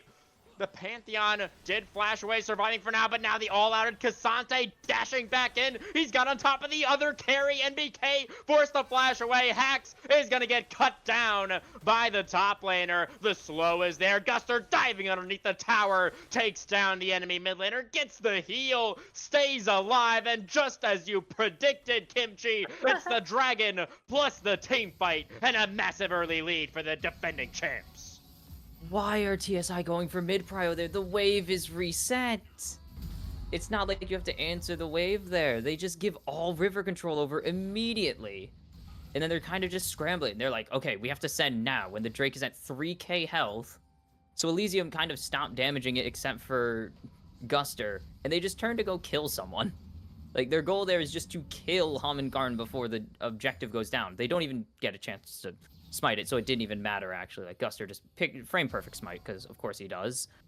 It's like, why do you choose to turn so late there? Like, and it's so disjointed. Like, Smoke ends up all the way separated from the enemy team, or from his team. Like, he's running into enemy jungle at the end of that play. He was trying to follow up on Hamankarn's ultimate to get into that backline, but that left RJ completely exposed, and CZI just executed the Twitch. But Guster also just RJ could do.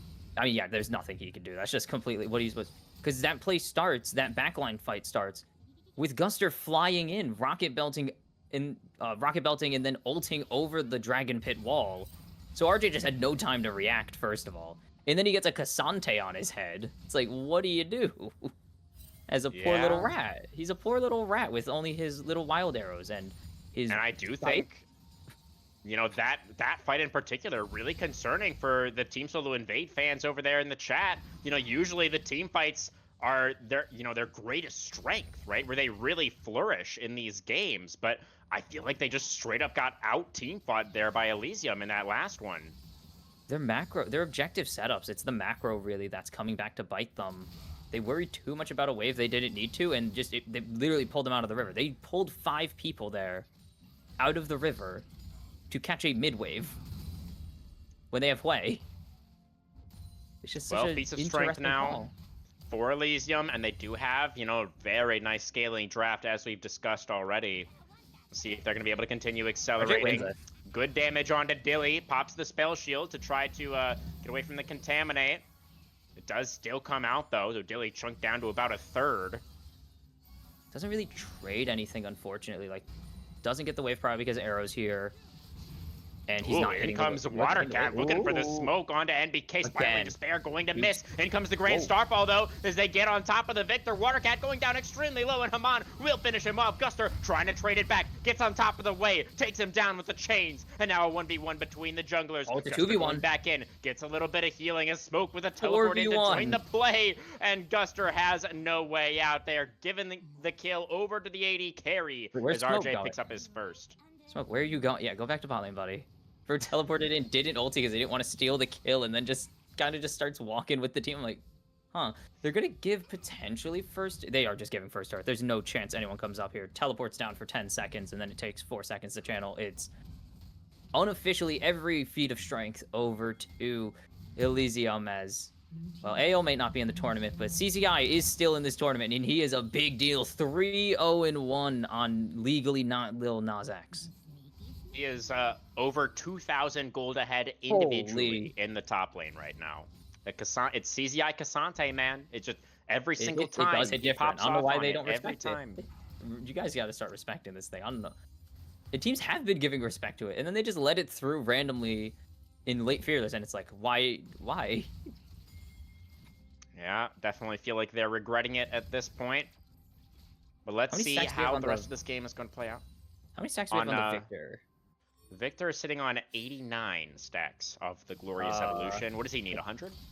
It's 100 per. We know he has at least the Death Ray upgrade. I don't know if he has any other upgrades. Does it change the icons for you? That's the question. Yeah, the problem is I don't know what the normal icons They will look turn like. red. They will turn red when they're upgraded. So they aren't. Yeah, they don't. They still don't work in Spec Client. Good to know. Okay. They still haven't fixed the Spec Client icons. They had it at one point and then they broke it again.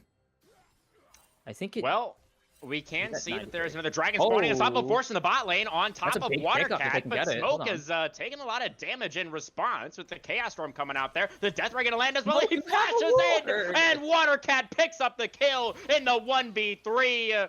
The Victor will eventually get taken down, but this dragon is going to be secured by Guster. Hamankarn cannot get close enough. CZI there with the all-out. Hamankarn slated to go down here as the Encore connects. Pulls the Pantheon back in, but he does manage to flash away. But now RJ is a little bit overextended. He flashes back over the wall, and now it's Hax who is going to be sacrificed. Dilly picking up his first of the game to go with Soul Point for the side of Elysium, they are in so much control now in this game number 3. Are they gonna Grand commit? Why are they? Starfall gonna Hold come on. out from the Pantheon, but they're a man down already. The flashback over the wall for Guster, staying alive, and now that's the flash out for Arrow as well. Gets away from the center. Oh, they pissed off the Guster Atacon. Gonna get taken down by Otacon with the assist. Arrow on the blinking health bar as well, slowed up by the cast with the shield for the Seraphim, keeps him alive, and now Haman has been baited in, and CZI is still so large, and Dilly's just gonna be able to run down that enemy. Junglers, the health bars were just too low, and that team Solo and Fate thought maybe that was their moment to turn the game around, but Elysium clean up yet another team fight. It starts with what seems like a good catch out. Like, you get rid of a big AP threat as this. Are we still going? Guys, there's no way we're still going, right? Okay, no. Okay, we'll just give over the turret and accept and cut their losses finally. But it starts with a catch out onto Watercat, and it's great. Except for the fact that Smoke doesn't ward. Like, Smoke just ward the back of the. Just ward. Right there. On that. Right there. Look at that rock face. You just put it in the alcove. In the alcove, yeah. Because RJ, the only thing that actually got Smoke killed is that RJ couldn't auto attack. He could not see Watercat because they had no vision in the alcove because Smoke had to flash out of it. So Watercat's just free to walk forwards onto Smoke for as long as he wants, and eventually it turns into this crazy, insane play. But that doesn't. It all stems from that, and then they commit hard onto Watercat, and then the Drake's already gone. Like, because they've commit 3 people down to catch a Victor out as Stolen Wild Growth. Dilly popping the Sivir ultimate as well. That's gonna be the flash away for Hacks. The Oh my Seraphine God, ultimate so well connects onto the Lulu. Dilly on a rampage. RJ gonna get all chained up. It's a double kill for Dilly. Haman now in trouble as well. The blast cone for the Pantheon, but he's trapped in the wolf pit. He's got CZI on one side and Guster on the other. No way out for the Pantheon. No gods can save you now. And it is 3 quick ones for Elysium. They're up now 12-5, 5,500 gold. And Guster is onto the Rift Herald. This is cruel now. Like, they are just finding every single angle. What a Seraphine ult from Arrow right there. That was just a perfect call. Just like, you two stand in front of me, this is hitting. And it barely hit. Like, it barely reached Hacks there at the end, as NBK should be dead. I can't imagine he beats Watercat in the 1v1, considering he's 2 levels down. He is, yes, 2 levels down. He uses his entire combo onto the Victor, who loses less than half of his health bar. Hacks is here, though. Maybe NBK this is does it. land another Fear onto the Victor, and now Wow, Wild Growth's RJ's gonna here. come out This should be a shutdown. onto NBK. Watercat sidestep to get away from the Severing Bolt, and yes, with RJ and the whoa, Pantheon, everybody's here. All right. Okay, They really wanted to kill Watercat, and they If succeeded. they turn this into an and Atacon. now- Yeah, they turn into Atacon. that's right. If they don't, it's the overcommit to end all overcommits. They do lose this tier 2, but again, you can sack that. You kind of need this play. Teleport in for CZI. Otacon still over half, and Guster's more in the teleport area coming as in, well. okay. Double teleport for Team Solo Invade as everybody who is alive joins the party. Watercat up in 20 seconds, has teleport available as well. Team Solo Invade forced off the objective for now. The teleports coming out from both solo laners just to defend. They're not willing to commit to the 5v4 fight. Team Solo Invade kind of shaking a little bit. So if you're not... I understand teleporting 1 down. Why did they teleport both down? Because if it's just CZI, and you know it's CZI because he's the only dude with teleport alive, you could just probably bring Smoke and then just leave. You don't need both of them to uncommit from there. Because that felt like we're going to teleport both our guys down so we can get this Atacon vibe. Right. And then they just get immediately pushed out by Guster showing on Tribrush and CZI teleporting to the bot lane. So it's like, this felt like you thought you bit off more than you can chew, and you spent a lot to do it. I completely agree. I think if you want to use 1 teleport there and just, as a precaution and then disengage, I think that's fine. Or they could use both teleports and fully commit to the objective and or the fight. I think that would also be fine. But using both teleports to run away feels very bad. Now, Dragon spawning once again. This will be Ocean Soul for the side of Elysium. If they can get up at river control right now for Team Solo Invade, they're going to look to start it up. I know the funniest thing, I don't think Elysium have actually gotten Drake Soul this series, have they? I don't think we've seen a Drake Soul this series, if I'm not I mistaken. don't think we have just yet, but we might be about to as Guster's in the area. He could dive into the pit here. He steals away the unstoppable force from the Malphite. That's so threatening. He dives on towards the dragon, but it's secured by smoke. He gets the objective, but Guster still holding on to the unstoppable force for now, and he uses it directly onto the carries. And it is going to be the team fight that Elysium were after the whole time. The clean 5-0 ace, and they'll be very happy with their prize of the Otacon. Oh my goodness. Great steal from Smoke to use the ultimate E to actually get it, but that's your team fight engaged down. You literally have no team fight ultis after that besides Spiraling Despair, and that's not CC. So Guster is just like, okay, cool, I'm going to fly into the back line and kill everybody. And then great, just incredible follow-up from Watercat and Gilly. Just this team, just Elysium know their commits so well. They know when they have the advantage, it seems, just all the time. And they're always willing to press it as hard as they can until the other team just has to, just loses. And that's an absurd team fight find for Guster right there. I was so patient from Guster especially, but everybody on Elysium. I mean, it really felt like they were so coordinated in that moment, all playing for the team fight. It's like, okay, Smoke, you want to use your ultimate to dive in there and deny the Ocean Soul? That's fine. We're gonna kill your entire team, get the Otacon and the Baron. I think I know which side of that trade I prefer. Oh my goodness, 10k gold advantage for Elysium. It's so hard to overcome it. Unstoppable Force onto the Victor here in mid lane, trying to burst down He's Watercat, alive. but he lives! He flashes gets away and canceled. survives! The At spear least got it was canceled. only really the Malphite ultimate that came out there, Yeah. but now Guster looking, that's gonna be the flash off of RJ. I mean, what do you even get if you get that kill?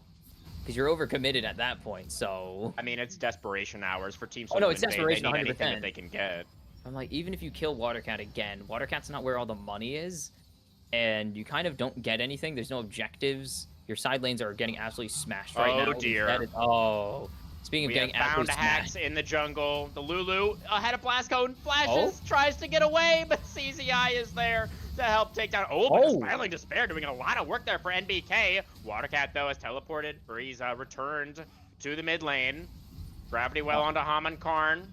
Will disengage for now, so a couple of nice kills over to TSI, but Rift Herald now summoned up towards the bot lane. Holy cow, It's we gonna still have charge this in thing? for Elysium. They apparently still had it.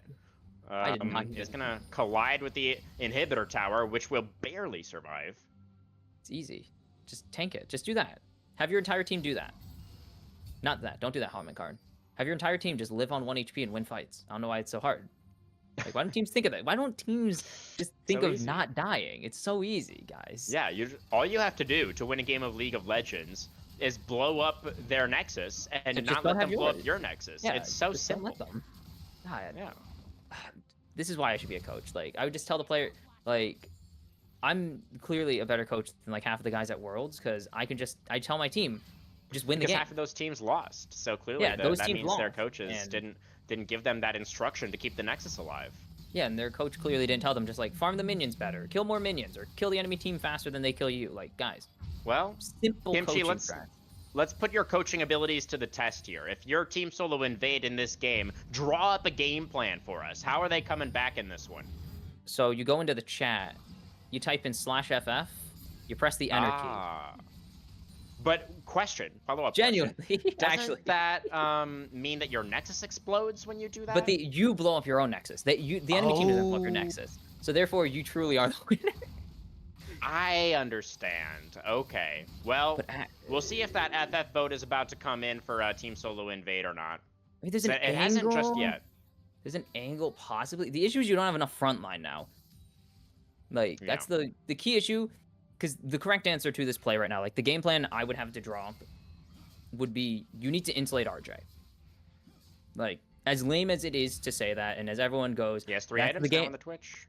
Yeah, he does. And I'm like, and as everyone will say, that's the lamest plan ever drawn up, and it sounds so simple in execution, but I'm like, that's literally, you're down 10,000 gold. You are not allowed to complain that something's not simple as, Guster That not was a committing scary quite moment. yet. Yeah, I'm not going to go in. There are a lot of TSI members in the area. Mid RJ's Cryo the- going to be he's getting the over win for con. now. You know, Dragon RJ's coming up very soon again here. RJ's 3 items, he's your win con. You don't really have a choice. So, You have to just Alright. kind of keep him alive. Well, we'll see if TSI can set up around him, set up this Twitch for success in this Ooh. upcoming team fight. Nice fear. They're That's a gonna lot of connect damage. onto Arrow. That's a Like, lot of damage onto the NBK Seraphine, does a chunk lot down of to half, damage. but the Unstoppable Force gonna get taken by Guster again. We saw what he did with it last time. RJ has no TSI have to be flash. so careful here.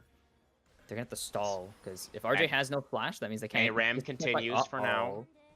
Okay, the zoom out. I thought someone was behind. I was scared. They had me stressed out. I was like, Yeah. oh. Bot Wave is pressuring that exposed inhibitor right now. Oh. That is, does feel like TSI are on a bit of a timer at the moment, and Elysium, they're playing this nice and slow, slowly taking the space as they move into the river. They've started up the dragon Okay, now. Where are RJ? Where are you? Why are you in Karn Narnia? trying to get in there, he flashes in, No he takes it way. away. The Pantheon is Wait, no, going don't to fight be now. sacrificed. Oh, And now the God. Unstoppable Force to flash away for NBK, but he can't get away from the chains. Is going to get taken down. Double kill over to Guster. Can they get anything more? If more kills go over, this might just be it. CZI flashes in for the all-out smoke with the ultimate to try to get away, but they've got on top of RJ. And the bot lane of TSI will be destroyed. And I think their Nexus, despite your suggestions, Kimchi, Yeah, will be destroyed immediately afterwards. The defending champions, they struggled in game one. It was a very unusual draft, but they have really come alive in these last two, and Elysium will now go up to match point. Oh, that was obviously a disaster fight. That was another desperation play, just full send. You just gotta hope that you find the steal and that your team gets out alive and that you can have a fight tomorrow, but that did not happen. I think they were too slow to drop back. Not that it, again, doesn't really matter. I think that's the least of your concerns when you're down that much, but that was Guster. Guster puts on a jungling masterclass right there. Despite his not Yeah. masterclass, he had, yes, the first Drake was a little shaky. He did end up getting that dragon, of course, but besides that, I mean, the vision control from Dilly and Arrow was actually really nice to get Guster that early the 2-0 objective lead, and then Guster just kind of took over from there as he shows why Silas really strong right now in the jungle. Yeah, and honestly, it was the red side for the red side draft for Elysium. Picking up that Again. Silas on R5 into the Malphite feels like they got a ton of value from the draft here again. I'm really expecting TSI to probably take that red side They got away to, here in right? game number 4. I think you do have to, yeah. mean, Clearly, 2 it for wasn't their 2. initial instinct, but yeah, I mean, Elysium able to find a really nice value with that R5 pick 2 games in a row. I do think CZI had an amazing game again, but it's Cassante. I mean, I don't think we could really give a POG to Cassante, right? But it's CZI. Like, he did do really... I think we can't give it to CZI, not because he's Cassante. I think we can't give it to him because I think Guster just was the I like MVP for this team right now. Like, genuinely. In team fights, out of team fights even, just on playing the map. He really was quintessential, to bust out the fancy words. He was like the piece that this team needed to allow them to go forwards. Because without those Malphite ultis, mostly stolen Malphite ultis, there's no CZI goes forwards, at least not as safe as he would eventually be able to go in. There's no just throw the easy Chaos Storm on top of everyone's head, like click here forehead button, basically, without Guster on that Silas and just the jungle gap. I don't know how he jungle gapped so hard, but he jungle gapped very hard. He definitely did. Yeah, out-jungled Haman Karn in this game number 3 for sure. Guster doing a beautiful job of orchestrating those team fights for the side of Elysium, kind of beating TSI almost at their own game, it felt like, in this third one. So credit to them. And now Team Solo Invade up against it, gonna need to make some kind of adaptation here moving into game number 4 to try to make this the full 5 games. We'll see if they can do it, guys, right after the break. Don't you dare go anywhere.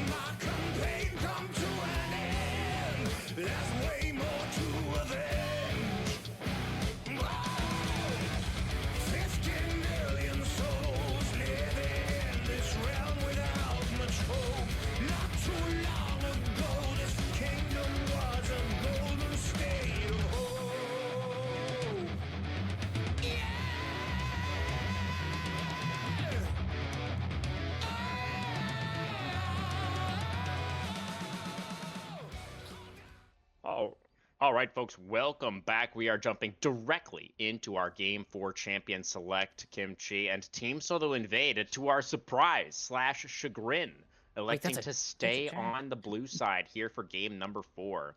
And they're not Yes, changing up those chagrin. bans either. Well, the bans, yeah, that's usually what happens at amateur. There's not really a these guys aren't masters of all this. That is a quirky blind. Oh, well, I have choice words about this, but yeah, at this tier, you're Will not we going see to the see a lot of. Varus? Please pick the Varus, but we aren't going to see a lot of people change their draft again. These guys are not master or jacks of all trades. They are masters of a few, jacks of some other ones, and then we don't talk about the rest of the roster, kind of thing. Is what it is. You can't ask platinum players. That's also a good counter pick into it. You can't ask platinum players to play the entire like mid lane pool. To be fair, and be like, Right. get really good at all these champions while you live Well- your normal life because you're not on a pro salary. Yes, we got like kind of a mix of Platinum and Emerald here in the Premier League, right? Yeah, that's fair. So just normal dudes. That's right. But we do have a Caitlyn coming through now on the R1. So what you want no. into Corki, right, is just outranging him in the laning phase makes Corki's life pretty difficult, Poke him. right? You poke him with a Yeah. stick a few times and he falls over and dies. This Just would be an throw interesting your lock stick in. into the rotor of the airplane, and then it just kind of like. It's kind of the idea there, I think. The Rafflecopter. Never forget, it's officially called the Rafflecopter. Thank you, 2010 Riot. That is such Doesn't a it, 2010 name. Does it not depend on the skin though for the Corki? Because in like the Earth skin, then Some he's of them riding do- the manatee. Yes, that's Um, yes, that is named differently. Ooh, I don't know if I like this pick, but it is a pick. But no, it is canonically like base skin is called the Rafflecopter. Interesting. Never knew. Interesting. Speaking of Morg, I don't Yes. like it. Usually, this is something you pair with the Caitlyn, though. It could be the legendary Morg jungle we did. Actually, we saw that banned away by TSI. Yeah. Huh. Yeah, I don't think we've seen TSI pull out the there it is. Morgana yet, but it is We a didn't great get to see him answer pull out into the the set. Amumu specifically, and there is the set gonna come through for Smoke now in game number 4. Has to blind pick again here. You know, they've gone for the blue side, the side of TSI, so CZI gonna have yet another opportunity to counter pick, and he's gonna go for the Renekton, it looks like. Thoughts on that Yeah. matchup? Renekton can win its set. It just really does depend on timing. Skill Because Set matchup? can interrupt his combo, can also just delete all of his like if he lets him heal and then punches him in the face as hard as he can. Also, Renekton can actually really count. Oh, I'm lagging off the face of the earth. I'm sorry, guys. Oh, no. My camera sucks. But you can really interrupt his You can delete his shield. You would probably have to tank the damage that comes with it. But Ruthless yeah. Predator with Rage Inducement, your Enhancement. your uncontrollable anger allows you to break shields for reasons don't ask. Just happens to the best of us. Makes you get sense so to me. angry.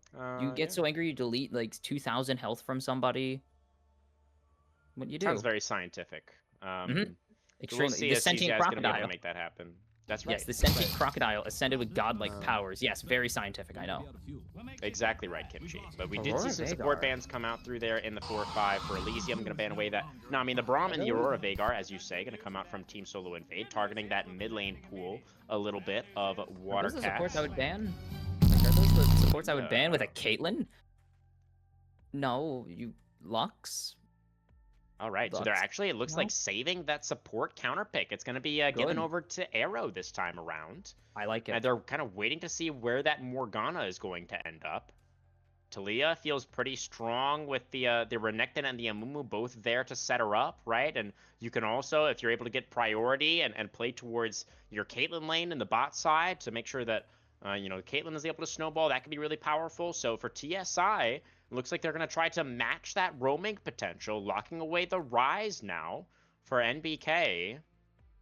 And now we're going to find out where that Morgana is headed. Rise has been like the pick into the Talia. Quite all is Rel. Okay, so it is going to be the Morg jungle, it seems, unless this is the legendary awful Rel jungle because it's been nerfed No, off the it face doesn't of the earth. exist anymore. Yeah. Doesn't exist. Thank you, Riot, for removing a really fun playstyle, but whatever. But Rise, with the phase rush, is able to just juke all of Talia. I like this pick significantly less. The Maokai less than the Rel? Why would you not take Rel? She's so, like, supports don't normally get super tanky. Like, even Nautilus or Alistar require something else to get tanky, like an ultimate or they need to build a certain item, like a really cheap support item. But Rel just presses the W button. She gets free CC, an insane shield, big. Oh, that's the Whoa. other champion. I was like, you see, Caitlyn, you're not gonna ban the Lux, you're not gonna ban the Nico, because those two just set up so many Caitlyn plays for free, and Nico might just be one of the best supports in the game. It's kind of unfair. I love her, but really, really broken right now. Yeah, the Nico does have a really high skill ceiling. I feel like you got a lot of variance with Nico players, depending on how much mastery they have over the champion, right? Like a bad Nico, you're always going to have the ultimate. Like, the ultimate is always good. But, like, the really great Nico players, when you're able to, like, micro the clone and, like, use that to get all of this extra information that no other champion really has the ability to do. Like, it's almost like Shaco-esque, but then you're, like, way better than Shaco in every single other way. Yeah, even did you see that play at Worlds where Keria like Keria stopped microed his moving. clone into the bush and like walked up? Yeah, it's crazy. No, I crazy was talking work. about the play where he wasn't even doing the clone. He pretended to be the clone. Right. Yeah. Okay, that And, is the play. Sorry. That was yeah. crazy that he pretended to be the clone. That was crazy. So we'll see. If I mean that obviously would be a lot for Arrow here to live up to, but I'm Yeah, that's sure. unfair.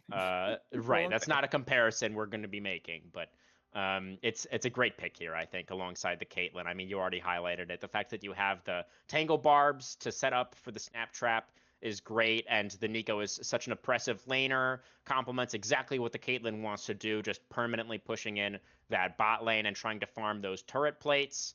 And the Maokai on the other side, you know, you were just saying how you would have preferred to see the Rel, and I think I'm on the same page with you here, Kimchi.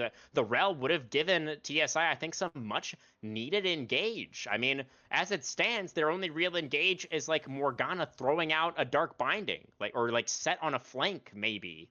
They have the Like, Maokai W, but that's the same thing as a Rel, so except it's telegraphed, less. yeah. It's like the same thing as Rel, but it's less effective. And you aren't like it can't hit multiple people.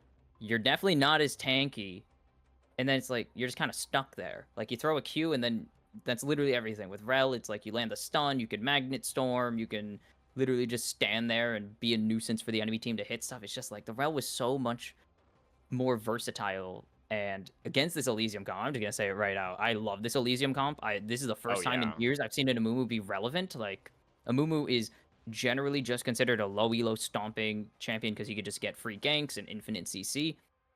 Now imagine all that, but then there's a Nico, and then there's this angry Yeah. crocodile standing on top of your team, and then you get flicked into the enemy team, and then there's this weird Piltovian shooting you in the head repeatedly. Like this comp Yeah, is disgusting that it's illegal that they've gotten away with this actually. It is really, really good. Yeah, just the team fighting power from the Amumu and the Nico, and the fact that both of your carries, as you've been highlighting, you know, both the Caitlyn and the Talia benefit so much from having that setup CC from other parts of the composition. It makes it so easy for the Caitlyn and the Talia to land their full combos on whoever gets locked up by those massive team fighting ultimates.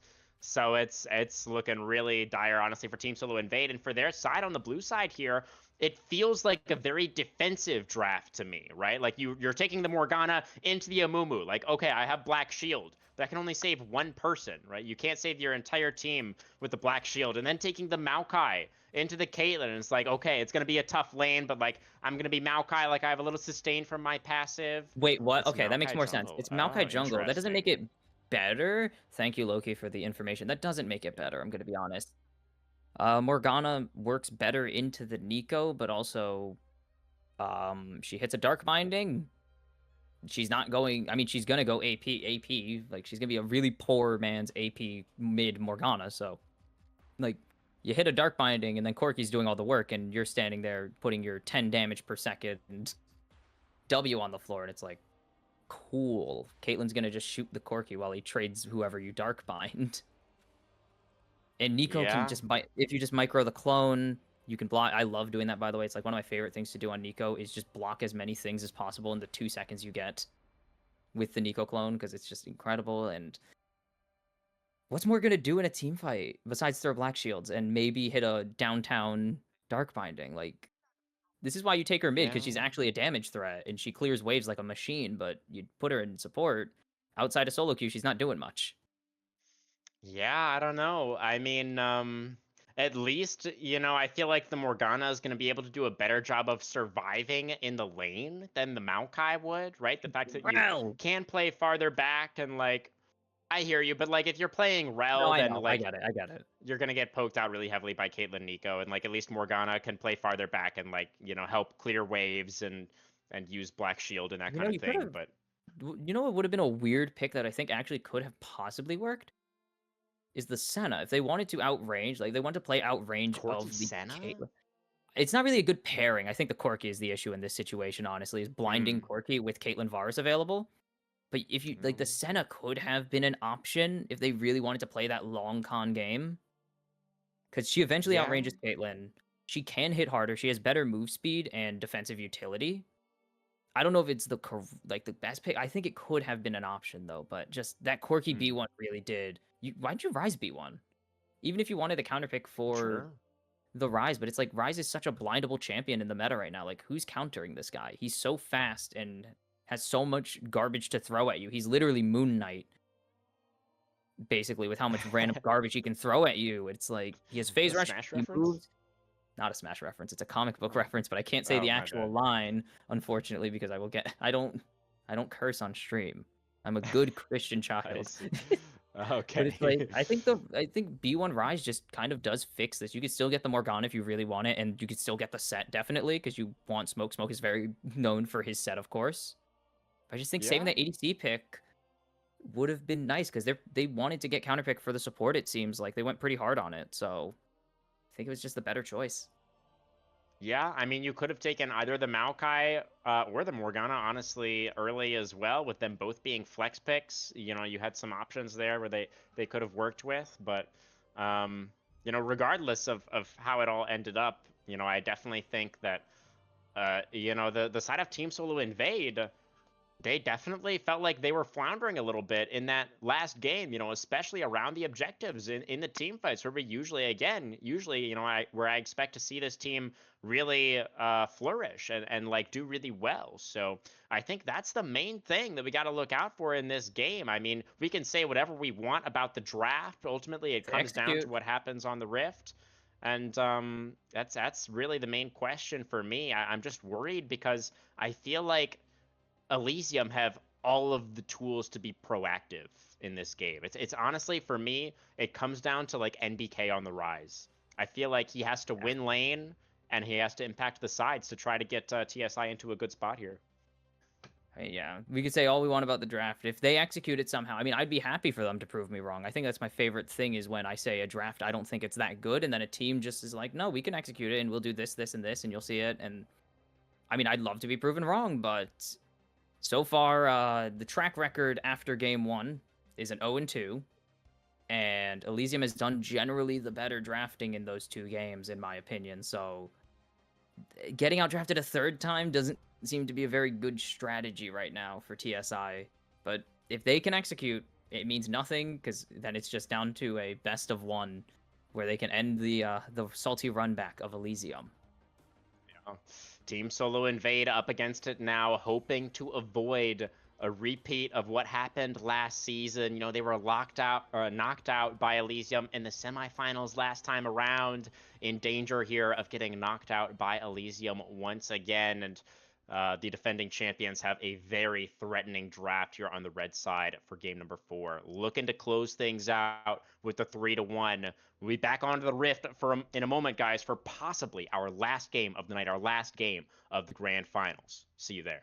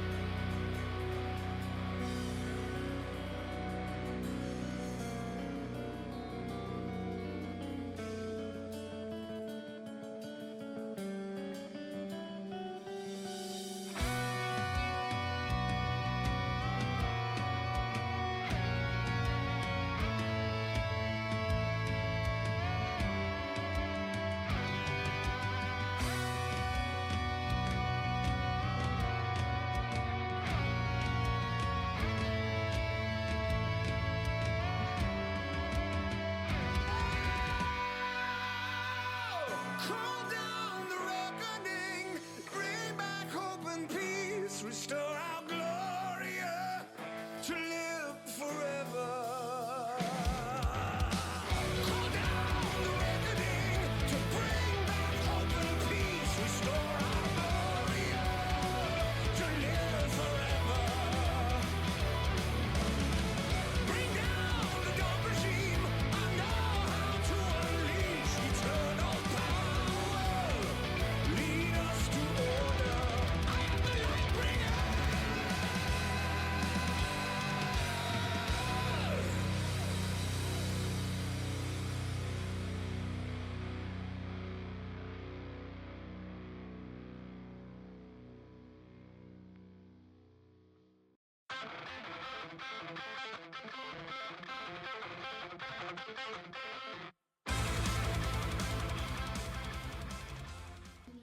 All right, folks, welcome back onto the good old Rift of Summoning for game number 4 between Team Solo Invade, the regular season kings, and Elysium, the defending champions. Elysium up 2-1 in this best of 5. They need only one more Nexus Kimchi to secure the back-to-back.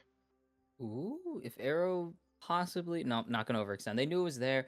What is up with these supports, though, in Glacial Augment? Yeah, so Hack's running it this time around on the 3 out of 4 Morgana. games. Yeah. Well, it was it's really Arrow good. earlier on the Blitzcrank that was running Arrow it, took I it on believe. Blitz and not, and I think those were not the best keystones to take, but we're not going to talk about that at this point. It's way too late. This is probably the best keystone, though, for Hacks to take on the Morgana, unless you really want to tickle them with your comments. I think just reducing damage is really... Guys, this is hilarious. Jeez, it's excessive emote spamming in unison. Look at that coordinate. I mean, you can tell they've been playing together for a long time, right? There's the coordination sync. on the dancing is peak. Very, very nice. Mashing in sync, it takes a lot to do that. It's a talent. Oh, yeah. Our junglers are starting on their respective Raptor camps this time around. Neither side really able to secure any deep vision at the outset of this game. You know, last game, we saw some unorthodox pathing, particularly from Haman Karn on that Pantheon. But on the Maokai this time around, expecting a much more standard full clear, most likely. It's a nice facebreaker from Smokes. Top laner's already trading extremely aggressively. Going I think through those CZI health does potions. win these until we see probably the W come in, just because he has the Q, and you just get so much from hitting, especially when you can't touch most of the wave, so you have a lot of the wave left to hit. Ooh, that's a lot of damage. CZI, the flash in, He hit him the to punch and W. the Hold first on. blood. Smoke takes him down. CZI, I think, didn't skill W. He must have had QE. I don't know. I guess you just have to take W. Huh, weird minion. Let me check. He does have it, so he didn't have Slice and Dice. So He I guess he didn't must have been W. on cooldown. He must just not have, he must have used it on a minion or something. Oh, he did. He used it to auto reset. I think he used it on the Dark pull, Binding, actually. gonna connect onto Dilly. That A little didn't bit of hit. damage. Excuse me. Exhaust now What gonna come about out the- as well. The what a wraparound. Oh my wraparound. god, Haman Karn is in the bot lane. I didn't even realize the cleanse not gonna save him. And Team Solo stole that. Invade up 2-0. I don't know why Haman Karn stole that, but know what? It's fine. It's perfectly acceptable. It's not like this Quirky needs a lead. It's also not that bad. He's going to get a lot of the CS, and most importantly, Dilly's going to drop a ton of this CS, so just a series of plays going well. They know they're losing the push early because that's just how the Quirky Caitlyn lane goes, and so they get Haman Karn to do this big wraparound all the way. Like, they have a ward in the tri-brush, actually, in their forward tri-brush.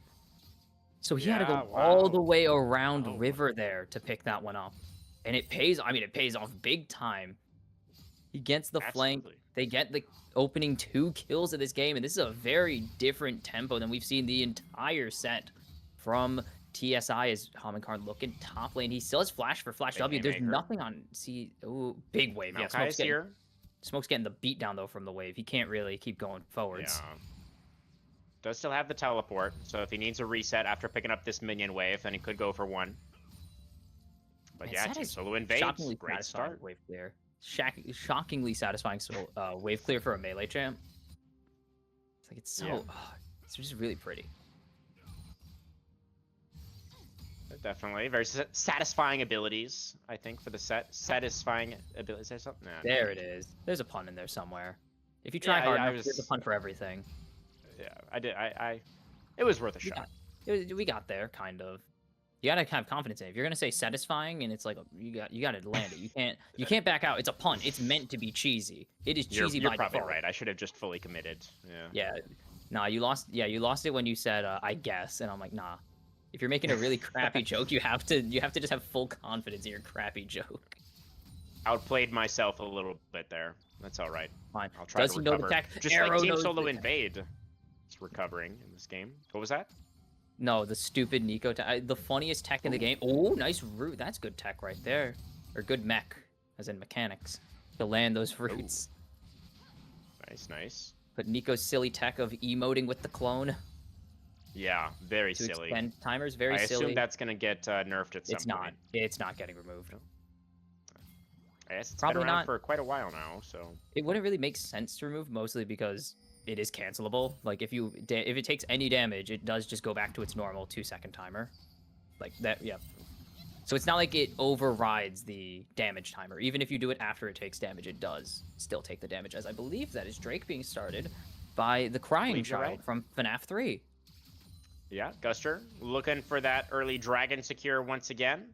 You know, a consistent theme that we've Dude, seen Homing throughout Card is a- tonight is Elysium really prioing these early dragons. Dude, Homicard is a fiend. He's up in the top lane. He's just staring at CZI from off vision. He's just staring at him. He's like, I want you dead. Not gonna get him. I mean, the wave coming in for the Renekton, and CCI just ticking over to level 6 there as well, in a Ooh, nice perfectly combo. fine spot. Look, I appreciate nice We'll see combos about- because they look cool. Sure, yeah. Grubs in 90 seconds. You know, it would have been It's, nice for Haman Karn to get that, but yeah, 90 seconds from now, or 60 seconds from now, when there's actually a thing to do up there. He's just kind of standing up there. He's clearing up, so it's fine, actually. He's so far behind, actually, in the jungle matchup. Look at that. He is, Duster, yes. not only did he get the first dragon, but he's also like 4 camps ahead. Yeah, that is kind of the penalty for Haman Karn resetting after clearing his topside and going back topside. Is Hax is trading, winning trades Tosses out a generally. binding. It's about sending a message. Or a binding, in this case. But no one there to receive it. No one there to receive it, but on the other hand, Hax getting chunked by Arrow. Arrow's a beast. I may be biased because I love Nico. Just a little. Okay. The Grubs starting to come up now. And Guster, I think that the Yamumu might have level 6 advantage over the Yep. Maokai. There he is. He's done Guster 2 has it full now. clears now. He's done Can 2 full Haman clears. get there? How Like, close is the Maokai? Let me check. not even. He's not He's close like- at all. Yeah, he has to clear his whole top Yeah. side, then get a Scuttle Crab to get it. So, he is just massively behind in terms of gold and XP right now. I mean, he does have that kill, so the gold actually is pretty offset, but Maokai ult is like the one thing that you kind of draft this guy for in the jungle. Because he just takes up the entire river, so Well- it's so hard to fight objectives for. I mean, he has good pressure, but... and Guster good now is clears too. wasting a lot of time. Was just kind of sitting in the bush there for a while. has nothing so to do. Haman's catching up. He's kind of covering I in mean, case Grub's in less smoke than goes for 10 a play. seconds now, and he's not like moving into the river. Like he could have gone for that He has Scuttle no- Crab. His red buff he is has- spawned now as well. He's kind of just covering because he knows that smoke will eventually go for a play because it's smoke we're talking about. And he is That's never fair. afraid. Like, the issue with some of these top laners, I love them for it, but it's also kind of sometimes a problem. They've never seen a fight they don't want to take. Love that early rotation up from Hacks. Gonna give Oh, Team Solo yeah. Invade the control to actually Oh, just yeah. secure these Grubs very, very comfortably. So there's gonna be a trade of those early neutrals. And RJ gonna be able to farm relatively safely He won the down trade. there by He himself. won the trade. Dilly took a turret shot. He won the trade. Nice. Okay, it is a split. For the first freaking time this series, we have a split, I believe. At least first time since game 1. Jeez, it's been a while since we've had the Grub Drake trade. Without it really being a trade. And Dilly and Arrow, are they about to get their first turret plate here? They need a few autos to get it down, and they're not quite going to get it, actually. So, yeah, really nice for Team Solo Invade. Hax goes for the roam, doesn't lose a single plate in the bot lane. RJ was absolutely fine, just chilling down there. Arrow is And flat. this game is still in a very Nope. good spot Black. for TSI. Why did Hax just burn his black shield? What happened? I don't know. Hax just randomly burned his black shield, and there's a Nico Huh. flash available. Oh, never mind. Well, Dunked on. It's back up Yeah, now, but I right. was like, if something happened, and it's like a 23-second cooldown at rank 1. It is quite long. That's true for the Black So I Shield. was like, if Arrow found an angle onto RJ, you're just forcing his cleanse for no reason. 90 seconds now on the next dragon. These teams definitely biding their time, it feels like, in this game number 4. Not playing too aggressively. CZI finding a nice trade there with the Ruthless Predator into the slice away. The issue right now is with this Drake, because they have, like, TSI have not really been able, or have chosen to not force anything in the bot lane. Arrow has ulti. Because Guster didn't opt into that play in the topside river, he has ulti. So the two big scary circles are available right now for Elysium, but Smoke has teleport, and CCI does it. He just used it. Why did he just use teleport? When did he use teleport? Now I'm Well, lost. He's back in the top lane now. Oh, there's the flash in for Hax, looking for the Soul Shackles. Arrow trying to counterattack with the Pop Blossom, but it's immune by the Black Shield, and the Nature's Grasp is going to lock up that Nico, and that is going to be kill number 3. Feat of Warfare already for Team Solo Invade. Great start for them. I think you could have flashed onto RJ and actually gotten out of the circle. I don't think you live, but it's an option. But they do get the Feat of Warfare. I always say Feats of Warfare. I don't know why, but I do. That's a big pickup. It sucks that it doesn't go onto the Corki, but kills are kill gold. Like, kill gold is kill gold at this point of the game. You just take what you can. And I wonder if maybe Team Solo Invade could have parlayed that into a dragon take. It's about to spawn, but I guess Arrow is alive again now, moving back out onto the map, so the timer wasn't really there. We'll see about the setup, as it is going to be Elysium moving into the river first, and Watercat able to get that mid-pry out of the Talia roaming down as well. But Dilly now on a reset makes this a little bit awkward for Elysium. Okay, they are taking it right now. You can see on the minimap. They're standing around. They don't have an Yeah, ADC. and while Haman is here. RJ's right here. RJ is here. Maokai has great Outside's here. secure on these objectives with Q Smite. As now Haman and the rest of TSI have taken control over the pit, and he is going to get it. And now the steal attempt from Guster, ill-fated, gotta tries just to go in, flash like- away, does find the ult onto 3. Haman is getting chunked down extremely low, but the Maokai surviving for now. The Realm Warp gets him out to safety. And it's going to be the objective plus the kill. Team Solo Invade really starting to pull ahead now. I think Guster just has to send there. Like, there's no reason not to. You're in the middle of the enemy team. This is the best ulti angle you're gonna get the entire fight. And it's not like you're getting out. You're very dead. You might as well just try and get something and hope your team can follow up on it. Especially because Watercat jumps in right after. So, I mean, if they were gonna full send, just full send. Why wait? Give your enemy time to chunk anyone down. Yeah, Could have been a I commit. agree. I think, I mean, you highlighted it before we even got to the Dragon Pit, right? The fact that all of those big teamfight tools were available for Elysium.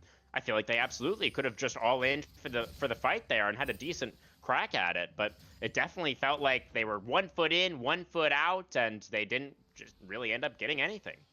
Like, they don't... I mean, they do eventually end up committing the curse, but they don't commit the wall to try and cut the fight in half or, you know, separate Haman Karn from the dragon or anything. No, they just have Watercat blast cone over the wall. Amumu go in and eventually die after flashing out and ulting. In that order. Not the other way around, unfortunately. I don't know. Right, Just an felt- ult flash in is what we were really hoping to see. Either... I mean, he could have flashed out, but he should have just ulted first, because he had the wall behind him as well, so he probably could have tried to get it, as that's a nice little route there. They had vision. The whole time they knew the lane gank was there. The vision wars are being waged, and TSI are winning. I don't know. It just kind of feels like a TSI from the previous 2 games situation where Elysium have been awkwardly non-committal to their plays at the moment. Right. Oh, that's Haman Karn flashing in, going for the Nature's no. Grasp. A nice flash away for Watercat, but the Bramble Smash puts him in a tough spot. With the shove now onto the rise, gets NBK underneath the tower. Now NBK has to flash away. A trade of flashes between the mid laners. That was a... I mean, good play for both sides. That is Hex Flash jungle. You don't always see Hex Flash jungle. Sometimes you would just like to have something a bit more efficient to use, especially because I guess you could take it. You're flashing a lot on Maokai and getting over the wall. Very important, obviously. Kind of well played from both sides. I think MBK a little overstepping. Maybe hoping he can get the entire kill, but Haman Karn completely left by that point. He was not. He was like, I've got camps to clear. See you later, buddy. Was a nice shove from Watercat to put NBK in a tough spot there. Yeah, relatively, no harm done, no harm, no foul with that last play. No, Just a couple of he did flashless lose his- mid laners now. Did lose his flash. That's going to be potentially a big deal. We'll see if either of these junglers can press the flashless jungle situation. Guster hovering around the mid lane at the moment. He's going to find that Banish toss on the Ooh. NBK, and the Curse of the Good ult. Sad Mummy going to be there as well. That sets up for the combo, and NBK without the flash, and that's the shutdown. Very nice combo there from Guster and Watercat.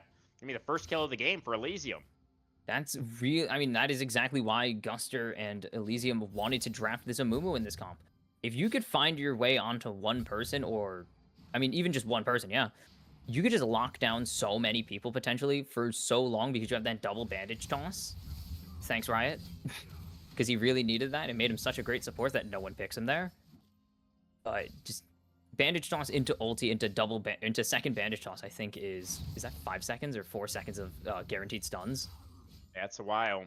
Well, we see another rotation up towards the top side for Hacks, going to result in yet another neutral objective over to Team Solo Invade. That is their feat of monster slaying, which gives them the feats of strength overall.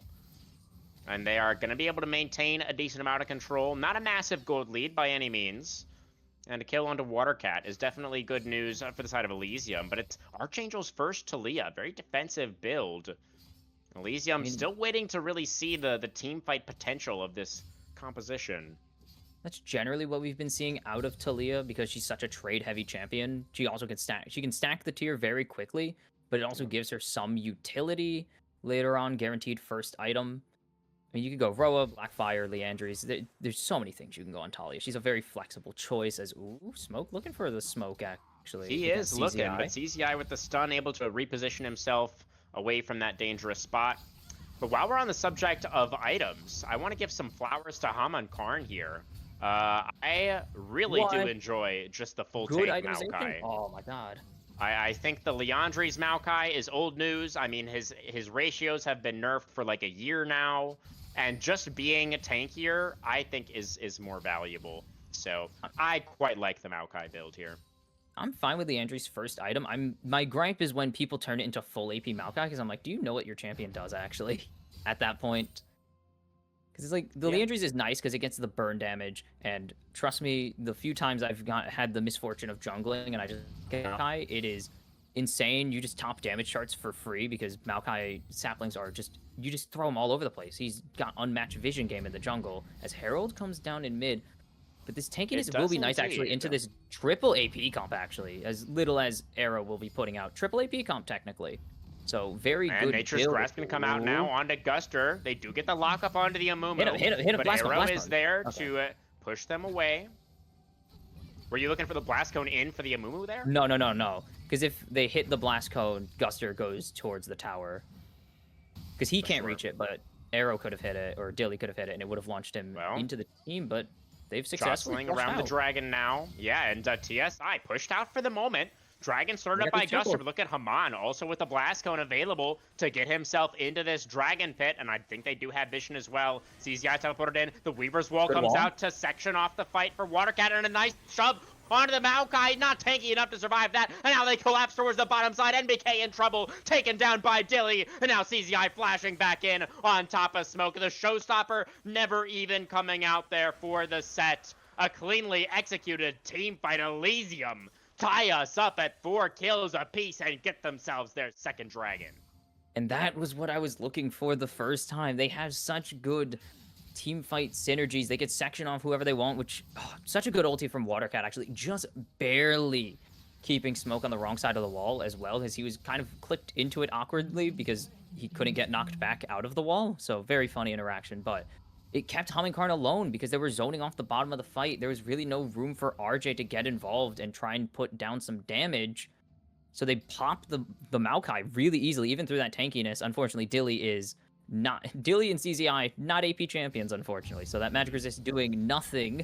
The health doing a little bit, I guess. And then just Curse and the Pop Blossom, 2 different targets actually on them. But they catch MBK out and they turn it into 3 in the end as Guster is hungry. He's hit Finds 2 the good shots onto the but he wants Morgana. more. Hacks forced to flash away. A binding does come out in response, but that's Guster just getting out that summoner spell for free. And I think you're absolutely right to highlight the Talia ultimate in that last team fight. Watercat's Weaver's Wall doing so much work to prevent Smoke from getting involved earlier, and so decisive from Elysium. The fact that they just immediately were able to collapse down and focus on those isolated members that were towards the bottom part of the river. Really nicely done. That's just sometimes what you need. Sometimes you kind of don't have that at the start of games, or when too many people have engage buttons. You got to just figure out who's calling the shots. Like, Arrow can call the shot. Like, Arrow, Watercat, and Guster can all individually call the fight. So that could have possibly taken some finding out, because it's like, who's the voice we need to listen to shot call this game? Because 3 of you can engage. In trouble now. That's a flash not push an advance onto the Talia. Tries to flash to the other side of the Maokai. Has the Seraph Shield to stay alive. The auto attack gets it done. NBK picks up the shutdown. Almost got away with it. I think if Watercat got the shove onto Hammond, they actually get away with that play. Unfortunately, didn't happen. And Big Cat, you can't face check your Talia. You're not. I don't think it's gonna do much. Guster does have a good amount of damage, but NBK able to run away. Never mind. Second bandage toss. Is he gonna pop ulti for this? He's gonna go for the Curse of Sad Mummy and another bandage toss. Okay, Guster. Insta cancel the realm warp. Why do you even try to realm warp there? You're against a Mumu. You can never realm warp. I mean, sick play. We're all great. tied up again. Yeah, great from Guster. I said it right before he went on to hacks in the mid lane. I'm like, he's hit 2 bandage tosses now that have led to like good plays. He just wants to do this now. He's realized. The hack splash in on Wait, hold on, Nico. that's The brief. Pop Blossom immune by the Black Shield. Teleport gonna come out from Watercat to make sure his bot lane was gonna get out to safety. That was a nearly int Bramble Smash. You just almost killed hacks for nothing. Yikes. Ooh, Smoke. Smoke gonna find the face breaker on the Dominus is available. CZI. The Renekton just Doesn't even need dashes it. away. Never mind. Doesn't even need the Dominus. There is no such thing as a fight. But, oh my god, Top Humming laners, Karn almost. Humming Karn almost go ahead. insecting the taunting Galio. The legendary insect on the Galio, of course, everyone's favorite. Almost did that to Hack. You I mean think the actually Maokai? died. Well, no, not I meant because that's the joke is always that the one insect your friend hits onto the taunting Galio, the whole team, right into the whole team. Oh, right. Almost did that to Hacks right there, as I think Dilly would have just ignored the Maokai entirely and started shooting Hacks in the head. Well, Smoke's still looking We're here in the back. top lane. Really have a wants slice a of fight to happen. he Haymaker already for burnt some light. decent damage. CZI, very patient, holding on to the ultimate. Not going to get pressured into using it. Smoke, though, is going to find him again in the bush. Cancels Is he the finally going to recall. be allowed to leave? That is the question. Dragon Oh, in 45. Nature's Grasp going to be What? used in the mid Yeah, lane. that is the correct. That is the correct term. I would give to that one. It is indeed used. I don't know if it was a good Flash use. in for Smoke. Oh. There's the Dominus with a Showstopper coming out. How's the Haymaker going Wait to a look for minute. the set? There it is. Oh. Smoke gonna pick up the solo kill. Smoke him if you got him. That's gonna be the top laner for TSI getting it done.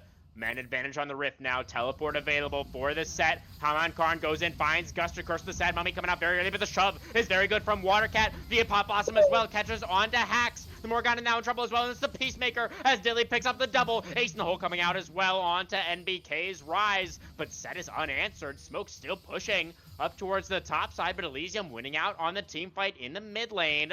Guster straight on towards the objective. Smoke, I think he did finish off that tier 2 in the top lane. Yes. Could teleport in now. Here he comes. It's the turn Whoa. on the objective as Guster finds another huge bandage toss. They destroy the Rise, but RJ should be able to trade it back onto the Amumu as the team is forced to retreat. Whoa. Smoke on the teleport in destroys the Nico. And the set, but CZI now wants to make his own presence felt. Flashes on top of the Corky, takes down RJ. And now it is a 3 versus 3 on the Rift. Mountain Dragon hanging in the balance. Just take free resets here. I mean, Talia doesn't really need. You also don't really need to contest this Mountain Drake. So Guster getting a little ambitious with his continued fight onto RJ, but the whole team does actually get some advantage there in the end. The only one who wins is really Smoke, who gets like 600 gold in the top lane, 300 from a kill, and then another kill on top of it. So he's happy with the play. The rest of the team, probably not. They do get the mid-tier 1. I guess that's something. Yeah, Yeah, and now they're going to be able to move in and take some control over this bot side river as well. Not starting up the dragon just yet, though, and there is still that one ward for Ulti's Elysium up. on the objective. Come on, Karn, back taking up up. residence in the line brush. Does have that Nature's Grasp available once again. Goes in Whoa, onto the wavy. Renekton. CZI pushed back, pulled in by the Facebreaker. Nature's Grasp coming out. CZI in trouble, going for the dominance with the Showstopper to get smoke into the backline. The Pop Blossom is decent, though they lock down the set. The Haymaker not going to get that much value. And flashing in is Oh my Dilly, God. headshots the enemy top laner. And now Haman in trouble, pulled back by the Seismic Shove. The Maokai taking up to survive for now, still at about half HP. Dilly very low, has to recall, has to reset on the Caitlyn. Would only be 2 dragons for the side of Team Solo Invade. Not the end of the world by any means for Elysium if they give this one up. Buster has ulti still. He was zoned off that entire fight, so he still can engage if he so chooses. As Oh, Dilly's and coming back with CZI. Oh, the front line's here they about to be come. here.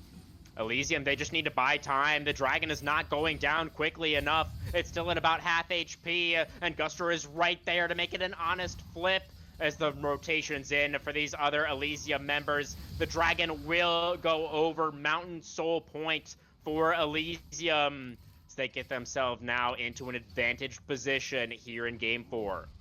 And you win, you kind of win the fight, but you go even. You spend all your ultimates is the most important thing. You have nothing to deny the engage from Guster Posey in a potential river fight if they wanted to go for it. And just the threat of a Nico, a Mumu ulti, because Nico ulti is already back up because it is such a short cooldown at this point.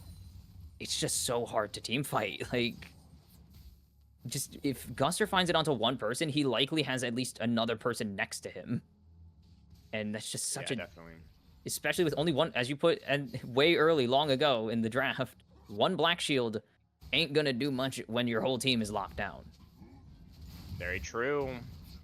And yeah, the fact that that last sequence was played so patiently by Elysium, again, really calm. Reminds me of that last team fight that we saw at the end of Game 3, right? Where they didn't actually care that much about the dragon. They were just very deliberately setting up for the team fight the entire time, looking for their angle. At least this time around, for the side of Team Solo Invade, they didn't give Elysium that big team fight. So the game is very much still within their grasp for the side of TSI. They could still get us towards that game number 5, but Soul Point is such a big threat now for the side of Elysium.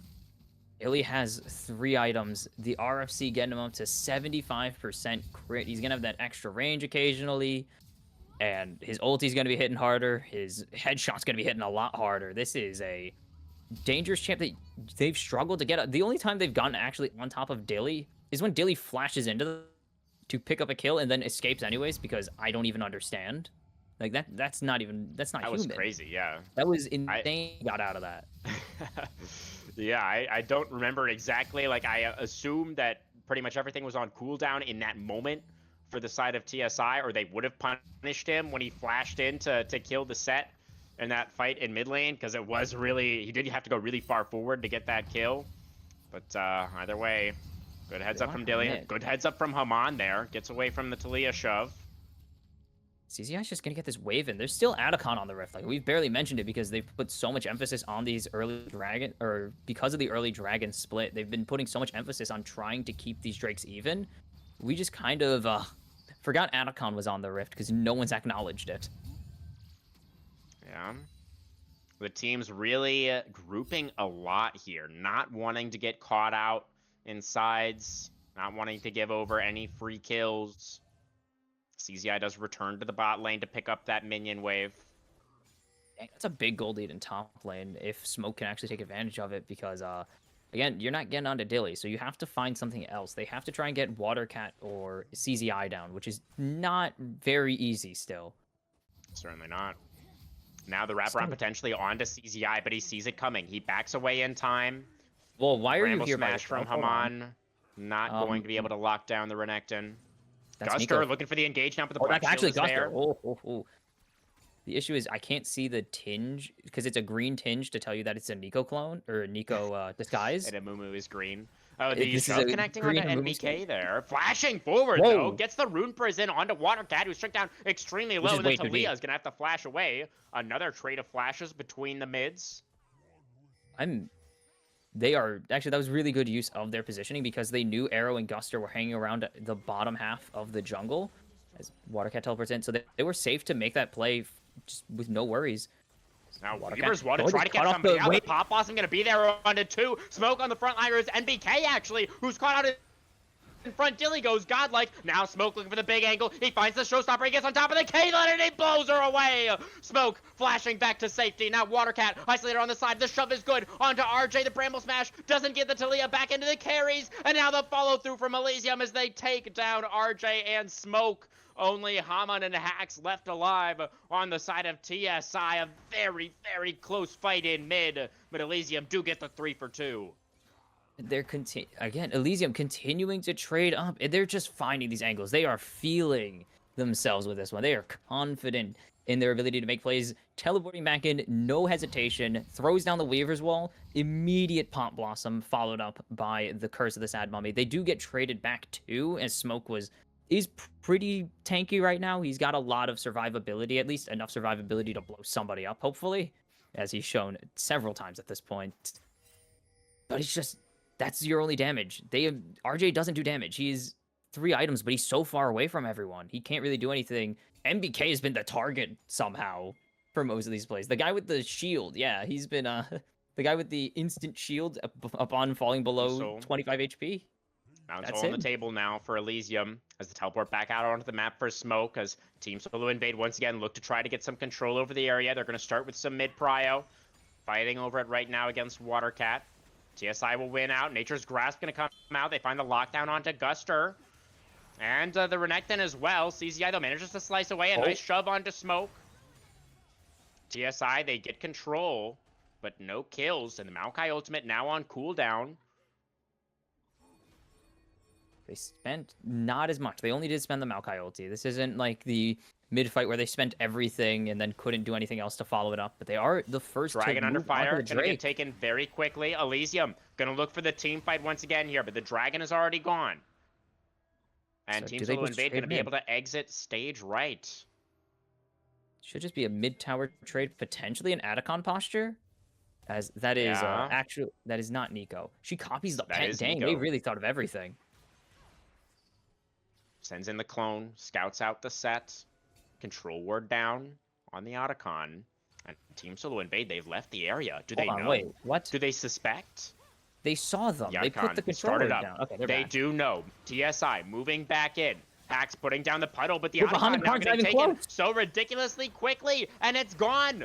Guster gets the objective. Pop Blossom only onto the set, and the Nico is going to get destroyed. But now the Showstopper coming out onto CZI. Guster finding the bandage toss, but he's already used the ultimate. So the Amumu is going to get taken as well. And a little bit of haphazard team fight there for Elysium off the back end of their objective take. Gives potentially a Baron angle over to Team Solo. I love the Atacon angle. I don't know why TSI backed off, especially full resetting Hum and Karn. Despite no, RJ's just gonna walk there. He says he's too cool for your Realm Warp, but they knew already as Baron is started. It should just be free Baron. Yeah, it's free. No jungler. So Otacon for Baron plus That's 2 not a kills. great trade. I mean, the kills are nice, but that's not a great trade. Giving permanent buff, scaling permanent buff in exchange for a 3-minute buff. I mean, the If they can question is going they to can make be, it what work. can TSI get with the Baron?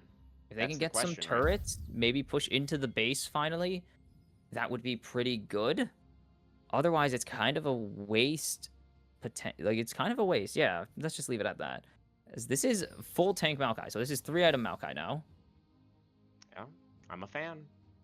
The I do like Randuin's it. is a little bit weird, but it's obviously a direct Just answer indicate to now all it's the worth it. damage that Caitlyn is doing, which, you know, does make some sense. Even just into Caitlyn, it's so worth it because she has so much crit damage built into her kit already. For sure. Because she has the headshot mechanic and her ulti crits, and pretty much every auto will crit eventually. It's just Yeah. value. Absolutely. As that is LDR finish though, so she will be cutting through 4 items. pretty much everything yeah. except for that one. Guster is dead. 100% crit as Guster is caught out. Wait, Does get yeah, away there you go. from the soul shackles, but the Dark Binding is going to be there, and the Amumu is going to get taken down. Kill number 3 for RJ. And now Elysium have to survive for a little under 2 minutes without their jungler. You can see NBK pushing down in mid lane while the rest of the team looking for this bot inner. Ooh, this is a sketch position. Amon Karn For about to get the Elysium. Nature's Grasp back. Yeah, Elysium, correct decision to give up that bot inner turret. They will fall back to the inhibitor line. Baron's still on for 90. Well played by Team Solo Invade so far as they look to threaten the base. Binding not going to land that time. Watercat finds a little bit of a shove, but not going to do too much. And that mid inhibitor turret is going to get taken down, so the base exposed now on the side of Elysium. Mid inhibitor going to get taken by Team Solo Invade. Baron still on for a minute. It's already feeling pretty worth it, especially if they can get a second inhibitor, and it looks like they will. The inhibitor tower cannot be defended. Guster is back now, and Team Solo Invade realizing that start to back away. No, that was a good Baron. Really good. Got two inners, Yeah. a tier 2, and an inhib to go with it. So those supers are going to start barreling down mid. Especially important that they got it mid because that is the fastest pushing lane, obviously, because it's the shortest one. If it was in the bot lane, it would have been a little less pressure because these waves would take a lot longer to get in. Though they would be a lot bigger. You see there's trade-offs, I guess. There's reasons to. But now that Baron's pretty much up, I can't imagine them getting any real crazy value out of these last 30 seconds. All focus on to the Mountain Drake in a minute. Yep. In a minute's time, as it's still Drake Soul. We've yet to see one. It would be so Yeah, I cool mean- to see a Drake Soul. It would be. Although Team Solo Invade is definitely hoping it's not going to happen quite yet. As they both like it to be a little junglers late. going to see each other in the top side of the map. And I mean, otherwise, are we looking at any cool items? No. We aren't seeing the Frozen Heart come through for the Nico. We're actually going to see the Hourglass come out second. Okay. All That right. is actually Team clever. Solo Thank you, Invade, game. where do they draw the battle lines? It's flashing in as the Nico. The Weaver's Walls come out as well, but they're able to get away on the Buster, side you of need to hold. TSI, and now it's Arrow in trouble. Haxo going very far forward as well, going to get taken down by the Peacemaker. It's a trade of supports at the outset. And now Team Solo Invade still with control over the river. Smoke Oh, pushing look at the forward, flank, taking look at the flank. so much damage from this full crit Caitlyn. Why The did he wait? Haymaker is not going to land, and the set is just dead. But Guster gonna get taken down as well. But it's Dilly still untouched on that backline. Just headshot after headshot, crit after crit. The Caitlyn doing so much work in this fight. And now both junglers down, but a man advantage is another crit onto NBK. The ace in the hole. Is it enough? The Rise will survive. Sarah. But so much Seems, control yeah, now for Elysium. They can That's just soul. look for this dragon, and it's just a Corki and a Rise. I don't think they can stop it. It's a teleport back out for Corki can NBK. kill. It's RJ looking for the Miracle Rocket on the objective to maybe deny the Mountain Soul, but it's not going to happen. It goes No, over they're to looking for kills. Elysium. Dilly headshots Oh my God. NBK. And that might just be the hopes of Team Solo Invade getting headshot alongside their mid laner. That was a lot of damage from that headshot. Jeez. That was, yeah, that's concerning. Dilly's doing a little bit, and BT. I rest my case. Remember how this series started, Kimchi, with the pentakill for RJ in game 1? And now it Dilly, is you the know what to other do. AD carry, Dilly, Look. in game 4, completely taking over. Look how much shielding Dilly has. No ADC should have that much shielding. Like, has the 325 from the Bloodthirster on top of the Mountain Soul shield as well. That's a lot of shielding for a squishy champion. And it's 3 Mountain Drake, so she's pretty, Dilly's pretty tanky, especially for a Caitlyn. Doubt about it. Completely full build now. Is just such a menace. And for the side of Team Solo Invade, they don't have Engage. I mean, this is something, feels like a lifetime ago that we were talking about this, but we did identify that in the draft, that, you know, they don't really have reliable Engage. Like, trying to Maokai W, trying to get in range to Maokai W a Caitlyn, it should be impossible. Hax just got chunked for almost half his HP off of a headshot. Yeah, that'll It's a lot. happen. This is, I mean, how do they get on? They've shown how they get onto Dilly, and it's literally just Smoke runs into the enemy team and hopes to blow him up Gets before the he ult, dies. yeah. And it's just like, Yeah. that's not a strategy, unfortunately. It's CZI just staring at Hum and Karn. Baron alive now on the map as Elysium move into I the think he's river. on They fire. have Yeah, their he's Mountain spotted. Soul. They are ready to take any fight at this point for the side of Elysium. They just have to make sure that their setup is correct. MBK MBK does have that splitting height off of towards the advantage. top side.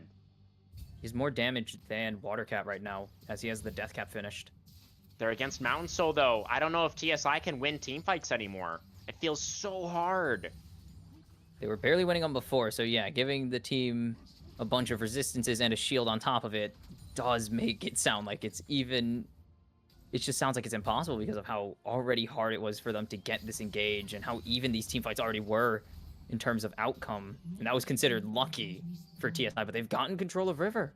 They've successfully pushed out, but There's that Where ward, is though, in the Guster? banana brush. Guster, what Okay, the they're hell are gonna you doing? spot it out. Against some mid prio. CZI gonna get Wall. engaged on. Nature's Grasp coming out. The Renekton in trouble. The Showstopper is there. Dilly has not joined up with the fight just yet, and there he is. He's taken down to support. Guster, though, is gonna get traded back. Dilly isolated off on the side where the rest of the team Dilly's deals with dead. it. And he's taken down. Dilly is indeed dead. Watercat now flashing forward. Seeing if maybe he can be the difference maker. The one carry still alive for Elysium. Haman going down solo on the Maokai. It's 2 versus 3 now. Team Solo Invade with the man advantage. Looks like Guster both just sides went will way too disengage. deep. Guster went in on all the carries by himself. So I mean, he had 4 people on him, actually. I think, what do you call it? Hamin Karn was still next to RJ and Hax at the time. So he ran into 4 people with no follow-up damage. You may be Leandri's Amumu and pretty tanky, but you just don't have damage. You're not full AP, blow up your team Amumu. All right, and now here comes the Walmart. Realm Warp, gonna bring the jungler in for the Baron take. And Guster's still not alive for 5 more seconds. Team Solo Invade against all odds, against the Mountain Soul, against the full build Caitlyn, may have just brought this game back. Oh no, the team fights got sloppy for Elysium, and this is their penalty. A second Baron going over to TSI, and they're gonna have it for Elder. Elder up in under 2 minutes. This is a dangerous game, especially actually they can't really end yet. They do need an inhib down to be able to backdoor, unfortunately. There are 2 exposed. They got Let's they see got a how minute and a Team half to Solo do Invade it. want to play this out. Yeah, they definitely have options at this point. This Haman Karn has to be careful though. Guster is just not gonna pull the trigger. I mean, he knows, again, there's no engage on this team, so he's just free to walk into Hamin Karn, because if Hamin Karn engages onto him, he knows, okay, cool, there's nothing to get onto my team. I'm just going to run at the enemy team now. Guster's still thinking about it. Now he might be the one in trouble, though. I think that's... Oh, it's the real Nico! The Pop Blossom forced out, but Arrow is just dead. No way to survive. And now, once again, Team Solo Invade. 5v4. Guster, Rune Prison, they're clearing a ward, and they get on top of Dilly again! And that is going to be the game. Beautiful W flash from Smoke. Destroys the Caitlyn once again.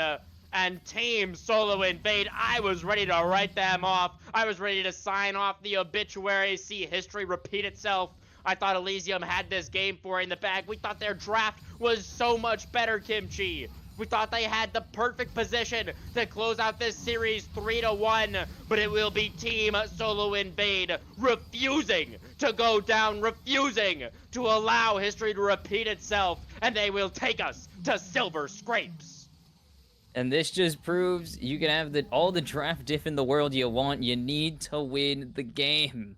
You need to execute your plays still. It doesn't matter if you have the better comp or whatever. If you have the better engage, you need to execute on the engage. And too often Elysium found themselves split up, too divided for their own good, even with all the CC in the world. It's just, oh man, it's just too much. Like, they didn't seem on the same page after a certain point, which was really weird because they started on like different pages, got on the same page for most of the mid game, and looped back into not being on the same page somehow, all in the same game. Yeah, I mean, it is beautiful to see the full 5 gamer. You know, we said it at the top of the stream. These definitely the 2 strongest teams in Premier, and seeing them go blow for blow like this, such a treat. But this is a weird one in terms of like the POG conversation. Like, I don't even know where to look. Is it Smoke? He was popping off on the set. I mean, RJ did the most damage on the Corki. I think it is Only died Smoke. twice. Yeah, RJ did. I just feel like RJ wasn't doing quite anything. I feel like it was mostly Smoke doing a lot of the work. Like, despite having the least takedowns on the team, it did really feel like Smoke was doing the heavy lifting come late game.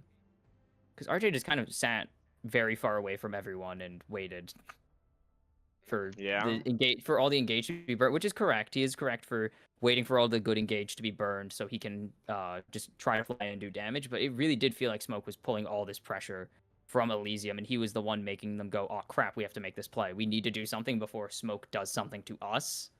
Because you saw, I mean, in that last team fight, 1W literally one shot Dilly at the end of the game. Like, he Very was the true. difference maker, in my opinion. Honestly, that was, I think maybe every single one of Dilly's deaths actually was to the set. Insane as that is. It might have been. It might have been. Yeah. I can't confirm it, but that's a good guess. Yeah, except for maybe the first one was relatively early. But yeah, I like it. I think we can give it to Smoke here. You know, got counterpicked against CZI, had the counterpick, took the Renekton into the set, but Smoke definitely had the better end of that lane and definitely had the bigger impact in the team fights later as well. So I think a very fair POG to award there. But wow, game 5. Production, do we have the Silver Scrapes ready? Do we have the non-copyrighted version? We don't have anything? We'll have to imagine it. The Silver Scrapes was the friends we made along the way. Okay. Well, I guess it's up to you, chat, to play Silver Scrapes from your own respective setup. Or yell it in chat. As, just we're gonna hit the B-woos in chat. Sure. Yeah, just type out the Yes, type out the lyrics in to Silver chat. That could work as well. As definitely a banger series that we are treated to tonight. Very excited to see it go to game 5. Let's get into a break to get ready for it. One more game, one more Nexus to decide your Season 2 Premier League champion. We'll find out.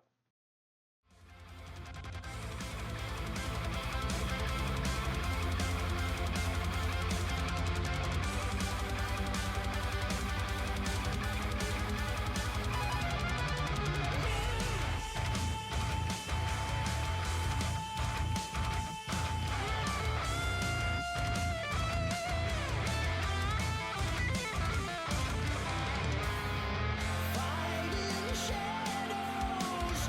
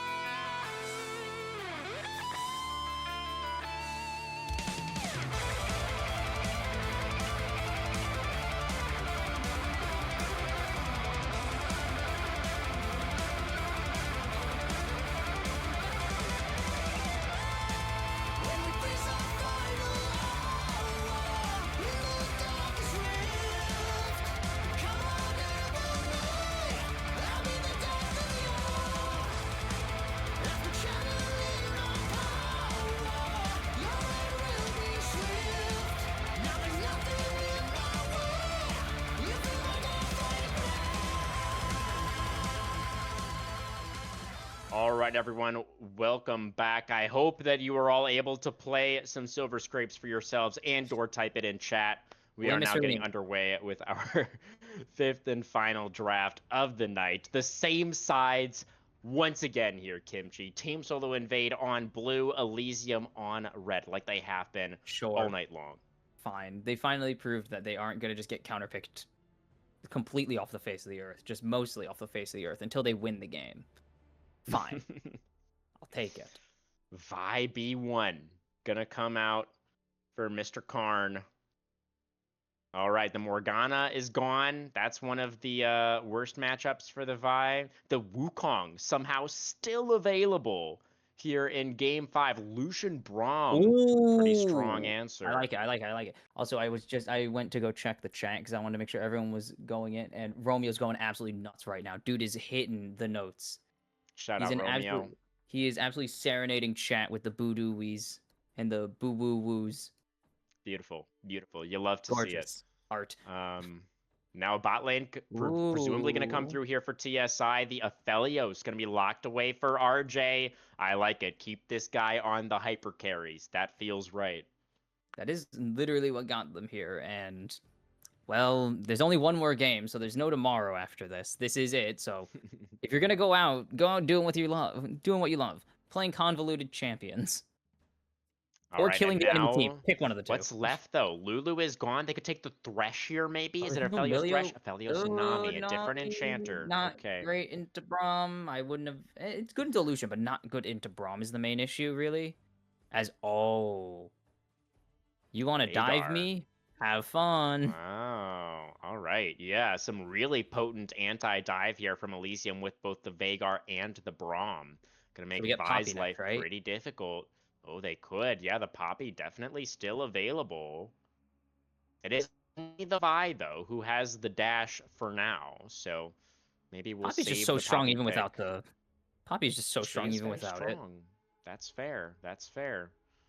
Into the second ban phase, though. Some top laners, it looks like, going to be taken away by TSIs. They are going to have to blind pick for smoke once again. And the mid laners, the Xerath that we saw NBK pop off with in game number 3 last time around, is going to get taken away alongside the Veigar Ahri. counters. They want this Veigar to be super safe, super fed. You can't afford to let your hyperscaler get any form of behind, especially when he relies so heavily on farming and trading. Just no chances. Yeah. So for the side of NBK, then, what do we think? There's still things like the Lux available, right? Seems like if you want to play that long range, it could work. You can follow up on Vi engages as well with the Lux ultimate if they wanted to go in that direction. What else is out there? What else are we thinking? Ooh. I have to actually check what's in mid lane. I haven't actually looked. There's the Wukong. We were waiting for that one. We do have one. the Azir. Yeah, Wukong finally going through. We do have the Azir actually as well. Or the Akali or Anivia. I don't know how good MBK is at those champions, but like we can get some funky things. Annie and Lissandra are still available. There's some good lockdown champions. This is interesting. There's no way. This is not a good lock-in. This would be a ballsy pick. This would be a pretty bad lock-in, actually. Like Kassadin loses. Kassadin loses a lot of his matchups, obviously, because that's his whole thing is that he loses early. That's a top lane pick. Okay, cool. But like, he genuinely just never gets online versus Veigar. He just takes way too long to scale. Once Veigar gets level 11, he just 2 rotations him. And I was gonna say the Anivia, they could slow the game down. It plays well into the Veigar because it doesn't really want to engage. And it's a really good trapping champion as well. Like, you can wall the Lucian or the Wukong when they go forward, stun them, hope the team blows them up. Very good pick if they do go through with this. But you're going to call it. You called it. Congratulations. I did. I like the Anivia more, but the damage, the bigger burst potential from the Lux on the follow-up on the Shen or the Vi is the correct call, I think, if they want to go a damage AP carry. Yeah, I mean, I definitely would have also liked the Anivia. I think that could have also worked well, but I mean, like you said, the Lux is a little bit more upfront burst. So that is what they're going to decide to go for. The Lux also, though, the trade-off, right, is you're a little bit more vulnerable. Oh my god. These guys are playing for ultra late game. Veigar, Kale. Oh my god. That's crazy work. The Veigar, Kale solo lanes. I'm a little bit salty this game if I'm Wukong, but hey, I mean, Guster, I'm sure he trusts his team right? The Kale should probably have a pretty free lane into the Shen, right? Obviously, the first The Shen's a few levels are beast. gonna suck a little bit, Yeah, but definitely. No, later on, once Kale hits level 6, it gets easier, and then you hit the 11, and it just becomes so much better. You usually have Nashor's Tooth and or second item by then, so you just like the story for Elysium in this game is going to have to be suffer through some rough early game potentially for incredible late game payouts. Like Kale just will be 6 autoing people to death. Veigar will probably be full, let's be real, full ulting Nami and Lux. Just like probably almost full healthing them. And Lucian, that's kind of your early game. Like he's pretty good at being aggressive early. We'll see how he does into the Nami because you got to have some jukes. If you get not trouble bubbled, that's the band Zoe. Hello, Zoe, from the bottom left corner of my screen. If you get, Aqua Prison, that's way cooler. Screw you. If you get bubbled, it's just kind of over. yeah, the Lucian is gonna have to watch out for that engage. You know, not only the Aqua Prison, but also the Vi ultimate, right? Is most likely gonna be targeting that Lucian a decent amount. So we'll see how Dilly is going to be able to do over there on the pick. But yeah, with this really heavily scaling draft for the side of Elysium, I wonder if that late game loss in game number 4 is on their minds. You know, I really don't think that had anything to do with their draft. It was really more about just like a couple of people mispositioning in critical moments right there at the very end of the game. But maybe the thought process for Elysium is something to the effect of like, if we get to late game this time around, we'll just win. Maybe that's what they're thinking. Hopefully, but if if positioning was rough in the late game for them last game, I'm saying this is the most like positioning intense comp they've drafted the entire day. Like Kale or Veigar misposition, you're burning flash, you're burning ultimate on Kale. You are also likely, if neither of those are up, you're just dead, and that's a huge damage carry down, and your team has to make up for it somehow. The positioning for Elysium through especially for Kale, early game, all game, has to be so critical because you have the damage of an ADC, but you have the health bar of an ADC despite being a top laner. So good positioning is especially against Shen. If Shen taunts you once, you might just lose the fight, and that will cost you so much time towards your scaling. Yeah, definitely. I'm really curious to see if, like, the early power of the Lucian Braum, if Elysium are going to try to use that to get themselves at least a couple of at least one early dragon, right? Just to buy themselves that time for their scaling carries to eventually come online. Because again, that's something we've seen a lot from Elysium tonight, is a really heavy focus around those early dragons. So I feel like it's going to kind of come down to if the bot prio for the Lucian Braum or the mid prio for the Lux is going to be more impactful in the positioning around those early objectives. How hard is the question is how much is the Lux willing to commit to pushing out these waves? Because it's a lot of mana. It's like almost your entire mana bar to push out 2 waves. And you just leave yourself so vulnerable. You're absolutely useless in objective fights if you have to burn all your mana. Yeah. But they have the 6 advantage. Like, Kale 6, not that great. Shen 6, incredible. Like, one of the best 6s in the game. Vi 6, very good. Lux 6, insanely good. They should have the ulti the ulti power spike advantage and map presence advantage as well, because Shen just teleports all the way across the map to whoever he wants. I think they have a really good early game, but if Elysium can weather that storm and not get too far behind, they definitely have a really good shot at winning this series. Yeah, pretty greedy draft though, going for the double like heavy scaling solo lanes always. I mean, again, like if this was solo queue, I'm writing off Elysium immediately. I'm there's no okay, like you coordination. can't play the game, like it's over. But What are you doing? this is not solo queue. It is a different game, and you have to have faith that obviously they know how they want to play out this composition, and I think most of these games have gone relatively late today. Have we even had a single game that was under 30 minutes? I think they've all been over 30, right? I mean, even game 1, which was like the hardest. Yeah, even game 1, the hardest stomp was at least 30 minutes. Yeah. Like, that's crazy that even when one of these teams is completely rolling, it still takes 30 minutes, and that's a really good thing, actually. I think that is more of what is Elysium knowing that no matter what, these two teams aren't going to take these home run swings until they're fully confident, especially with how late, like, we see this at all levels.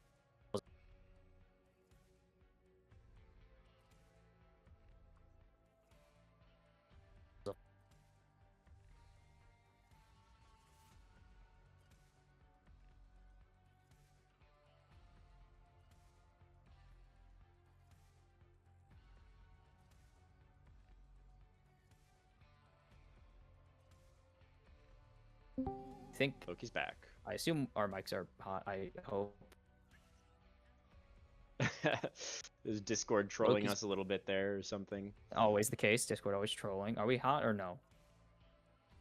Loki. Okay, we're hot. Cool. Sorry, we're Smoking communicating with hot. Loki because Loki just disappeared for 2 seconds. But we're back. We're back. Loki apologizing profusely. Thank you. It's okay, Loki. Discord happens. Discording happens to everyone. But, Oh, good. like, damn it, I lost my train Yeah, of thought. I don't know. I'm- You take over. You got this. I am still nervous, you know, even with that taking that into consideration, the fact that the games have been going long in general, I'm still really nervous for this Elysium draft that they're just going to have to give up too much early. And Team Solo Invade, I mean, we've seen it a million times this season when this team is just allowed to take a bunch of objectives for free. They know how to close those games out. Like that should be their comfort zone. So I mean, the fact they had to work really hard to get that win in Game 4, it was looking pretty dire, but now the fact that TSI were able to overcome that hurdle really makes me feel like they might honestly, I'm kind of leaning that direction here with these Game 5 drafts. What do you think, Kimchi?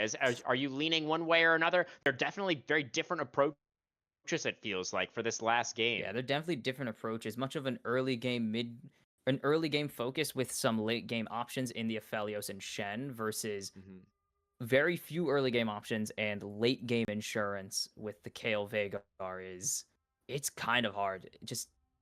It depends on Hard how call, yeah. how clean Elysium are because they've been really clean like pretty much this entire series besides game 1 and the end of game 4. Like 2 and Yeah. 3 and the start of 4 were pretty much as clean as we've seen any team be this season. And TSI have struggled in team fights, honestly. And if they can't punish in the team fights, that is where Elysium are going to run away with this game because that's where their critical failure point is going to be. Besides like the early laning, like the bad part of the laning phase for Kale, a lot of these critical failure points are going to be around team fight positioning and team fight execution because super squishy carries that require a lot of stuff to go right for them.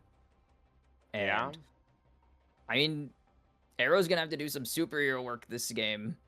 You got some Lux bindings to block, you got Aphelios ultis to block, you got Nami ult to block. You're gonna be doing a lot of work, and especially if Arrow Dilly actually gets busy. Like that is me saying like the sky is blue because they love getting busy when they're on a comp that does it. And they're very good at not getting super aggressive when the comp doesn't call for it. So they do know their matchups very well, but that's kind of expected at this point of these two. Come on. I feel I like don't know, that's I'm a not really picking- good note as I'm well neutral. to slap the nameplates on some of these champions. You know, the fact that the more early game focused champions are on Guster, Dilly, and Arrow, right? The people that have been playing together for so long and should have that synergy. I feel like that is definitely a pro for the side of Elysium, right? Like you want those three to have a strong early game, and if they can just buy the time for CZI and Watercat to scale and be those insane powerhouses that we know Kale and Vagar can be later on, then I can definitely understand how that strategy makes sense on paper. I'm nervous about giving over the early objectives. It's always that's it's always again, scary. It's always a Yeah. stress point. But no, what I said I was neutral. I'm on Team Banger. I'm just in for a good game at this point. I have no. Fair These enough. drafts Fair do enough. two different things, but they do the same thing in theory, which is team fight at different points of the game. And I'm just here for. At this point, I've picked Elysium like 3 different times, and I'm just here for the ride. Now I'm not a fan of either. They're like not that I don't like these teams, but I'm like I'm not favoring one side. We're I unbiased haven't been- casters. Yes, I haven't picked to be a fan of any of these teams. I'm just here for the ride at this point. So just make That's it a right. good game, please. If we're going to Silver Scrapes, make it a good game. I mean, it's been an amazing series already. I don't think there's much more for us to say about these drafts. We're going to go to a break. There was another little bit of a delay with the spectator draft, but we're going to be moving into the delay very, very shortly here. So a few minutes of a break, and then we'll be back onto the Rift for the last game of the night, the last game of the season.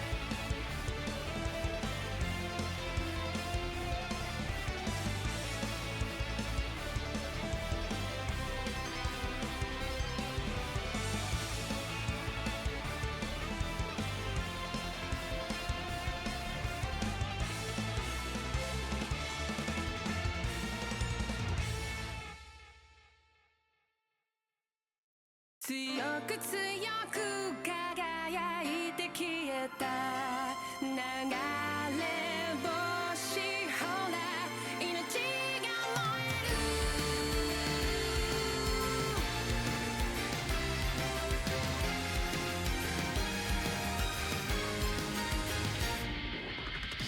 何かに怯え走り続けたその虚しさのし何を見て何を探して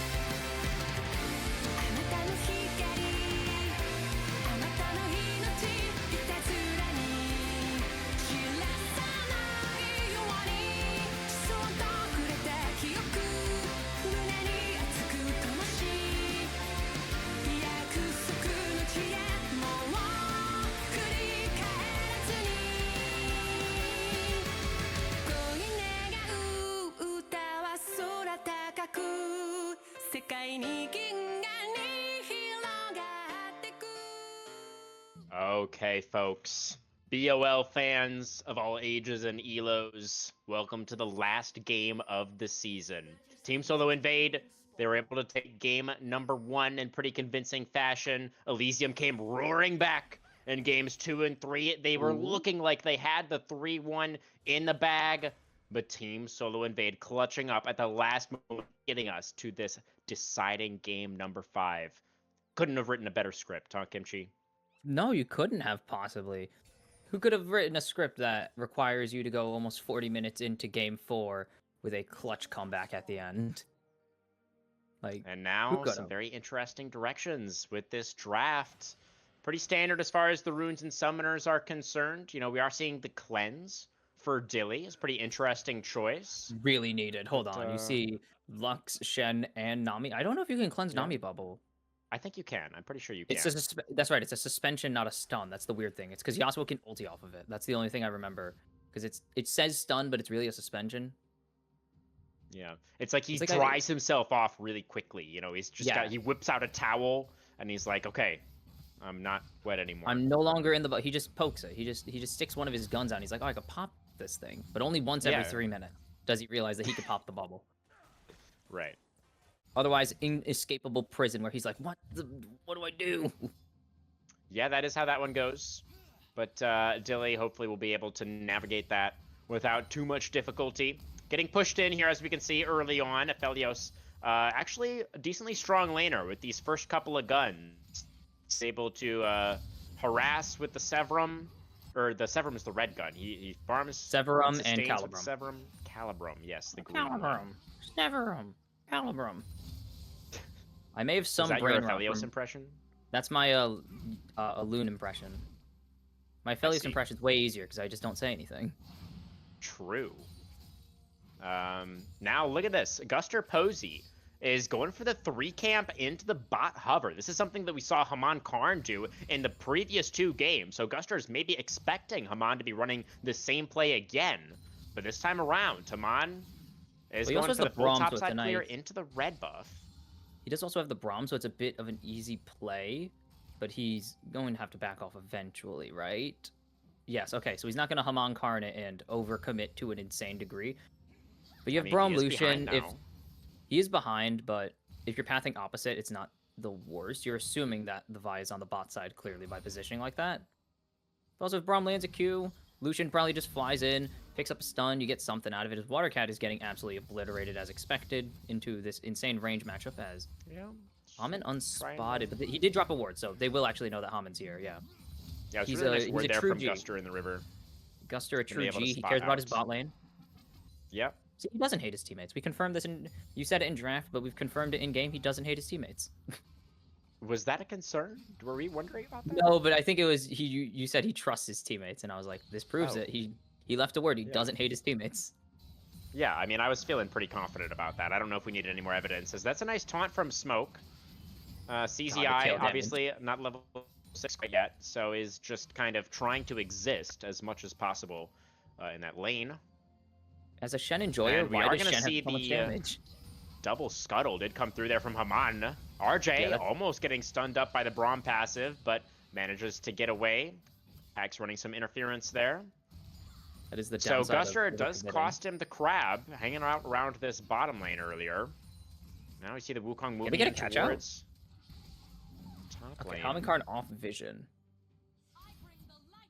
As Guster is And spotted topside, he probably just needs to take a reset. You're not gonna help diving a Kale Shen. push out the okay. minion wave. They're not diving the Shen, they're just No, I pushing know. the minion I wave. just sometimes I don't trust some players. You know, you just see them going forwards, and I'm like, these guys are gonna dive a Shen. Nope, that's definitely not what they Thank were God gonna they do. didn't. They are gonna go for the recalls now. Aqua Prison, very nice. Gonna get that CC onto Arrow. And cute attempt there from Ooh. Smoke, desperately trying to stop the recall, but not quite gonna be able to get over to the Wukong in time. So still a slight tempo lead for the Vi. Haman already back out onto the map, cleared the Gromp for the second time. Guster now coming out with the Sheen, so feeling pretty alright about his position as well. I mean, that is the benefit of him waiting a little bit longer, is he's able to passively gen that extra gold. You could see that Hamankarn does have a little bit more. I think 250 more, approximately, in spent gold right now. She's 700, right? I don't build Sheena's Sheena. 900 actually. Okay, so it's 900. So he does have that slight advantage. Barely. Like, it's a 50 gold advantage for Hamankarn in spent gold. As this should be Sundered Sky. I can't imagine what else Vi would build besides, like, Eclipse, and this is not an Eclipse Vi rune set. You do often see Vi honestly go towards the Trinity Force as well. But the Sundered Sky, could. I feel like, is I think probably it's just- the more it's likely Sundered Sky. option. It's Yeah, just Sundered I Sky. think you're It's right. the best item. It's just insane how good this item is. Vi also very, very insane at taking early dragons and is on this Yeah. side of the map right now. I should probably also know that the Wukong is going to be re-clearing up towards topside. It's going to move Guster in, could clear out this commit. control ward, but in fact, Guster, yeah, moving down as both control wards going to be cleared away. With Okay, the mid yes, prio and the bot prio there for Team Solo Invade. They're going to be able to take complete control over this bot side river, try to secure themselves this first dragon. Guster's still hanging around, but level 5 Wukong. I mean, I don't think you're really wanting to go all in on the team fight right now. Could have just been there for a little bit of posturing, pretending you were going to go, make them overcommit some players, because you'll see that Watercat getting that push in mid lane finally free to just exist for a little bit, as Taunt doesn't connect, so just going to be the Grasp proc, and a little bit of damage coming out from CZI as he's got that level 3 E coming through. Holy cow, he's chunking smoke. Starting to tickle the Shen a little bit. That's with boots only, by Kale- the way. He Yeah. has no damage item. He's D-Blade, I guess, which barely counts as a damage item. Yeah, it's Kale just has the really press good the base attack, numbers. honestly. The rune doing most of the work there. Is that a pretty common choice for Kale, do you know? If you're not running lethal, then yes. Like, it's either this or lethal. I can't... or Hail of Blades, but that's very uncommon. Hail of Blades is Oh, usually that would be for weird. psychopath support builds that you should not be going, because Kale is a terrible Oh support. god, Kale support. I'm gonna It's puke. really Holy bad. crap. I've seen people run it, and I've questioned it every single time. It gives me That's- free there's wins, no so way I don't that's care, real. but no, I've actually faced Kale support, and I'm like, why are you doing Yeah, this yeah. to Kale? No, I mean it's I not tried it real in the once sense that like it shouldn't be real. No, it shouldn't be real. Yeah, no. I've tried it before, way when I started, because I was just into making crazy support picks. Now I just play Jarvan and like Annie. Like any normal person would.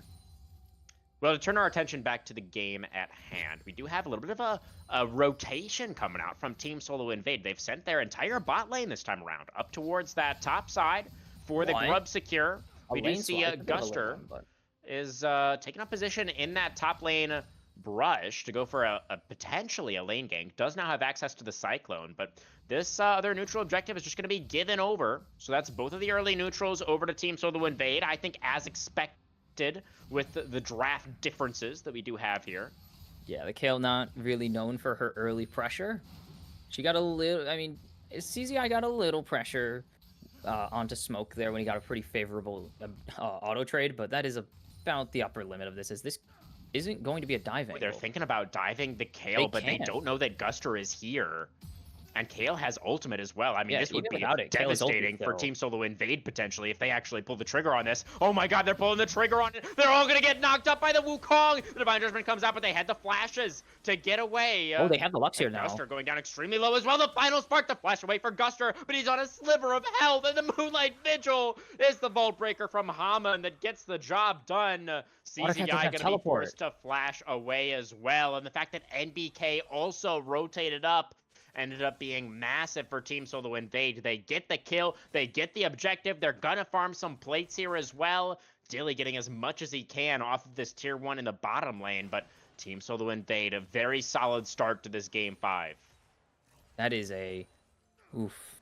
That's a tough one. If MBK isn't there, I don't think they actually pick up those kills, so it's super important that they picked up that that lane prio. Just Lux constantly able to push in these waves against the Veigar, who clears them much more slowly because he needs to ensure that he gets as many stacks as reasonably possible. I've mentioned how you should never commit to fully stacking everything because it will take forever and you will just lose. So don't do Yeah. that. And actually, what are the Veigar stacks right now? Should be a little bit. I'm not expecting anything crazy. He does have 95 CS. Evil. Phenomenal evil power. Or no, is it? It's something of phenomenal evil. Yeah. The passive is named Phenomenal Evil Power. Oh. Yeah. That is How many- the actual name of the passive ability. and he has just about 90 stacks right now, and That's that pretty is good. 1-to-1, I believe, which is no, it's not. How much It's AP not- is that? It's 1-to-1. It is It's 1-to-1. 90. I mean, It's just straight 80 up 90 extra AP. AP already is Yeah. crazy. I mean, If you I didn't click on even him, he know has like Vanguard 100 passive was something. that good. No, That's it's actually really so good. strong. The issue is you have to either be trading or farming. Like that's the downside of it, and it takes a while to generally stack up. Unless you Well, really seems like dedicate yourself Watercat's to on it. a pretty good pace for Good now. tempo, yeah. Seems to me.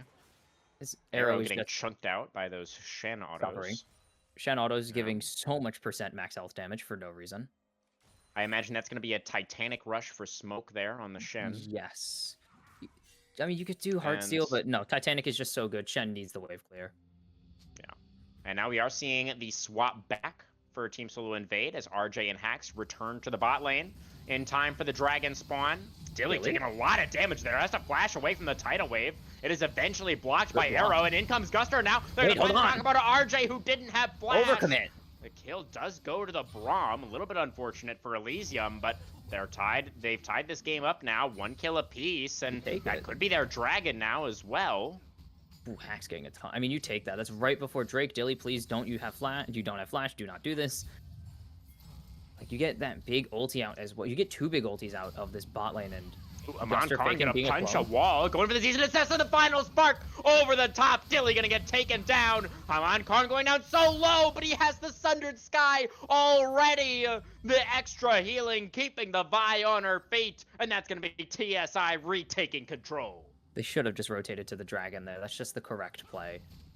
Like, you're just over committing. You know that MBK isn't there. You know he's left mid lane. You get the pings from Watercats. I don't understand the commitment to that force in bot lane. They really could have just started going to Drake, where Watercat could have more easily gotten involved in the play. Yeah, definitely agree. Feels like they did overstay a bit in that bot lane. And now that is going to be the feat of Monster Slaying alongside the feat of Warfare. Secures the upgraded boots for TSI. Well, when you look at the game state as a whole, the 2 people that need to scale are definitely doing that correctly. Like, that is the good news. Like, all the things, all the Slowly. crazy things yeah, very slowly. That's just how scaling is when you don't get a ton of kills, unfortunately. But, like, the people who need to be farming are doing that. Unfortunately, Lux is a little accelerated. It is just Malignance for now, so it's not the end, like, the end of the world. It's not the biggest advantage, especially when you have that row, which is more scaling on top of your already scaling champion. And Yeah. CZI hasn't died. Like, that's the most important thing. CZI does need items, obviously, but CZI needs XP. Like, that's Kale's Right. main goal, is to get to level 11 and then level 16 as fast as possible. So she Yeah. could care less about the gold. Very close to level 11 already, as we can see. So that is going to be a decently big spike for the KO. Oh, that culling. We is- do have an Not great. Ocean Soul this game. So yeah, the culling, you know, we've seen better, but it's all You right. see better. How do we feel about Ocean Soul in this situation? Like, how concerned are you as Elysium seeing the double Pretty. dragon Ocean Soul threat? As Guster gonna flash in, Ooh. finds the Cyclone onto Smoke, who does flash away, stays alive for now. The Divine Judgment, very, very nice Oh, there. good ulti. As the combo from top jungle of Elysium does come out, and they're able to punish the Shen. Some there's the free kill. time for the Kale. Yeah, very nice.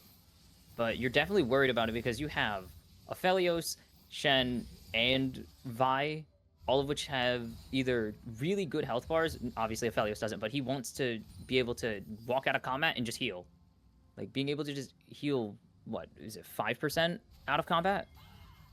Not sure. Or something like that? Couldn't- It could also couldn't be tell you, healing on to be damage. I honest. think it might be healing. I'm literally just gonna look up Ocean Soul. I has to know. I do need I to think know. it does only proc when you take or receive damage. I think that is true, but I Dealing forget damage what the to enemies percentage is. heals you. Yeah. Well, Aphelios does a lot of that. Dealing damage heals you for 150 plus a bunch of extra garbage and restores mana. Yeah. No, he loves that. And then the Ocean Soul, or the Ocean Drake, sorry, itself is what's the buff? 3%? 2, 4, 6, 8% of missing health every 5 seconds. So they would have Okay, 4% if they get it. So, like, it's not a lot for Aphelios. It's a lot for Shen and Vi, who build bruiser items, but, like, Yeah. it's not, it doesn't hurt for We do see the Aphelios, who Trinity wants Force it. is done now for Guster Posey there. So he is on a very big spike as well. Herald currently alive. just spawned recently, as we see an arrow now on the rotation up towards the top side. We've sent the Veigar into the bot lane to continue stacking. Herald started up by Good lane Haman. assignment. Yeah, TS definitely for both Smoke. sides. Water Cat, you are Watercat, he's nice. fine. Dodges the taunt. Woo! Still With the juice, stacking. he's in a really bad spot actually. No, the Veigar, he's fine. He's chilling. Loops around. The Herald, though, is going to be taken, and no contest going to come out from Elysium on that top side. So yet another neutral, every single one secured. No contest so far for the side of Team Solo Invade. And the question remains, when will Elysium draw their line in the sand? When will they say, okay, we've scaled enough, it is now time to attempt to win the game? Kale is Not 11 just yet, it now. seems. Yeah, definitely can't be just quite. Kale only one item. It is taking a little bit longer than they'd like, probably. The Veigar is having a great time. Like, Watercat's having a great time. He's getting to hit the wave, occasionally enemy champions. He's thrilled. Oh, we're going to go for a little bit of a joyride with Shelly here. She makes her way into the jungle. Amon Karn, doesn't make it around the corner. And so that is going to be the end of the joyride. Driver's license revoked. You crashed the Unfortunate. car. Fatal car NBK, accident. Ooh. exhaustive blows, not Wait, quite hold proc on. there as the Lux splashes Penalty. away to stay alive. Cease and desist onto the Braum, not the ideal target. And the Cyclone now is going to get the flash out Wait a from minute. Haman. R2 going to come out, final spark again, only onto the Braum. Smoke eventually is going to be able to get down there in there to take him down, but a lot getting traded back as the rotation over for Watercat. The Primordial Burst secures the kill onto the Shen.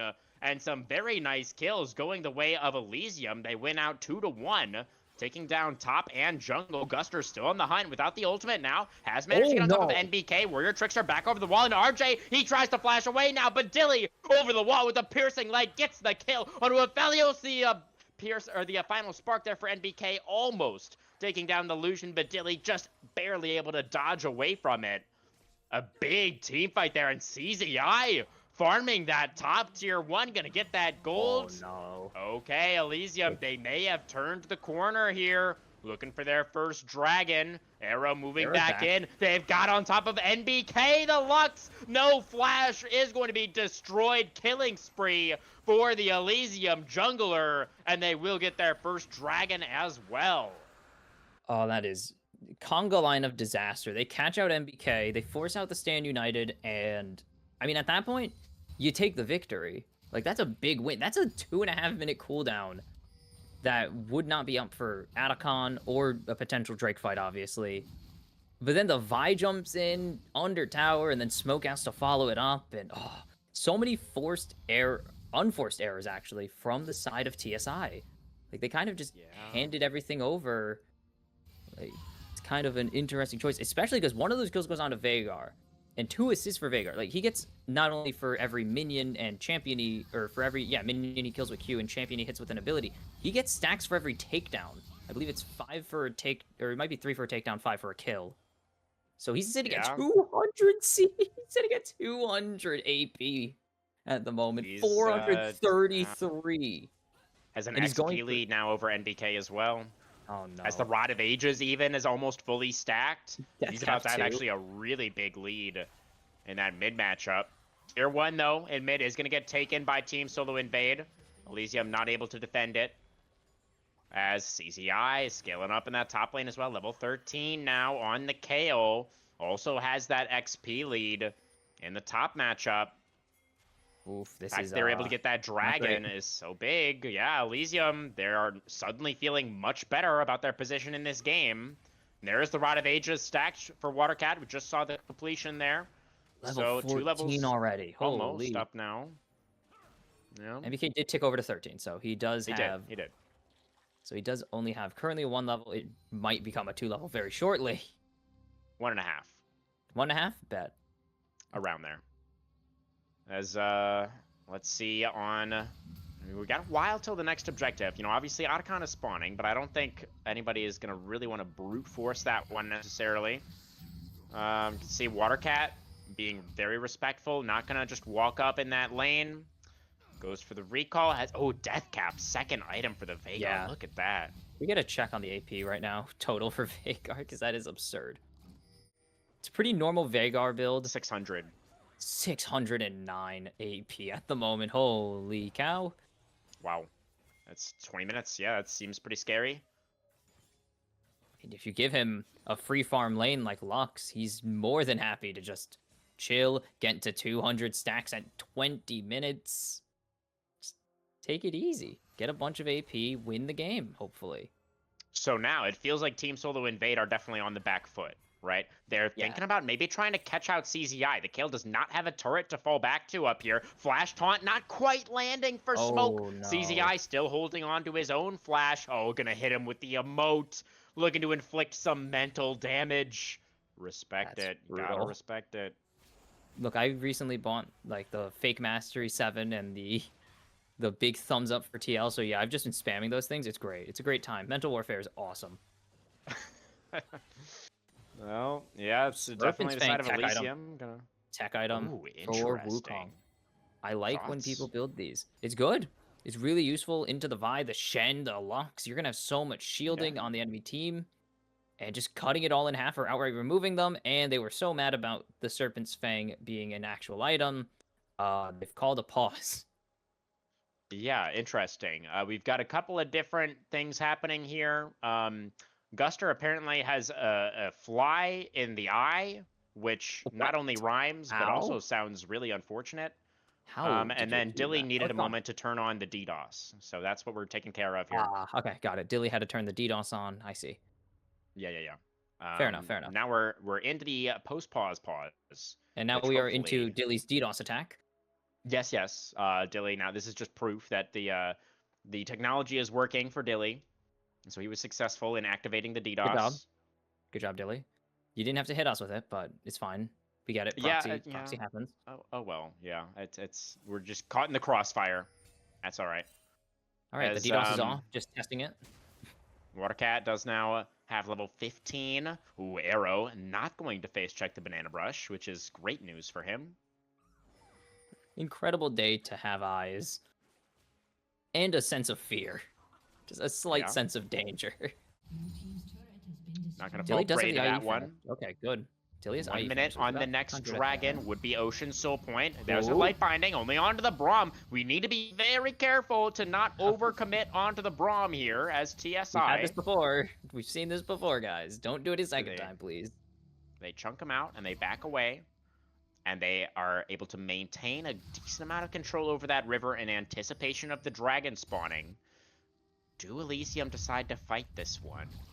They can fight it. They have Vagar at this point. Like, Think this is they a can, yeah. very strong water cat. They don't need the Kale. They can match teleports because Kale can't cancel teleports, obviously. As CZI actually big getting jump. strong toll. Yeah, Smoke finding a very nice trade there. CZI going And Death Cap obviously second has item already? Stand United available as well. Yeah, Deathcap second for CZI as well. That's crazy.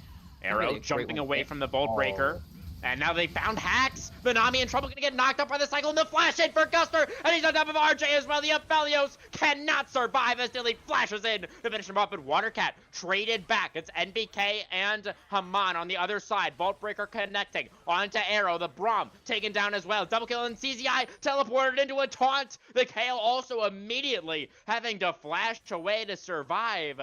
And I thought that Guster and Dilly were going to be able to win out that team fight. They caught the enemy bot lane. But the mid-jungle of the side of Team Solo Invade winning out overall. Now burning down the dragon. Guster, though, still in the area. Seeing if not be maybe able he to get can this, right? sneak into this pit. He doesn't have enough vision, though. He's going to dash in, and he Got it. steals it away. No He dies, shot. but he got it. He absolutely Oh, that dead. is Like, no so chance. illegal. But That's a maxed out shutdown just about over to the Shen, and Jungler dead means this should be Otacon now going over, but the teleport out for Watercat. Can Watercat and Arrow put a stop to this? Oh, they know he's there. Vagar Oh, gets big taunted, taunt. the full combo onto the Vagar. Watercat, he does land What? the Dark Matter, but is going to get taken down. Trades back onto the Shen, but not good enough, I don't think, Alright, Dilly, for what do you the got? mid laner. Yeah, Dilly now thinking about trying his luck at trying to stop this Otacon, but I don't think it's going to work out. I think this just has to be given over.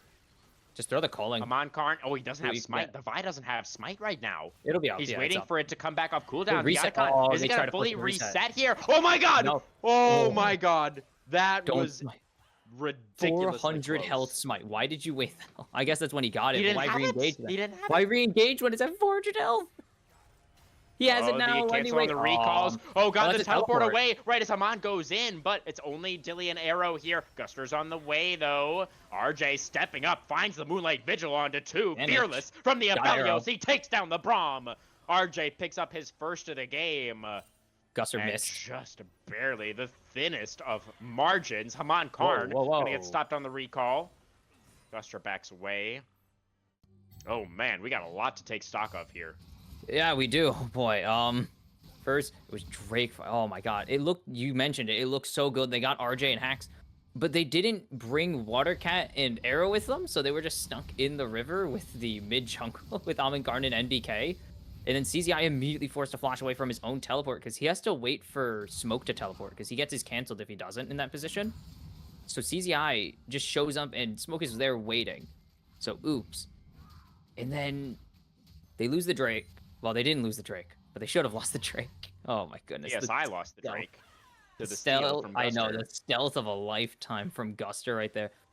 But then Had no vision. Atacama- Yeah, just had the perfect timing on the W. So lucky. Imagine if he W's in there, doesn't get the Drake, dies, and they lose Soul Point and Otacon. I mean, that could have just been it.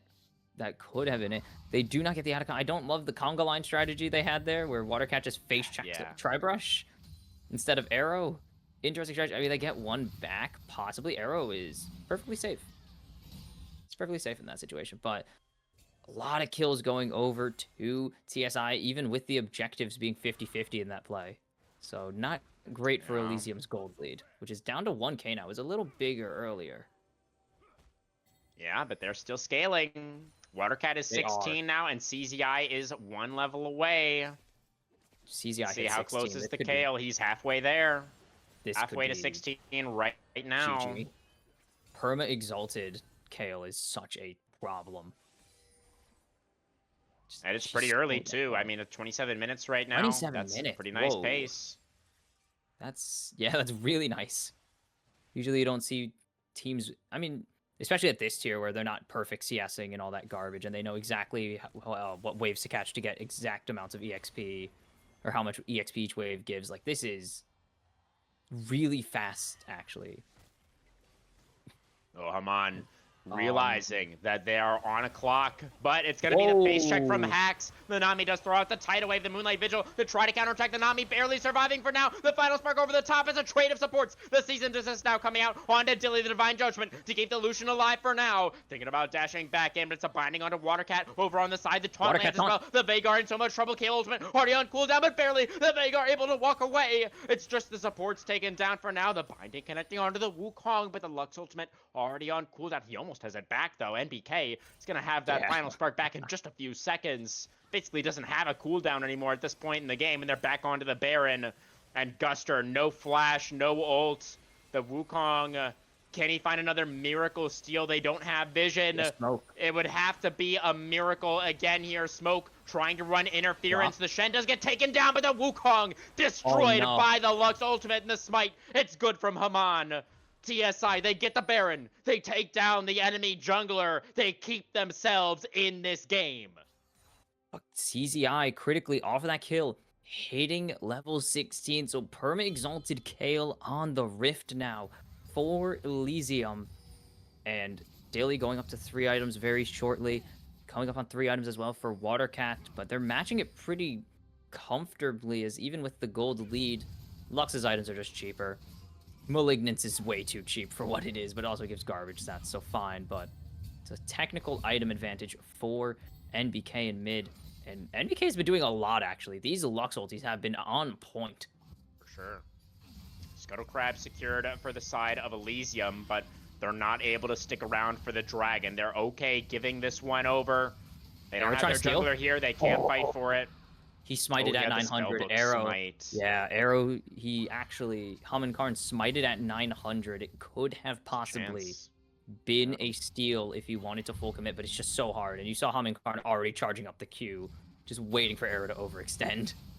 did not happen, thankfully. So So, they do not Ocean lose their Soul support. point plus the Baron. Baron's still on for 90 seconds. Mid-inner, going to be taken by TSI. What else can they get? They Oh, they might could get get Arrow, the Aqua Prison there. Onto the Braum, he's Oh. just dead. The Final Dilly. Spark as well, doing a ton of damage to the Lucian, who's gonna have to go back to heal up on the Fountain here. You have to imagine, dodged away from that Lucian Singularity would have been the end of him. Guster Baron. waiting, but there's no angle for it minute. with Not Arrow down. right There's just not an now. angle. Yeah, Dilly has to go back to heal. The minion wave was cleared out. So TSI forced to wait for the next wave to come in, but I think they're going to get this mid inhibitor. Watercat's going to try to Crippling for defend. Watercat, okay. Crippling for Watercat. Get that bonus, that burst of healing every team fight. As you, And you saw the TSI. tracking. They're really respecting the Vagar here, not walking up to potentially get trapped by the event horizon. 866, by the way, on the AP right now. Crazy. Or it might have been 886. It's an insane number that should not be physically hittable anymore with how much they've removed items. Well, tier 2 in the top lane now is going to be the target. TSI get themselves another structure. The gold lead, I mean, honestly, who cares at this point? You're up against Vagar and Kale. Oh, Lichbane's You finished. can't really put a gold value on that. We're gonna see a Rage Blade come through or a Bork for CZI, because usually you don't go full AP Kale. Like, usually it's either Nashor's or Bork Rush for the champion because it's just so valuable. Like, she's just an ADC with crazy AP scalings. Like, you Yeah, not right, except you actually build AP. The Death Cap Rush, it definitely means that the Qs and the ultimate AoE damage as well is going to hit like a truck.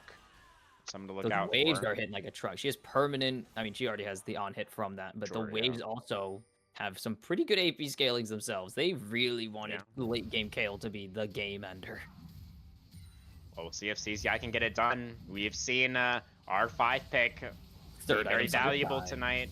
I actually don't like that third item, Sundered Sky, when you really, really want a GA. But Guster, you know Yeah. what? Maybe you believe. Maybe he Feels sees like something. the fights are decided so fast this late in the game. It's like, are you really going to be able to get multiple procs out of your Sundered Sky? Not really sure. To be determined, because I don't know. Honestly, Guster, it's just been really hard for Elysium to find these team fights. They've been kind of just playing a little ratty. Like the Steel and the Conga line, they've been playing not quite team fight. They've been mostly taking their fights isolated in weird ways. Yeah, that's pretty fair, I think. You kind of have to when you index this heavily into scaling. Like, it's hard to... And honestly, we haven't talked about it too much, but, you know, they have a lot of damage at this point, but it's not a lot of frontline for Elysium. It's Nope. really just like your support Braum is like the main frontline. So it's really difficult, actually, for them to set up these fights properly. I don't know how they're going to do it. They really need Braum. They need Arrow and Guster to find some insane angles. Because it's so hard to slip your Kale Vagar into any team fight where they're safe. And Smoke makes, like, Shen Vi is a terrible, terrible comp to have to play into. His Vi, Homengarn on that GA. As they're trying to catch out Smoke.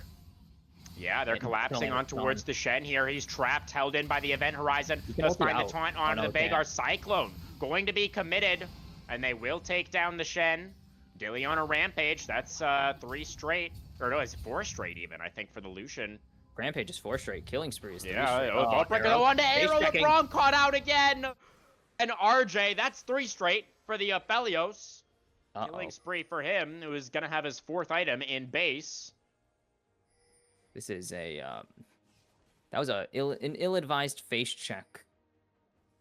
Yeah, that's so bad, actually. The Ocean Dragon is spawning in less than 30 seconds. This is going to be Ocean Soul for Team Solo Invade. They've got their Shen respawning with ult and TP and Flash. Guster. Oh, now... Be so careful. MBK is in a really strong position right now. That's just it for Elysium. The Wukong's going to be able to get away from the light binding. I mean, Ocean Soul is not the worst soul that you could be going up against, but it's definitely not ideal. I mean, they have enough burst damage where the Ocean Soul's probably not going to get that much value, but, I mean, this is just gone. There's no way to get in here to try to contest. No way. Guster, he got kind of close to the pit, but... Didn't even get the ending. As They don't even find a fight after. They just have to give up. That hits pretty hard. Dilly's almost dead. All right. Elysium really up against it now.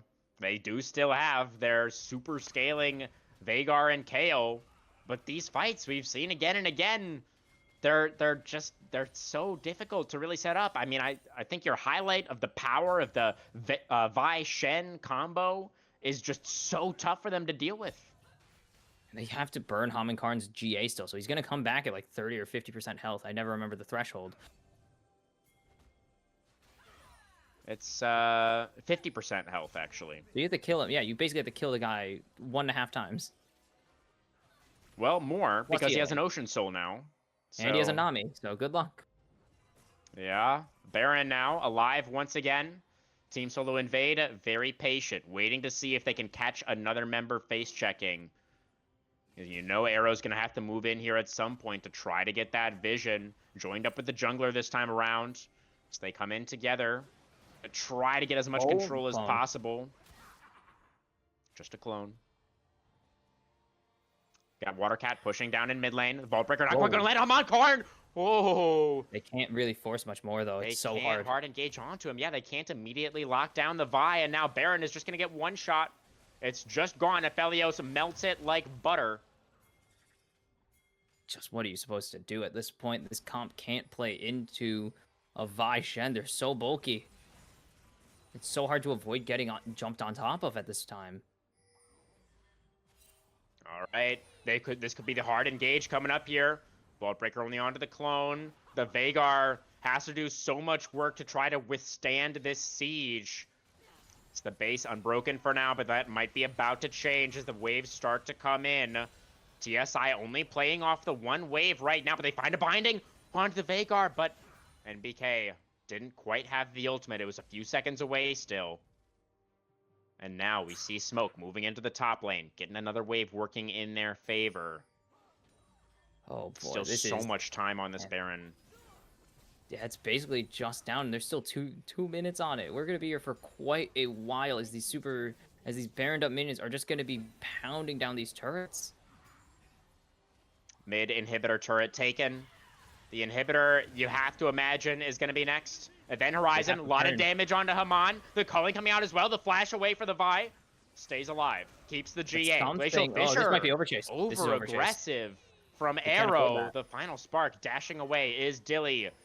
Stays alive. Inhibitor going to get taken. Top lane going to be the next target. A Smoke shepherds in the minion wave. They're not overstepping anymore. This is Hamankarn stunned up by the Braum passive. GA procced. The Kale damage is insane. Can Haman get away now? Moonlight Vigil to try to cover for the jungler. They do escort Haman away from the clutches of Elysium, and the second inhibitor now is going to get taken. Baron still on for over a minute. Elysium, so much work to try to withstand what Team Solo Invade are dishing out with the stun. A lot of damage onto the Shen. Smoke down to 50%. The Dark Matter connecting onto the now. Watercat takes a ton of Hamankarn. I was gonna say, where's the Vhagar? He does so much to Smoke right now, and he's killing the jungler. TSI gonna back away. TSI, they can't end it with the Baron. We go again. Wait, oh, spell shield. Or not spell shield, actually. Regular shield, wow. Regular shield, yeah. Oh, Wait, what are you my doing? Goodness. You can't reset in front of a Lux like that. NBK That's just not reaps allowed. him. 1 and 6 on the Lux. Absolute menace in this game. NBK had a couple of sleeper games, I feel like, earlier tonight, where we didn't see him at his usual level, but I feel like on the Lux here in Game 5, he has been impossible for the side of Elysium to try and deal with. It is crazy that the one game that MBK truly did take over was the Ornn game. Oh my god, yeah, that's true. None of the carry long ago. game, none of the 3 games where they put him on an actual carry. No, his true carry game was the Ornn, which is like, dang, that's You're so weird. right. But he's rivaling that he's back. performance, I would say, He's here back with now, the Lux. yeah. He doesn't need to be a tank. They actually drafted frontline for him, so he doesn't have to be the frontline. He gets to just sit back and fire off giant lasers, which sounds like a great time, by the way. It sure does. And Team Solo Invade, they are on the verge of a very great time indeed. One last lane left to play for as they destroy the bot inner. 1 minute on the Elder spawn. And Elysium now with their backs very much Yeah, what against the- the wall. Dilly Fat half finger. healthed by a single Lux ult. Dilly Fat Fingers is ulti right there, so that's pretty big deal. Yeah. He meant to press E to dodge away from the Lux laser, smacked his ulti button, so that's going to be down probably by the time the Elder spawns, if they even go for Elder, that is. Yeah, I mean, it's looking right now like a free Elder for Team Solo Invade, and if NBK hits anybody with his ult with Elder buff, I think they just straight up die. Probably. That's a pretty safe bet as we have eclipsed 40 minutes, and they are not leaving Dilly alone. Like, he's getting no gold at this point. Like, he's full crit, but he's not going to be able to get his Thirster right now. He's 2k down behind RJ's. Everyone gets away. Oh, that was a very important big play. dodges coming through there. Now mid prio going to be wrestled away by Elysium as they try to get some position anywhere around this bot side river. But spotted. already we've got RJ. He's just shredding the dragon. The Elder is gone. Wait, they and stole the it! fight cannot be won. Oh my God, he stole it! Guster has stolen the Elder Dragon, and now Kale and Vagar, a chance to carry through Dilly, dashing back over the wall. Oh my God, the jungler for Elysium with the clutch steal again keeps them in the game. Unbelievable God, you fights gotta be here in the kidding, no. Premier League Grand Finals. Haman Karn overzealous trying to zone off Guster. He just doesn't think that Guster's just gonna walk out, and that's They no. Hax is lost gonna track of the tried sneaky to execute- Wukong.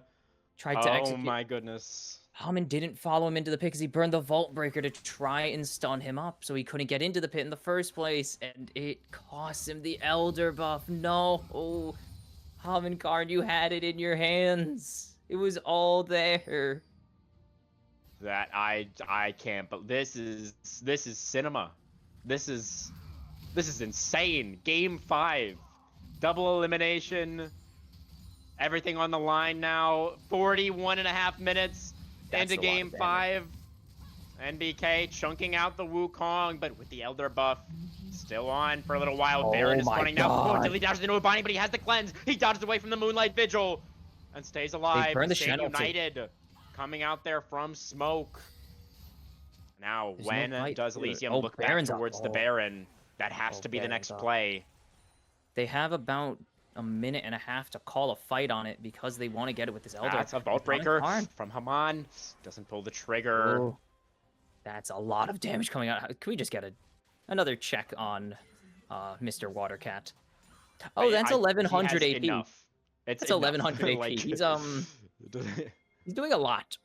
I think he's doing a bit of damage. Pings onto the bot wave. They're not going towards the Baron. I'm baffled, to be honest. Why would you just not go for Baron here? CZI doesn't know. Oh my God, CZI. He has the ultimate, but no flash. He's gonna survive He's for a dead. moment, but there's no way out for the KO. There's no A life steal. massive pick for Team Solo Invade. They do lose their mid-inner, but a trade that they're happy to take. 5v4 on the map now for almost a full minute. An Elder buff is about to wear off. Oh no. Oh, his ulti is doing over 1,000 damage at minimum. He's 5 men literally strong. he's full healthing people. Holy cow. Team Solo Invade move into the top side river to set up around the Nash. And a man without their Kale. I mean, I don't think. Oh, Haman? Haman Karn's overextended. Karn? Wait, he's dead. He gets stunned up by the event Again. horizon. He has the GA once again, but he flashes away. He stays alive for now. Now Guster, maybe much is not Guster. to be, takes down NBK. It's a massive pick for the Wukong. He gets traded back, and the Moonlight No. Vigil, the Aphelios RJ. has scaled, and RJ may have just sealed the fate of Elysium in this game. Picks up the double kill. I thought for a moment that maybe Haman had over-aggressed, but RJ was ready to clean up the fight.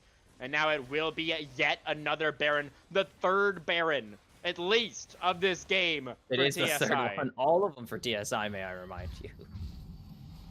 All of them for TSI. I mean, just CZI overextends, and then you can argue that they probably should have just took the GA burn on Haman Karn, but they wanted more. They wanted to get that backline kill, as that is a lot of damage. They didn't even 3,400. get the GA? Yeah, He they rezzed didn't, because and- they turned just off flashed of it. away, yeah. He didn't even res. Yeah, yeah, yeah. Flashed the wall Oh and my just walked goodness. away like no one's business. That's crazy. Now He dies to Veigar ulti. I guess they want to hold it for an actual kill, but you just got to take out the jungle there and hope for a second fight. You're not going to get Now to burn that GA again- many times. so much is going to be asked of Elysium in this coming defense. The inhibitors at least have respawned, and Team Solo Invade pretty slow to move back out onto the map with their Baron. And also, I don't believe they have it on everyone. Maybe only 3 Barons. I don't think that the Lux has it. And I'm not sure if the Shen does either. NBK and Oh, he does have NBK it. and okay, NBK would have been dead though, I think, during that time. Yeah, everyone besides NBK, I think, does have the Baron buff. So that is a They don't have Baroned to up get through wave these for turrets. Smoke in the top side. They only have to get through the inhibs. There's no turrets to worry about at this point for them, besides the Nexus ones, which are super squishy and frail. As that's a lot of damage Yeah. from a Luxie. Yeah, the inhibitors are just going to have to be given here. You have to imagine And they have the RJ Elder is as well, too. terrifying on Oh, this no. Aphelios. Holy. Watercat is playing with fire. Right there outside of the base. All right, mid inhibitor chunked down to half. The Canyon going to get cleared away. Baron up for just over a minute. Elysium, Ooh. they're hanging on for now. Culling does nothing. It's a good poke onto NBK if they can get there. They are Smoke dashing away, not quite able to get that top inhibitor just yet. CZI doesn't have Bork. Why? Why is there no Bork? It's so good on Kale. I don't love full AP Kale. It's not great. You just on hit. You're That's dead. a light binding onto Arrow, but he has the Unbreakable. Amon Karn charging up the Vault Breaker once again, but holding on to it. There is the top inhibitor is going to down. There's the no. ultimate. The Zonia's though for Oh. Watercat. He immunes. Oh, and it's a shutdown as Guster gets in there once again, taking out the mid laner, but he's traded back. RJ is dominating. 4v4 now on the Rift. Watercat off on the side, seeing if maybe he can catch someone out, but the inhibitor will fall. The 2 inhibitors secured once again for Team Solo Invade. 20 seconds left on their Baron. They can't break open that bot lane again. That bot inhibitor will stand. Smoke chugged out got Smoke. heavily. Stunned up by the Braum passive. The kill onto the Shen. The Veigar burst was just too much. Dilly getting the last hit. So now there's going to be a 4 versus 3 Elysium. A man up with Elder alive. RJ backs away. Has his own GA now to work with. Come No, on, Karn. Watercat. Ball breaking onto Watercat, but he has the Event Horizon. The buy alone, not enough to take down the Event Horizon. The stun onto GA down. Haman now, and now the flash wave for RJ, but he's down into the GA. They've caught the Aphelios. CZI gonna be able to take him down. Haman Karn will be zeroed out as well. And They're gonna BK end. is back gonna in end. 5 seconds, but I don't know if it's gonna be enough. At least for the side of Elysium, they don't have the Baron buff. Maybe NBK and Hax can hold on at the Nexus for 20 seconds until Smoke is back. But it's tough. It's a tall ask. The mid inhibitor going to be taken. Whoa. Double line finding coming They out. gotta back out. They gotta back The out. minion wave Go not, take Elder. not in for a while. The Shen is going to be back. I think you just have to go back to Elder. I think the game Oh, no, we continues. don't- Still Oh, no. Kimchi. We only have to drop back to Elder Dragon.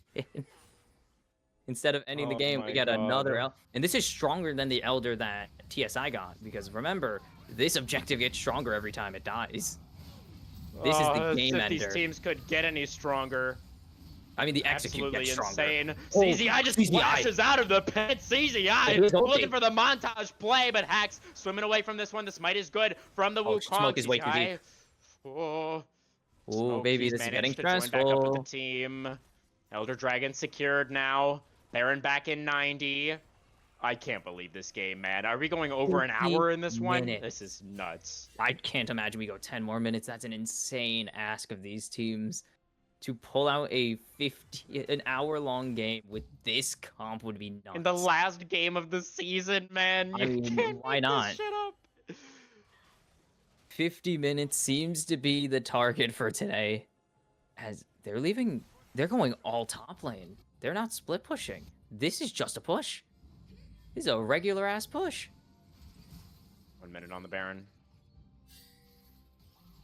I mean, if they could successfully overload. Baron for base is a trade we've seen several times throughout League of Legends history, even at the pro level, so. Oh, not the Baron for Nexus trade. I mean, you get the Baron, it's 1,500 gold. The next is only 50. They're pushing top lane. They don't have their jungler. Guster is split off from the team, catching mid wave.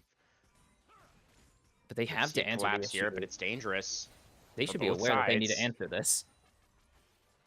Guster getting that mid wave in now. They're syncing up the waves. They really want to open up this top lane inhibitor. Baron, it's not alive just Nice yet. dodge. Still 20 seconds. They get this. The Good. inhibitor Can for they- top lane is going to be Oh taken my down. God. RJ stunned So over the much damage winner's out of fight, RJ. but Arrow culling. almost going down to the Aphelios. The Braum able to back away. Top inhibitor going to be taken, but the Shen unanswered in bot. Smoke is just going to take the bot inhibitor. Could be 3 inhibitors. That Dilly almost dying, almost in the GA. Guster, Warrior Trickster dodges away from the Lux ultimate. Smoke takes the bot inhibitor tower. Both bases completely wide open now. This is getting 5v5 for now on the Rift. 400 CS. I've never seen this game have that much CS. Oh, Smoke, reset, cancel. Does CZI Okay. win this? CZI's ulti. He should. He win. It's level 18 KO with full builds. He should win any 1v1. with ulti available too. He doesn't have any lifesteal. That's kind of my gripe right now. Is he would Shen be dashes so away. strong with it, but he's staying. Teleport back Pretty out safe for away. Arrow. Baron's still alive. They could just start the Baron, and you can see on the minimap they've started it. Watercat gonna zone off for now.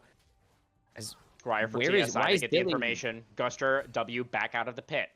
why is Dilly Smoke behind back in the bot lane. They're CZI? trying to split the map. TSI have the read. They don't want a team fight anymore. They want to split the map with their global power of the Shen. But they can't. They have And teleports. CZI is going to be forced to go back to answer.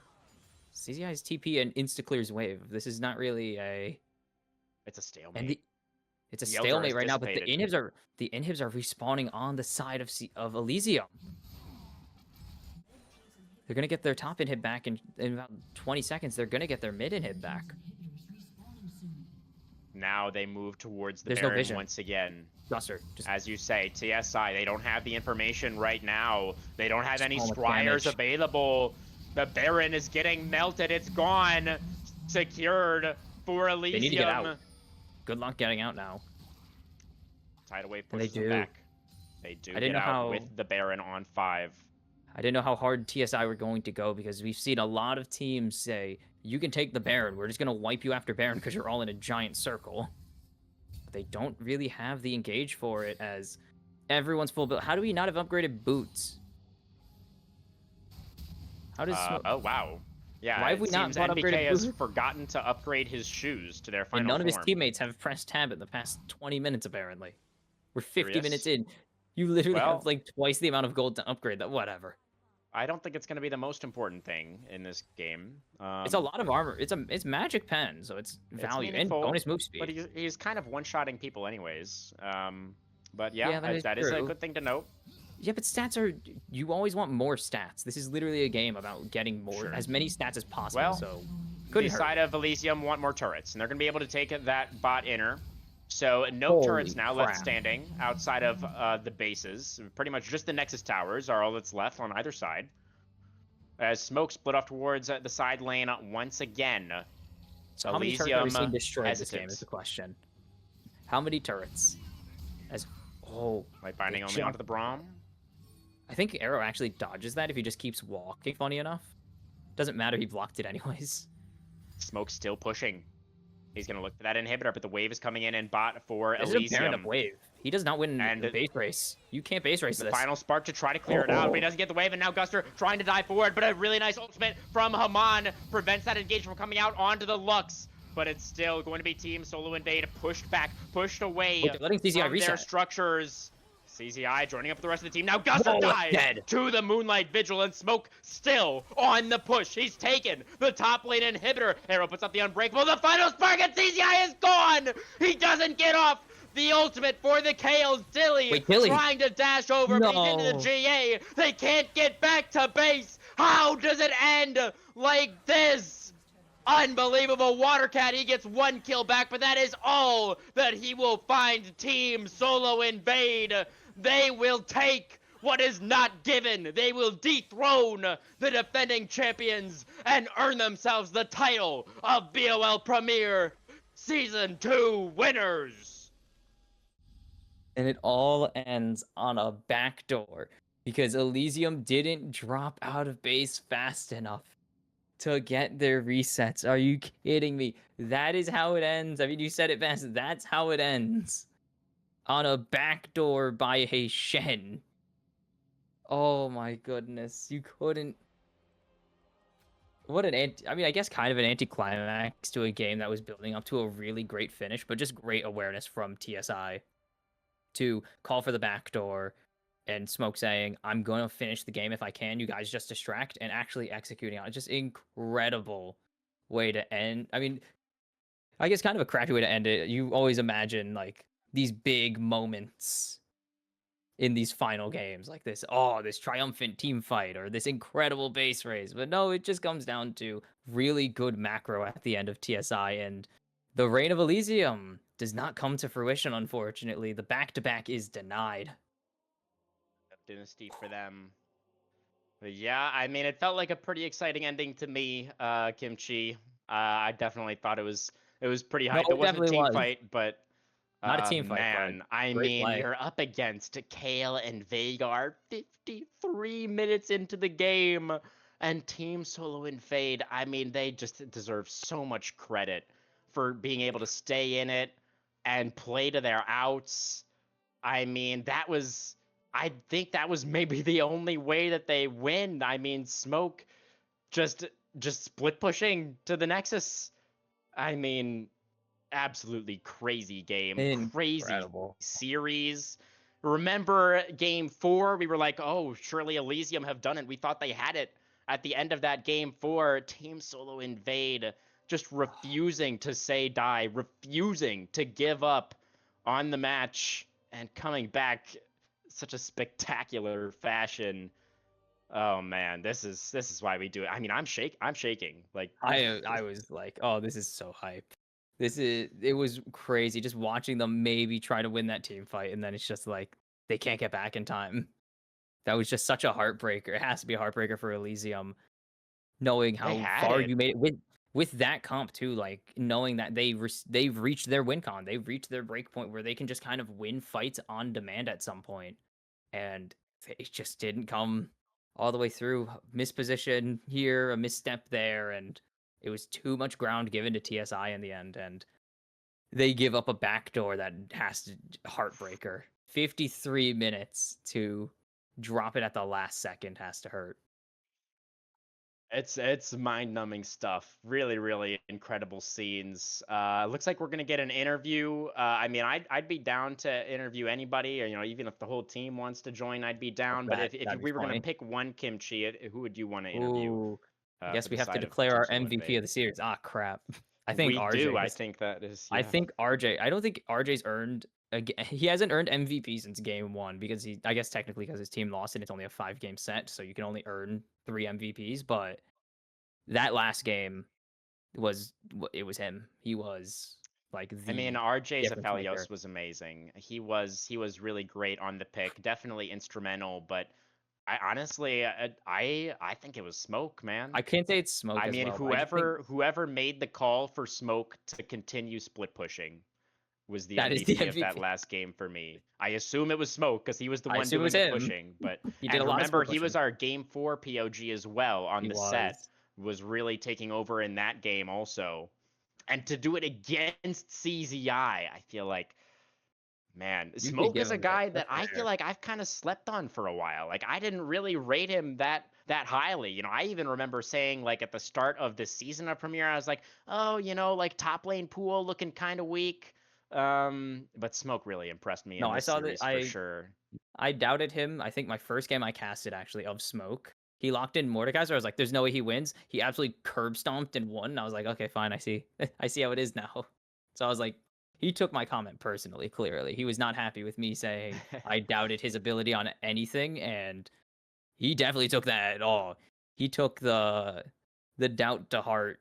Like everyone thinking maybe that game was over, and he put the team on his back in these last 2 games at some points, especially game 4 where he was the team fight damage for a lot of it. And a very honestly, if we give him MVP of this as our personal MVP, I don't know if they were going to do their own little thing, but I would be completely okay with that because he had a phenomenal pair of games to close out the series. Credit to everybody on Team Solo Invade for, again, staying in it, getting it done. I think we should go to a short break. I'm going to get my webcam set back up. We're going to figure out who we're interviewing. Maybe it's RJ, maybe it's Smoke, maybe it's everybody. We'll find out soon, guys. A little bit more content coming your way before we close out this season of Premiere. We'll be right back.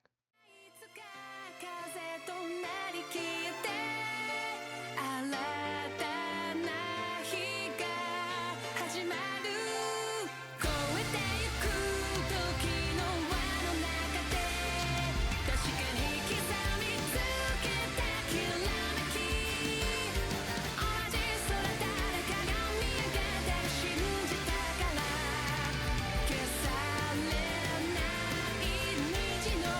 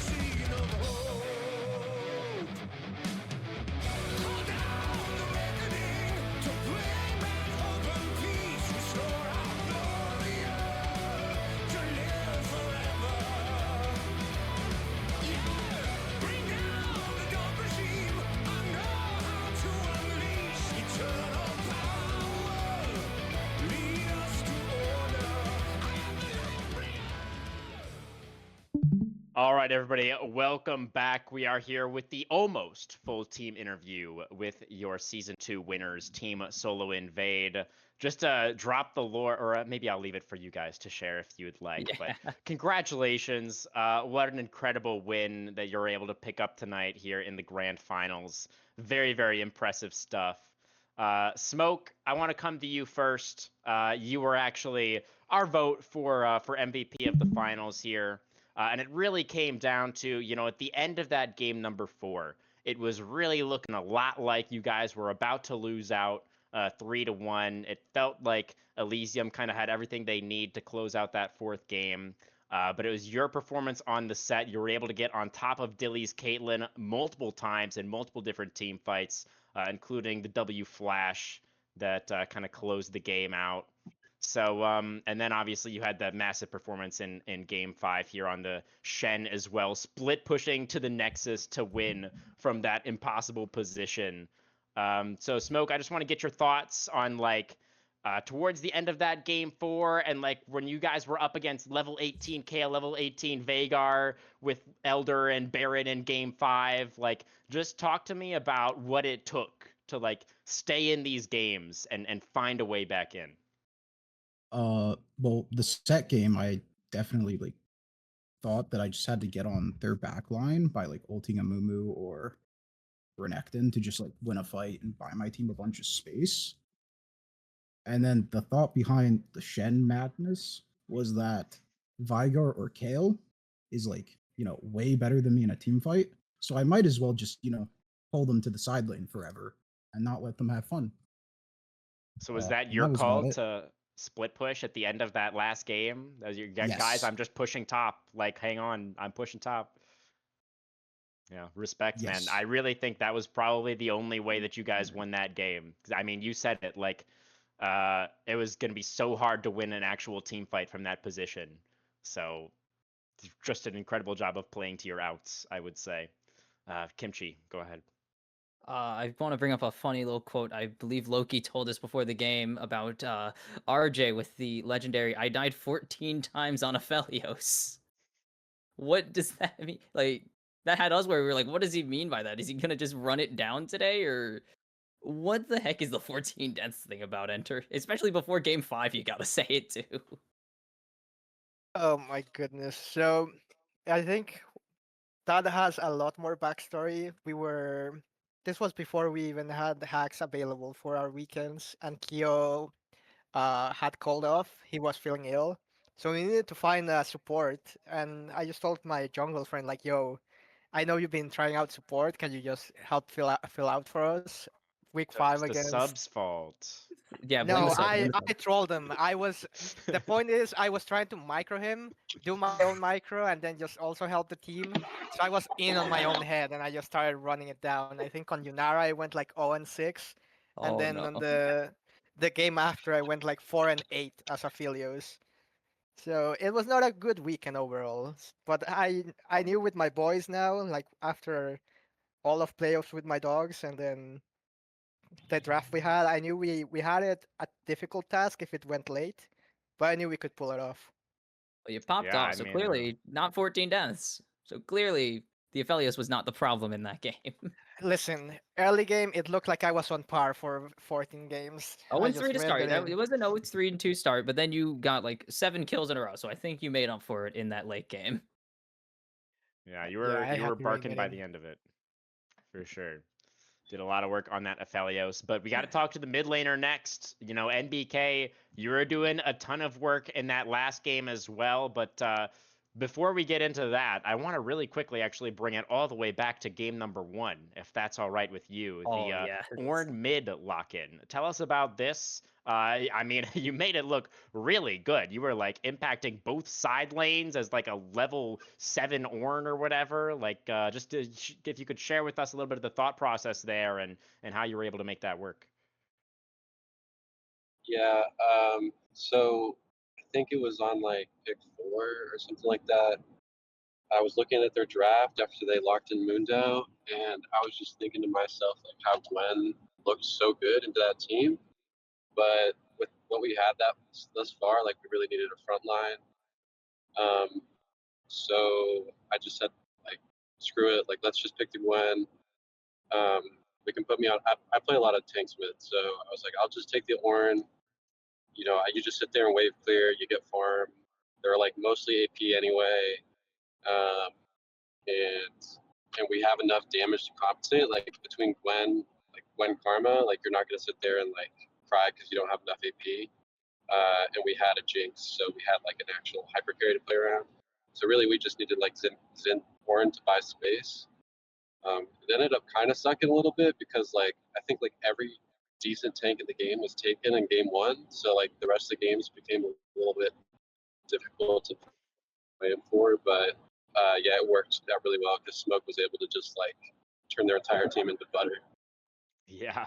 Smoke, that's true. I mean, we called out Smoke for the set in game 4 and obviously the Shen in game 5, but the Gwen in game 1 was insane as well.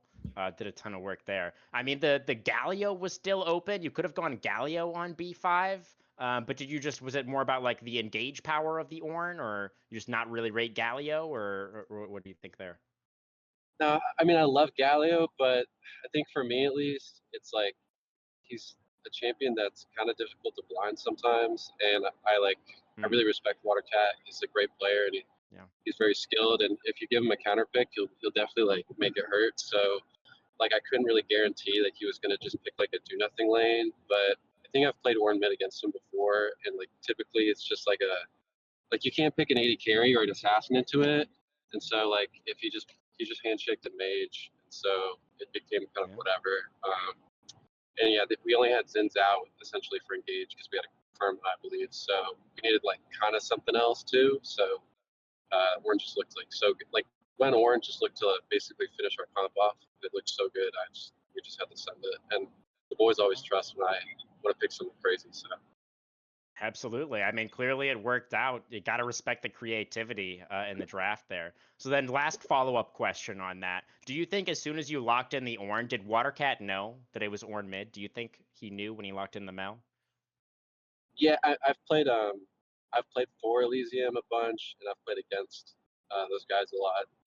And like I said, I think I've played against Watercat as Ornn mid a couple times before, so I'm pretty sure they knew it was going there. Fascinating stuff. Yeah, Crazy. definitely we felt like it was a pretty big draft edge for you guys in that first game. Back over to you, Kimchi. Wild there. You mentioned game 1. There's a lot of things to talk about at game 1. First, the pentakill. RJ, Oh it was my kind God. of it was kind of a free pentakill. They kind of all just flashed into you, but pentakills are pentakills. No one asks you or checks how you got the pentakill. They just see, oh, there's a pentakill for this player. So pentakill to open the finals, like the vibes had to be immaculate entering game 2, right? Like, how did that feel? Honestly, I was just autoing, and then after I killed the last one, I see it's a pentakill. I was like, oh, neato. I guess we just take it. That's a Jinx penna for you. That's literally how Jinx pennas work. Get I one will kill and say, you help people like, out. it's not like a Caitlyn or an Ashe pentakill where you have to actually play properly. Like, once you get the ball rolling, it just becomes such an easy thing. Like, I think it devalues it a bit. I even think to myself, like, it used to be like release affiliates, you just blew like, oh, free pentakill, release free pentakill, like, it's not worth anything on that champion. Hey, penta's a penta. It's gonna show on the stat sheet at the end of the series. You got the only penta of the final. We thought there were gonna be others. There were angles for some pentas, some Fed champions in the bot lane to pick some up, but I kind of want to swing this into the theme of the series. Sorry, Crewhand, for just yoinking another question, but Hax, you got put on Enchanter duty for the entire set. You didn't get to play like an Alistar or like even a Nautilus or Thresh. Was that the plan going in? Did you kind of knew you wanted to play for like pushing bot lanes? Was that part of the strategy tonight, or what was the thought process behind your champion picks tonight? Yeah. We usually I'm on the Enchanters because we're able to. It's not a 5-game series, and we're able to have enough engage in jungle and in top, and we get to play their game, and I just enable our mid and bot to do their things, but. We definitely had discussions in draft, like, hey, I could take engage here, and just trying to figure out the drafts in like a full fearless where you're rocking 5 bans in the last final game. It's at some point kind of said, yeah, RJ likes his Aphelios, and I'm like, I'll take Nami, and we can get through lane and at least go even. Try to have push so we can have some more dragon priority. Is kind of the how it progressed through the games. Yeah, definitely. That's something else that we noticed was the fact that Elysium, it felt like, had a really high prio on those early dragons, especially, really trying to stack those up early. So is that, I mean, was that something that you guys kind of adapted to over the course of the series? Or is that more like, something that you were just forced to deal with, basically, and overcome? Yeah, Interesting. I think the like our first series in playoffs, we were there first. We had leads in lanes, we had push in lanes, so that's what makes the drags really easy to get. I think what 4 games, maybe all 5, we were on. We have to walk around the back of the wall to get into the dragon pit. So, certainly like a Seraphine being able to ult through some of those chokes and stuff and set things up. It's a little easier that way. Um, but yeah, no, it's we try to play for drags. I think just our lane pushes, having priority in lanes was what made it a little bit tougher, like Yeah. more of a forced play towards the middle of the series. Yeah, Elysium definitely had some pretty strong laning for most of those games. Kimchi, you want to get in there again? How many more questions we have? Because I do want to get to Probably not shout too out. many more. Yeah, I was like, I just want to make yeah. sure we do get our shout outs in because I feel like Yeah. that's a cool thing.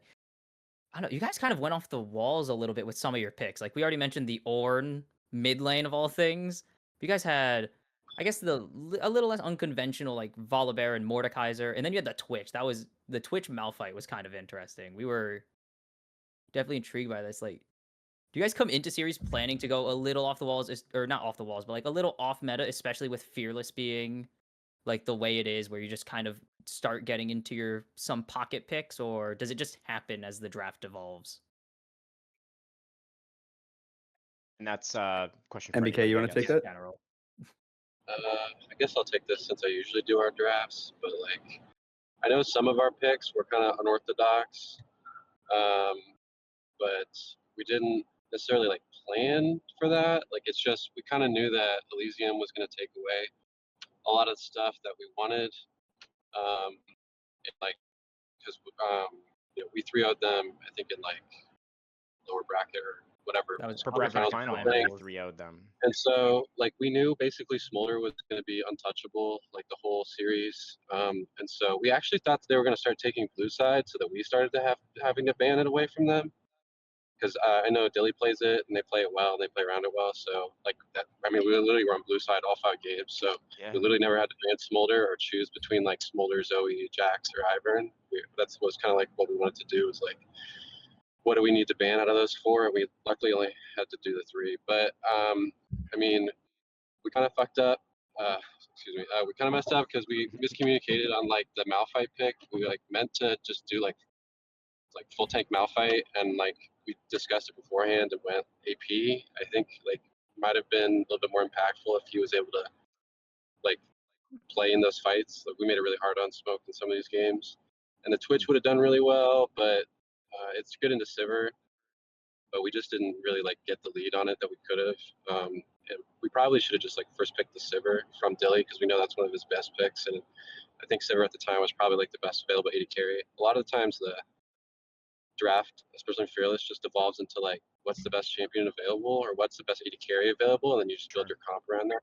Whether it's like there's probably like 5 or 6 AD carries that are like actually like really really good, like playable in any type of game comp, and you just have to like build around it. And so I think like games 2 and 3 they really just outdrafted us like when it came to that. Like you saw with the Silver Seraphine, and then I think like the previous one was the Ash game, so they drafted really well around that. But we do like kind of have the pockets, just we don't necessarily like for that, I guess.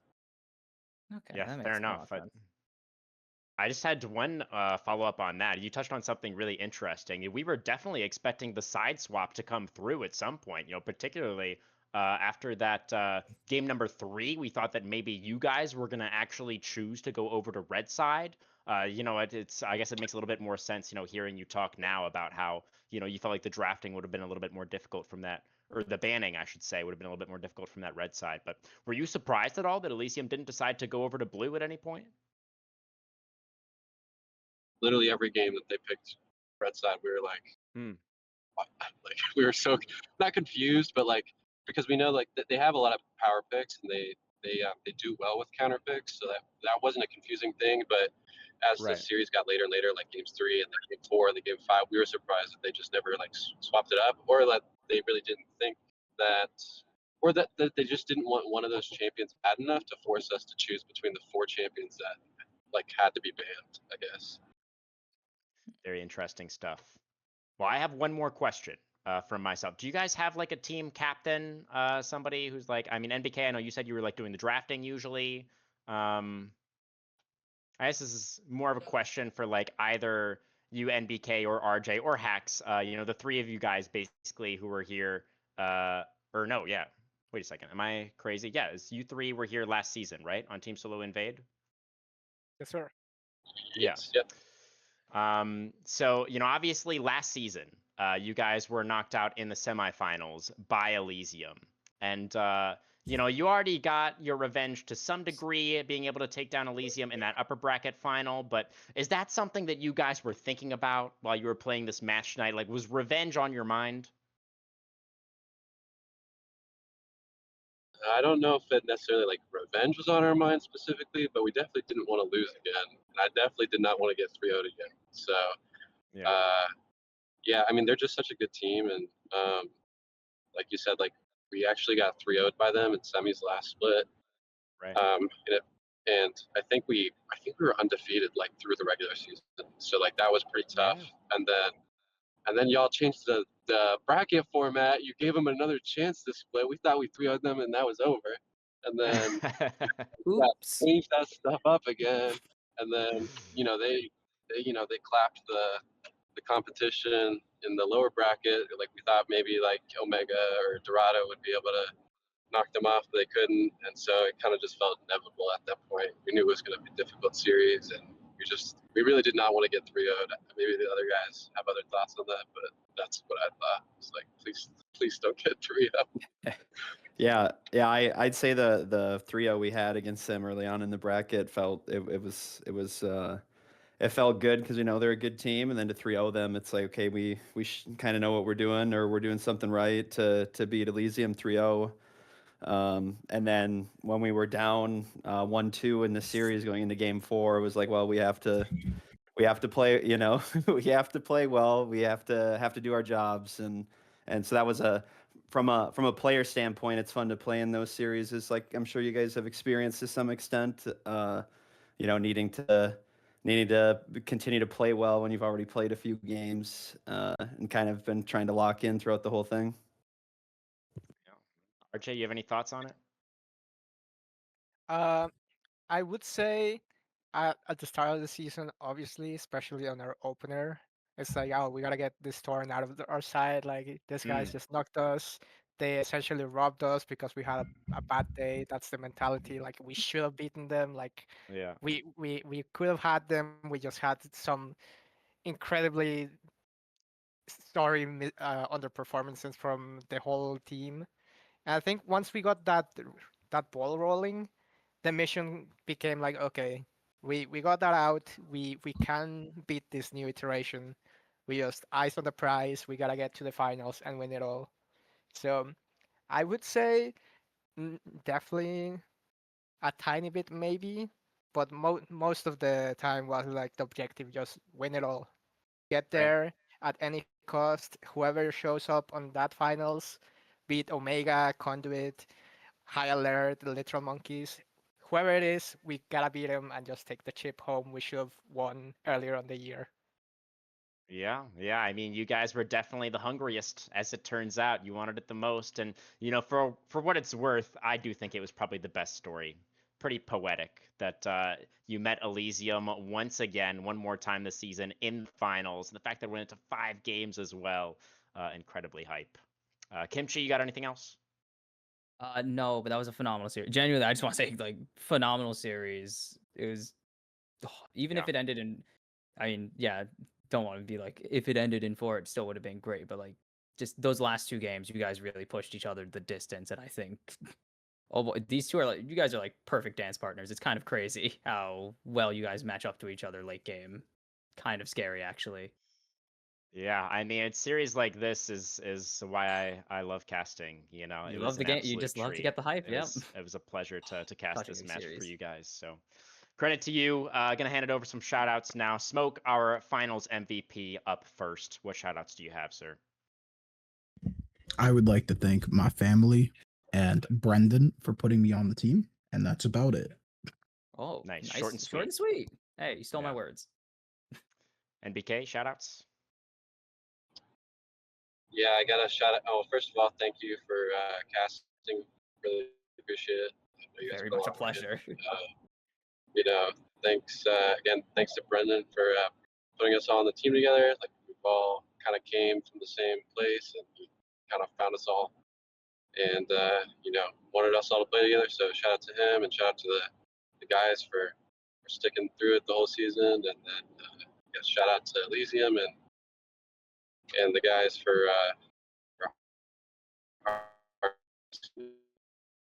you love beating your friends, but you also hate beating your friends. So it's fun. Yeah, yeah. I mean, they definitely made it competitive. So they were able to take a couple licks off you, that's for sure. RJ, your shout outs? I will have to echo the same shoutouts on our talk. Shout out my teammates, even poor Karn that has to endure another three block of games. Bless his soul. Had to miss his Um, victory interview. yeah, poor guy. My teammates, current and previous, they've all been awesome, including from like Split One, Unleash, SK, uh, Kioske, Fish, Aguri. Like they all been great. And shout out Brendan for bringing me on the project. I've I always have believed in projects that Brendan is leading. So the moment he proposed it to me, I was 100% in and gave it my all. Wholesome. Love it. Love it. Last but not least, Mr. Hacks, your shout outs, please. Hey, yeah, no, the team of players is really fun to play with, and yeah, majority of the team. I mean, we played last split, and so for Brendan bringing us back, and like my teammates shared, it's fun to get together and just play the game and enjoy it, and we're not going at each other or anything. It's I think that's nice to have. And then yeah, this format's really fun.